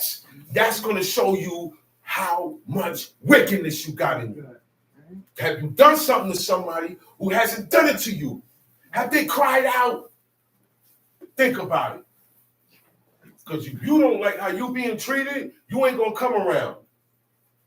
True. Yeah, you're going to go to another camp. That's what everybody else do. Right or wrong? Injustice goes down. You're not going to keep going around the injustice. That's wicked. That's wicked. That's why God said, don't make the eunuch say, I am a dry tree. He said, you cause the people, the children, the men of God to turn against the sanctuary with your actions, with your unjust actions. You make the eunuch say, I'm by myself in this. I thought it was unity. And after a while, the door opened, you're going to be over here with the Christians and treat them better, but with the wrong God. All these people got the right qualities, but the wrong God. We got the right God and the wrong qualities. Stay talking about woman, and you see the eunuch right there. The eunuch is right there. You know he can't do nothing to a woman. And it says, he goes like this. He goes like this. When he can't even look at the woman. I can't take nobody to wife. So you just sit there and go like, man, it's as a eunuch size. Yeah. To the flower of earth. Man, I can't even do that, man. I don't have the tools. And then here I come talking. You gotta talk about something else. Sometimes we talk about a conversation, right? And a brother coming that he was a victim of this certain situation we're talking about. Right? So for him not to feel no way, I mean, yo. Charlie's coming. Let's not talk about that matter no more. Because you know what I'm saying? He looks like he's happy too. You know what I'm saying? Say something. Like, nah. Because if it was you, you'd be like, damn, you walk into it, you're like, man, like, nah. You're gonna feel like you're being hated. You're gonna feel like I hate you. Because that's what hate denotes. It's not love. It's either love or it's either hate. We play in between too much. We play in between too much with our feelings and with our words. That's the problem. We play too much in the middle, in the gray area. It's either black or white. There's no gray area in here, but we live in the gray area when it's on us. When it's not on me, then I'm either black or white. But when it's on you now, come on, man, listen, man. That is my pride. I'll burn you quicker than I'll burn me. But I violate more than you. Right. What is this? This is the heights of wickedness. And we have to realize these things about ourselves. Because it's easy for me to look at you. I can tell you, I can read you up and down. But I ain't read myself yet. You ain't read yourself. What am I doing reading everybody else? I ain't read myself. That's where you go left. Tell she. For not as with other nations, whom the Lord patiently forbeareth to punish, till they become to the fullness of their sins. See? So dearly he with us. See how you do? He said, yo, I'm not even going to tap you. I'm not going to keep, no. Because you're not going to stop. You go ahead. I'm going to juice you up with what you got in your heart. Own heart, whatever you like in your heart, I'm going to juice you up. I'm going to support you in that. And I'm commanding the sins of your fathers to come to you. So you go ahead. When that time run out, I'm going to see you. That's what he do with the heathen. All right? That's what he do with the heathen. Don't think you get away with anything. Tough shit. Lest that being come to the height of sin, afterwards he should take vengeance of us. And therefore he never withdraws. So he said, for not as with other nations, whom the Lord patiently forbeareth to punish, till they become to the fullness of their sins, so dealeth he with us. Lest that being come to the height of sin. The height of sin is that mark. The iniquity of the Amorites has not yet been fulfilled. That's that mark. Okay? The height of sin. He said, lest that being come to the height of sin, afterwards he should take vengeance of us. Okay? This is how God get down. Eli's sons, man. Okay? The Lord was determined. He was determined. So they ain't stopped. Okay? They kept wilding. What verse I'm at? 17. Verse 16. And therefore he never withdraw his mercy from us. And that's why he didn't withdraw his mercy from us. And though he punish with adversity, yet does he never forsake his people. That's why you survive. That's why you survive. That's why you survive. That's why you survive a bus crash and everybody died but you. That's why bullets act crazy when they come around us. Bullets supposed to come in your head and go around. Yeah. Or drop. Yeah, or turn. Or slow down. Turn and go in and out. See all these things here? You got the bullet to your head, they go to your arm. All these things, only the Most High does these things. He told one king, he said, yo, and the king that went to inquire of God, was, he didn't behave himself. Right. You heard? Right. This king didn't behave himself before God. He wasn't too good with God. Right. God was mad at him. God allowed the heathen, he stirred them up, because that's what he do. That's how he get us. He stirred them up, because we're always going to be outnumbered. He stirred them up and pushed them on that king. King said, whoa, you know what? I got to stop playing. Yo, priest, come here. Inquire of the Lord. But you know what God said? God said, even though you got 400 prophets over here, and you inquire of Beelzebub over there, he said, I'm going to do this, this, and this to your enemies, and you will know that what? I am the Lord. There's a God in Israel. He said, you will know I am the Lord. Look, they don't have to recognize it. You got to recognize it. You ain't recognizing it. So look, I'm going to do some stuff that you don't deserve, mercy. Right? In a glorious way. Where you going to have to say, yo, man, God is God. That's why. That's it, man. That's why he told Gideon, now it's too much people. Too much people. They're going to say they delivered. No, that's it. 300. Too much people. It was 32,000. You have to realize that it's God. It's about him. I want y'all to know I delivered you. Tell you. Right. But let this that we have spoken be for a warning unto us. And now we will come. Let this that we're reading be a warning unto us. Because the people who say, they're saying it. The people of that era that wrote it, they're saying this is going to be a warning unto us. So what? Well, it's not a warning unto you. I know it's a warning to me. I don't care how you take it. See, everybody perceive things differently. Everything I read in here is a message for me. That's right. Not, oh yeah, that's for them. That's for him. Yeah, but I It's don't all think for about me. nobody else. Everything is for me. I don't think about I'm on nobody that. else more. I'm on that. Everything for me. And I don't have little ones no more. Everything for me. All my little ones are grown. They're on their own. I'm not responsible for nobody. So my mind is for me right now. This time is for me. I'm on that. Okay? I'm So on everything I hear is God speaking to me. I'm I'm on not that. worried about nobody else. And I'm not saying that. not saying I don't care about nobody or I don't have no love. But my attention has to be here. You know what I'm talking about? Lord, book my head. Lord, book my head. If it's in my head, it's going to control my feelings. If it's in my feelings, then what I see, hear, and smell, my senses won't lie to me. I won't allow them to deceive me. Okay? Tell me. And now will we come to the declaring of the matter in few words.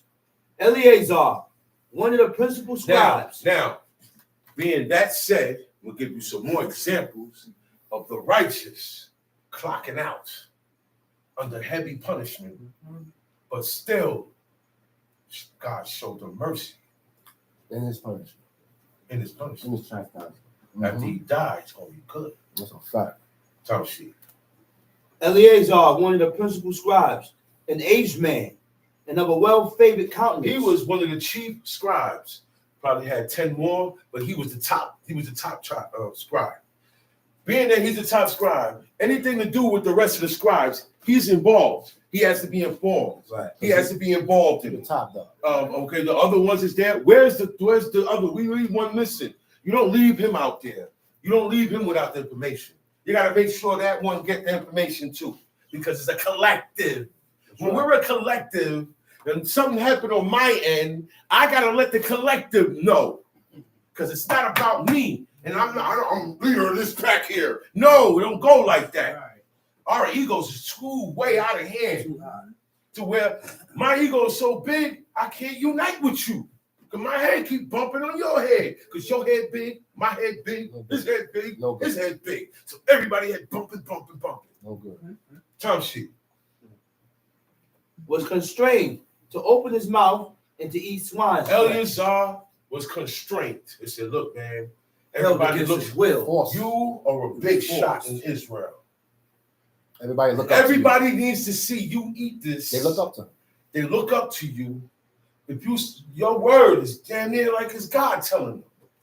Okay? They gonna eat. If they see, they gotta see you eating it. They gonna eat. And look, it ain't unclean. They don't know that. We gave you food for that by the Lord. The blood is out and all of that. He said, but they gotta see you eat it Because if they see you eat it, they'll eat it. And in order for us to run things, we got to make sure y'all sin. Ain't that why to you? I can't. The beginning, the beginning. No. His name start with an A. I know, I forgot. In the thing. In the beginning. I forgot his name. But he said, look, man, Achior. Yeah, Achior. He said, yo, man, I'm going to tell you about these people, and thy servant will not lie to you. He told them the truth. So he said, these people here, they come from across the flood. The other side of the flood. The other side of the world. Come on, that right. Okay? Exactly. You got me now? That flood. When they say the flood, after the wilderness. That's the other side of the world. That's another whole world. After the wilderness. That's where Abraham come out of. Yeah, brother. So these people came from a whole side, but they came from out of he said they did away with the gods of their ancestors. Back then, you do not go against the God of your ancestors. Nobody did that. We did. But we did because this is the true and living God. The God of my ancestors is fake. God appeared to Abraham. So that was what made me a Hebrew. God appeared to Abraham. Then I become a Hebrew. That's right. Okay? That's right. And that's why he said, yo, these people came from over here and they forsook their ancestors. And they served the God that hated iniquity. Achior, a heathen, knows about iniquity. Know about sin. He knows about sin. That's right. And he knows that if you serving God, you can't sin or be doing iniquity. If you serve this God. If you serve this God. So therefore being, if they doing what God said, God fight for them. He takes stuff personal with these people. Okay? Yeah. Because I'm breaking my back to serve God. He ain't gonna let this go down. I will hear the desire of my enemies. You know what that means? What he plotting out there, I'm gonna hear it tonight. I'm gonna hear it tonight. Okay, all you gotta do is serve God. That's it. Don't do this. Don't dash your foot against the stone. Dashing your foot against the stone means that what? I'm sinning presumptuously. Sinning presumptuously, man. That ain't gonna protect you. Don't you? Won't even work for you.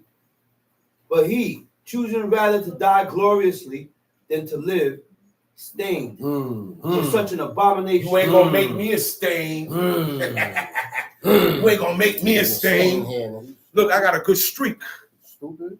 I got a streak. You know what a streak is? A winning streak. The Knicks got a winning streak. They've been winning 12 games straight. That's a streak. Right. So we gotta have a streak with God. Right. How long have I been observing the Shabbat nonstop? Haven't missed. How long since I learned about this God have I been doing this? How long have I been doing this? How long has it been since I stopped doing this? Talk about it. That's your streaks. Streaks. So my father told me. He said, get streaks. He said, you don't want to be in competition with nobody. He said, you want to be in competition with yourself. Talk about it. You want to be in competition with challenge yourself. Teach, brother. Challenge yourself because there's two of you in there, a good and a bad one. That's what he told me. He says a good Mick and a bad Mick in there. That's who you in competition with yourself. One gonna run it, both can't run it. That's a fact. I said, wow. That's a fact. Now, it's a constant analyzing of self. That's right. Self-analyzation. Self-analyzation according to these commandments, and it's deep. When you start doing that, you're gonna discover stuff, and you're gonna be happy, and that's gonna make you drive to do more. That's the strength. That's how you get the strength. That's right. Because when you see what God doing, you're gonna be like, yeah, see. And, but nobody else gonna see that. Nope. Sorry. Nope. Even if you tell them like, no. What he used to say? He said, look. It gotta happen to you personally. You feel 100% where I'm coming at. Y'all feeling it because I'm constantly dropping it on you. But you ain't getting 100% till it happens with you. He said, so let my experience be your experience. Learn, trust me. He said, I've been through the fire. I know which door to walk through. He said, I'm showing you the door. This is the door. The laws of God. Walk through this door. Don't pay no mind to any other door in your mind. Because all those doors in your mind is iniquity standing up right there like this. I'm gonna roll up. See, I'm gonna roll up and smoke something. You'll be here in a minute. Because you're gonna open the door. When you get emotional, that's when you open the door. You let this guy go like this to you. I'm a giant, but I let a little fly push my button. I'm not ready yet. I'm gonna treat no, hold up, fly. Matter of fact, fly swallow. That's what you do. That's how you do. Tell she. With such an abomination, spit it forth, and came of his own accord to the toilet. He said, but he talking about the old man. He said, the old man, Eleazar, he chose rather to die gloriously. Gloriously mean when he died, they're going to talk about him good. We still is. We still are. It's been written that's about. why you bringing it today. Okay? This is why it's a discussion of my topic today. Still is. Okay? He's speaking about gloriously. Why? Yo, some people had a nice life, lived God's laws, had a nice life and died. Some of them, most of them, didn't have a nice life. Jacob said, yo, man, I've been through it. Yeah. Toil. You know what toil is? Work. A lot of work. Work. I've been putting in a lot of work. Got to run from his brother to go by. I've been running here. I've been traveling here. I don't wrestle angels. You lost his son. No. The main toil is when I had to work for that woman 21 and years, the cattle. 20 years, 21 years. 21 That's crazy. This guy kept changing my wages, and when it's time for me to go, he changed my wages. Now I gotta stay longer. And if God didn't hook him up with that ring strict stuff, he wouldn't have came up. He would have left for nothing. Laban's job was to keep him there. Y'all forgot? Because his Come down, blessing of the came up. Lord. He came up. Jacob did. That man was smart. He said, yo, God is with this. him. I got to keep him here, but he couldn't force him to I stay. can't knock But he knew that Jacob is an honorable man. He's going to stick to what come out of his mouth. I'm not So locking him. I'm going to make a deal with him, and then I'm going to switch the word around later. But we can't give the older before the younger. But why you ain't tell me that before? And that's how we are today. We're not truthful with each other. We don't tell each other the whole story, man. Laban wanted some of that. Yo, you know what I it don't is? blame him, man. I don't blame him. You know what it is? I don't know. His thing's triple. His network triple. Everything in his house was blessed. And he noticed that. That's right. And he said, look. And he said, it ain't because of me. He wasn't big-headed. He ain't stupid, right? He was a big He was wise. That's right. If he was full of pride, he would have said it was him. That's why God told us, think not in your evil mind that it's because of you and your mind. Right. Why you got in? Don't think you weak. Without me, you're nothing. Okay? And that's the same way. He said, man, look, man, I'm not gonna be so big-headed, because then he wouldn't have seen that. Your God visited me yesterday. Moses' father-in-law, what he said? He said, now I know that God is the God of God and he is the Lord of Lords. He said, after what you just told me, he said, now, at this moment in time, God is the Most High God. He denounced what he was doing at that point in time. He never went back to it. Nebuchadnezzar, after he got turned into a beast, he got back. He glorified God's name to the day he died. Don't let God break you. But no. He ain't gonna turn you into a beast. He ain't gonna turn you into a beast. You ain't a king. You ain't that important. He just gonna break you. And nobody's gonna know about that. It ain't gonna be written. You know what I'm saying? But after Nebuchadnezzar's the last days of his life, he served God. Yep. A lot of these people, when they say, hey man, now I know God is God, that was it. They went on their lives serving God. So anybody could do this. Who told Nebuchadnezzar to go?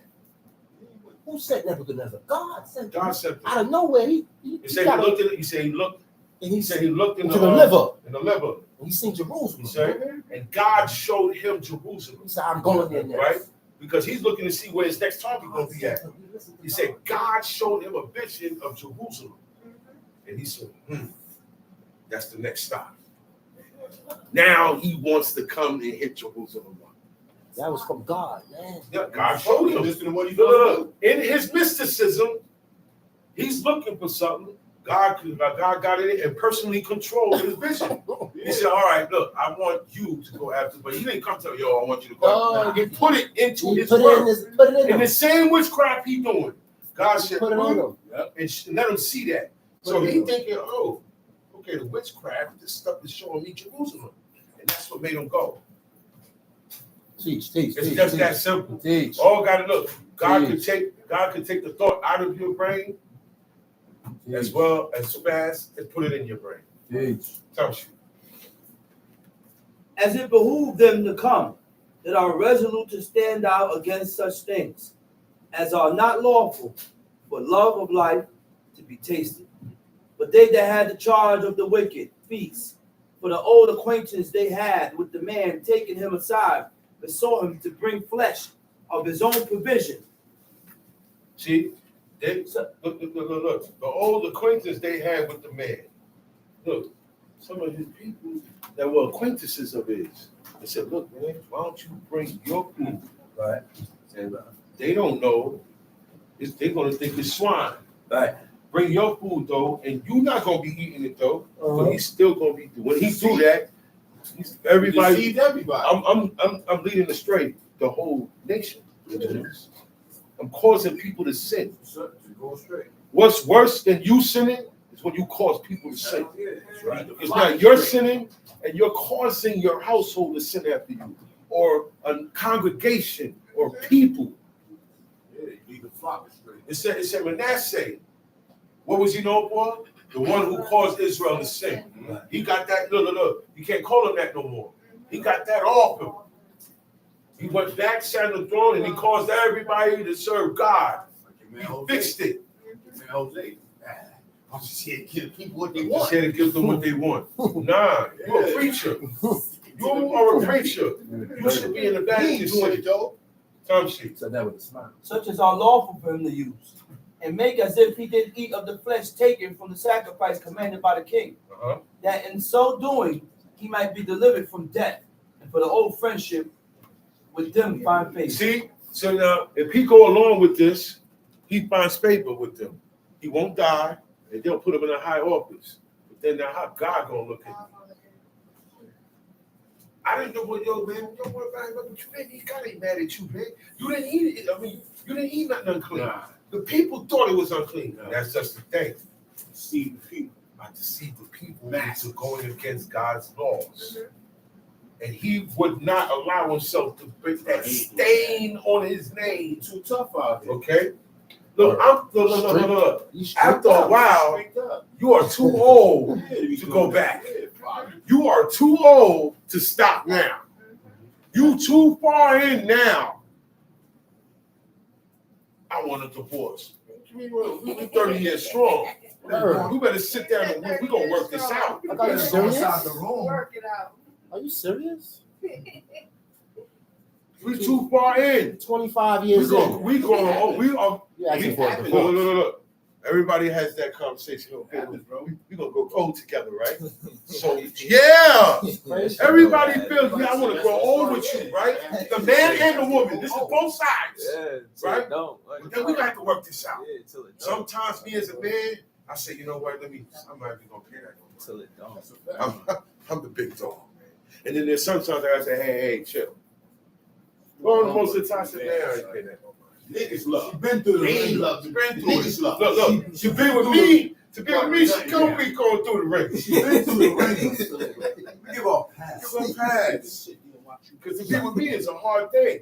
Me and the laws of God. You Say gotta that. change your whole life to adapt to me and the laws of God. Say it again, bro. You gotta adapt your whole life to me and the laws of God. That's a lifetime. So I salute y'all. Yeah. Got to work to get back. No, we have to tolerate each other. Right. Right or wrong. It's love. Look. I love you. You love me. Yeah, we gonna make it. I see. The last time I saw this, what I saw day before yesterday, it was 5 years. Now, I don't see this too much. Old man, old woman, holding hands, walking. Old man, they both in canes, and they walking.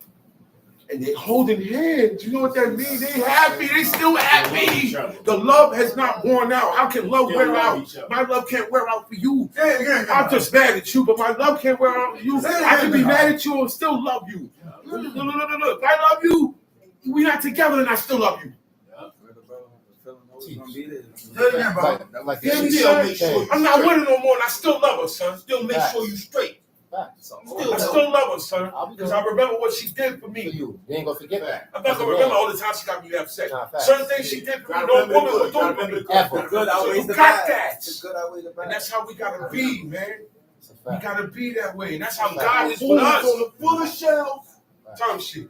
But he began to consider discreetly, and as became his age. You heard that? He began to consider discreetly. You know what that means? I can't talk to none of these. All these guys trying to change my mind. So in his head, he said, man, I'm not none of that. I'm not doing that. He did it discreetly, though. He did it discreetly. Okay? Sometimes you got to be, keep this thought to myself. All right? Tell she. But the excellency of his ancient years and the honor of his gray head, whereunto he was come. See what I mean? He was too old for that, man. The honor of the great hairs is an honor, meaning that you lived a certain amount of life.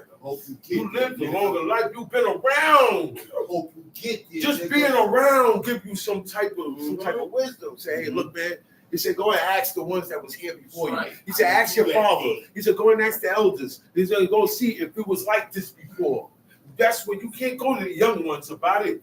Young ones got a death wish. See what happened when they Rehoboam. Yeah, when he consoled with his homies. Rehoboam. That went left. He went to the advisors. To the council of wise. That counseled his father, which was the wisest man to ever live. Right. And he still had counselors. That's right. Solomon was the wisest dude. God gave him all the wisdom no man ever had. And guess what? He still had counselors. Right. That's crazy. He still had counselors, man. Listen to the so your head can never get too big. Jammed up. You heard me? Your head can never get too big. But even the king, he said, you got to read this because I don't want you to get your heart lifted up above the brethren. So that means if I'm the king, I could be the king, right? I'm over you guys, right? Not my heart. Not your heart. Not my heart. My office and my duties. But not my heart. Right. My I'm responsibility. right down here. Matter of fact, I'm going to put my heart lower than y'all's because I got to serve y'all. I need y'all to have the kingdom. Right. King David said, not on the people. He said, do on me and my father's house. My father's house. He said, let the people alone. The people, they're innocent. And remember what his job was. What was his job? King. Shepherd. Oh, talking about before he how he looked at the people as his sheep. Yeah, careful. That's what he said, right? That's how you look at them.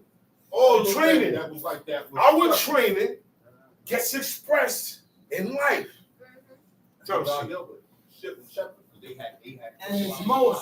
And his most honest education from a child, or rather the holy law made and given by God. His most honest education from a child. He never went in a school. Schools didn't exist. What education?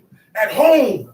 He got educated at home about the true and living God. And that's what sustained him.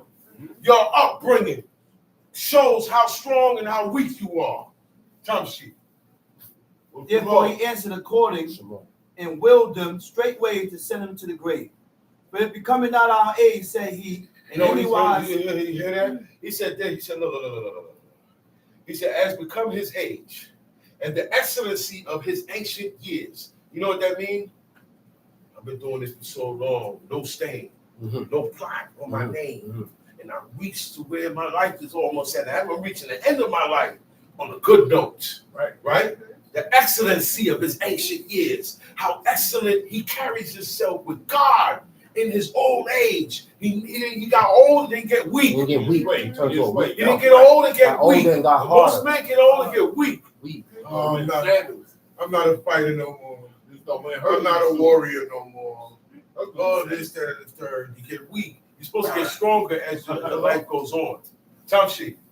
Hold on. He said the excellency of his ancient years and the honor of his gray head, because we are supposed to honor the Seba. The old man. He's honor the gray hair. Gray headed. Not black and pepper. It's not salt and pepper. It has to be fully gray. Once it's fully gray, you gotta rise up. It ain't gotta be above. You rise up on. But that's only the elders of those who serve God. I do not get up going. If I'm on the bus, I'm sitting there. Somebody comes through and he got over there. I'm not rising. You don't even know what they're doing. He could be a devil worshiper. I don't know who he is. That's right. These laws, most of these laws was for us.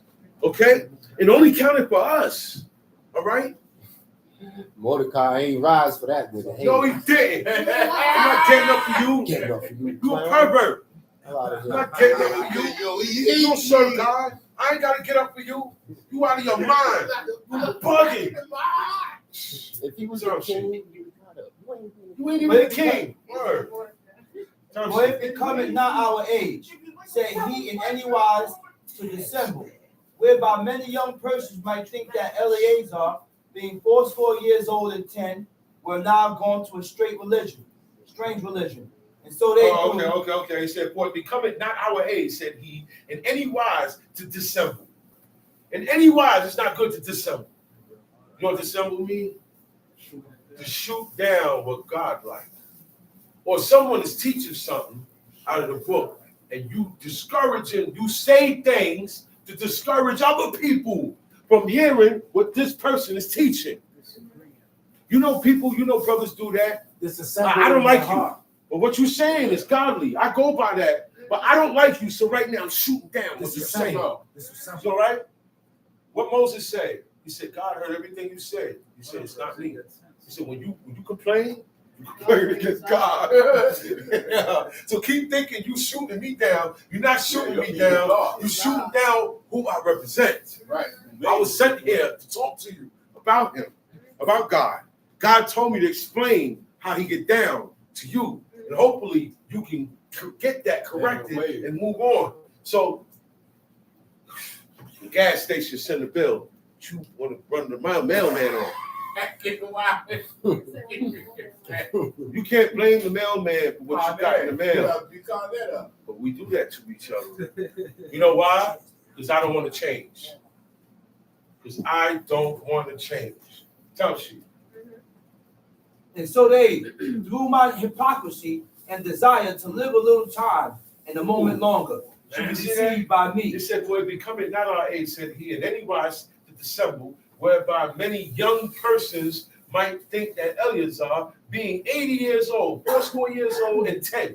So he's 90 years old. 80. One score is 20 years. So if he's 80, that's 80, and 10, that's 90. Right?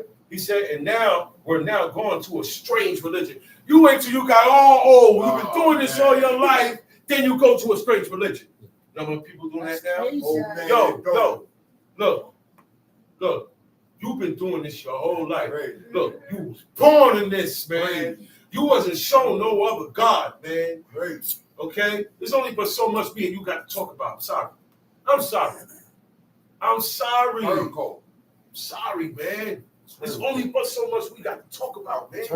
You were shown this all your life, and you wait till you get 40, 50 years, 60 years old. Now you a Christian.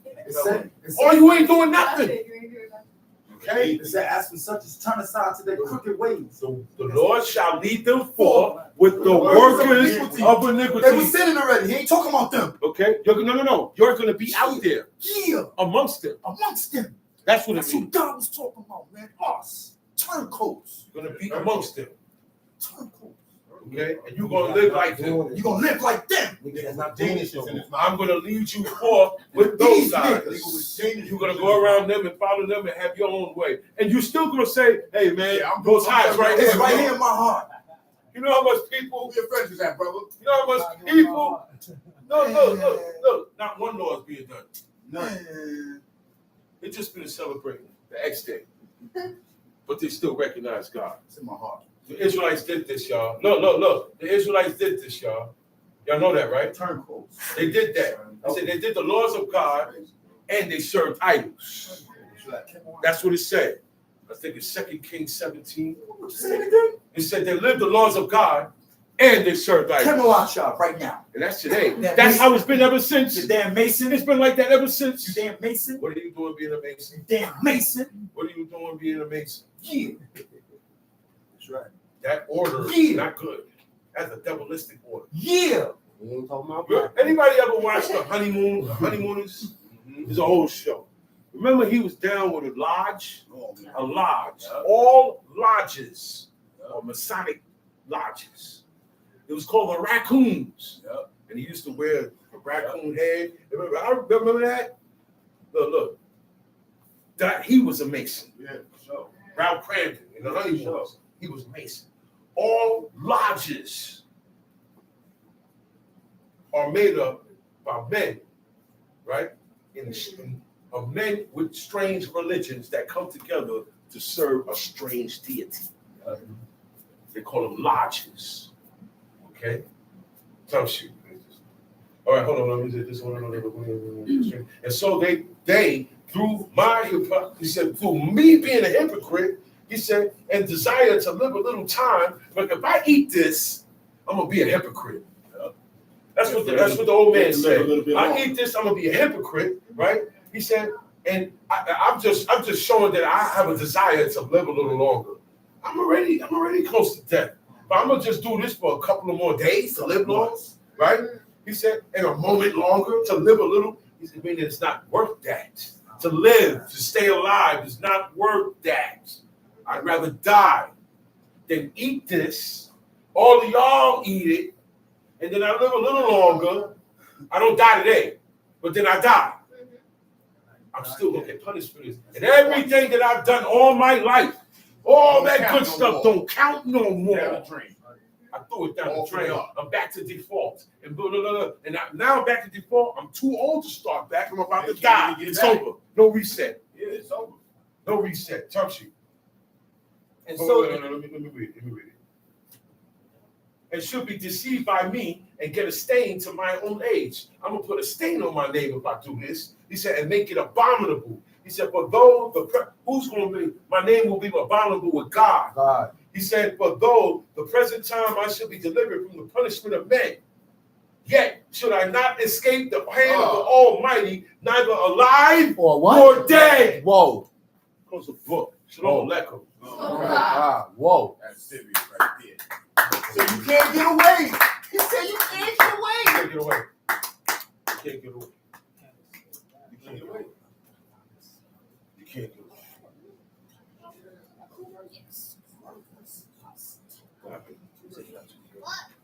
Huh?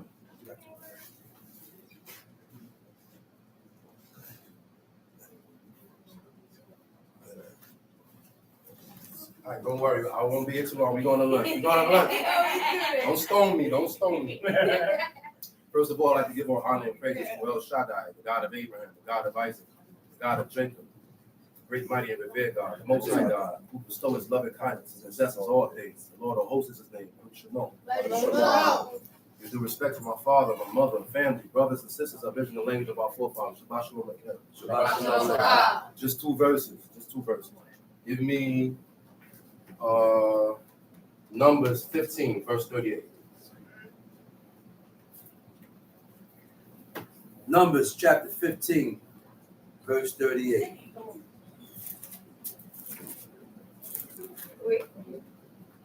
Speak unto the children of Israel and bid them that they make them fringes in the borders of their garments throughout their generations, that they put upon the fringe of the borders a ribbon of blue. All right, that's it. Stop right there. We have to do the law The way it's written. the way it's written. We cannot add and we cannot take away. If I put 2 water bottles here, right, and I tell one of my children, grab a water bottle, how much water bottles they gonna grab? One. This is 8 water bottles. 8. So when El Shaddai told us to add a ribbon of blue, we can only put a ribbon of blue. A cord. We do not wear blue fringes. No. If you put more than a ribbon of blue on your fringes, you are adding to the law. If you want to be like the Jewish people and don't put no ribbon of blue, you are taken away from the law. Right. Plain and simple. Deuteronomy 22, verse 5.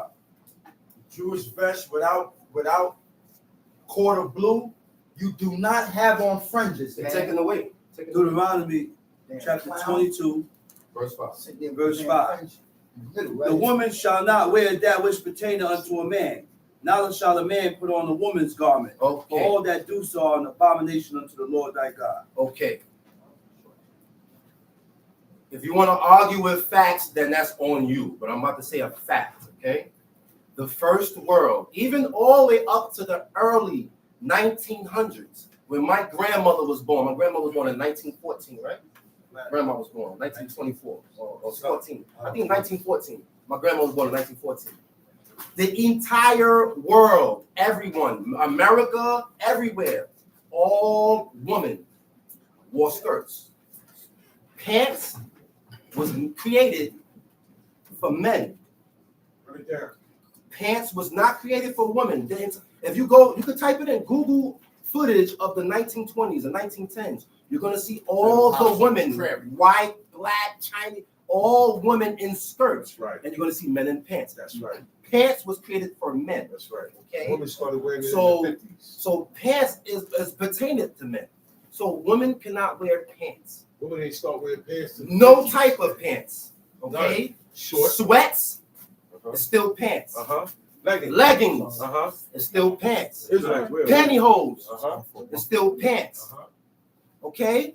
Pants. Panty. That's a whole nother one right there. That's another lesson we're gonna get into with the Hebrew and all that. Yes, But I'm sir. just going basic with them. Pants, jeans, sweats, Uh-huh. leggings, Uh-huh. stocking, pantyhose. All right, no, Once those you put them on leg all by of leg. that belong to men. If you are a woman and you want to be warm for the winter, they have, go online and my daughter wears it. They have leg warmers and it's tight and it's wool, cotton, whatever. And you just put it on and it stop right here. You put the other one on and it stop right here. All right, that's it. Blessed be His holy name. Shabbat shalom. Shabbat shalom. He's not saying that tights ain't for women. Men don't wear tights, but it ain't for women. Any questions?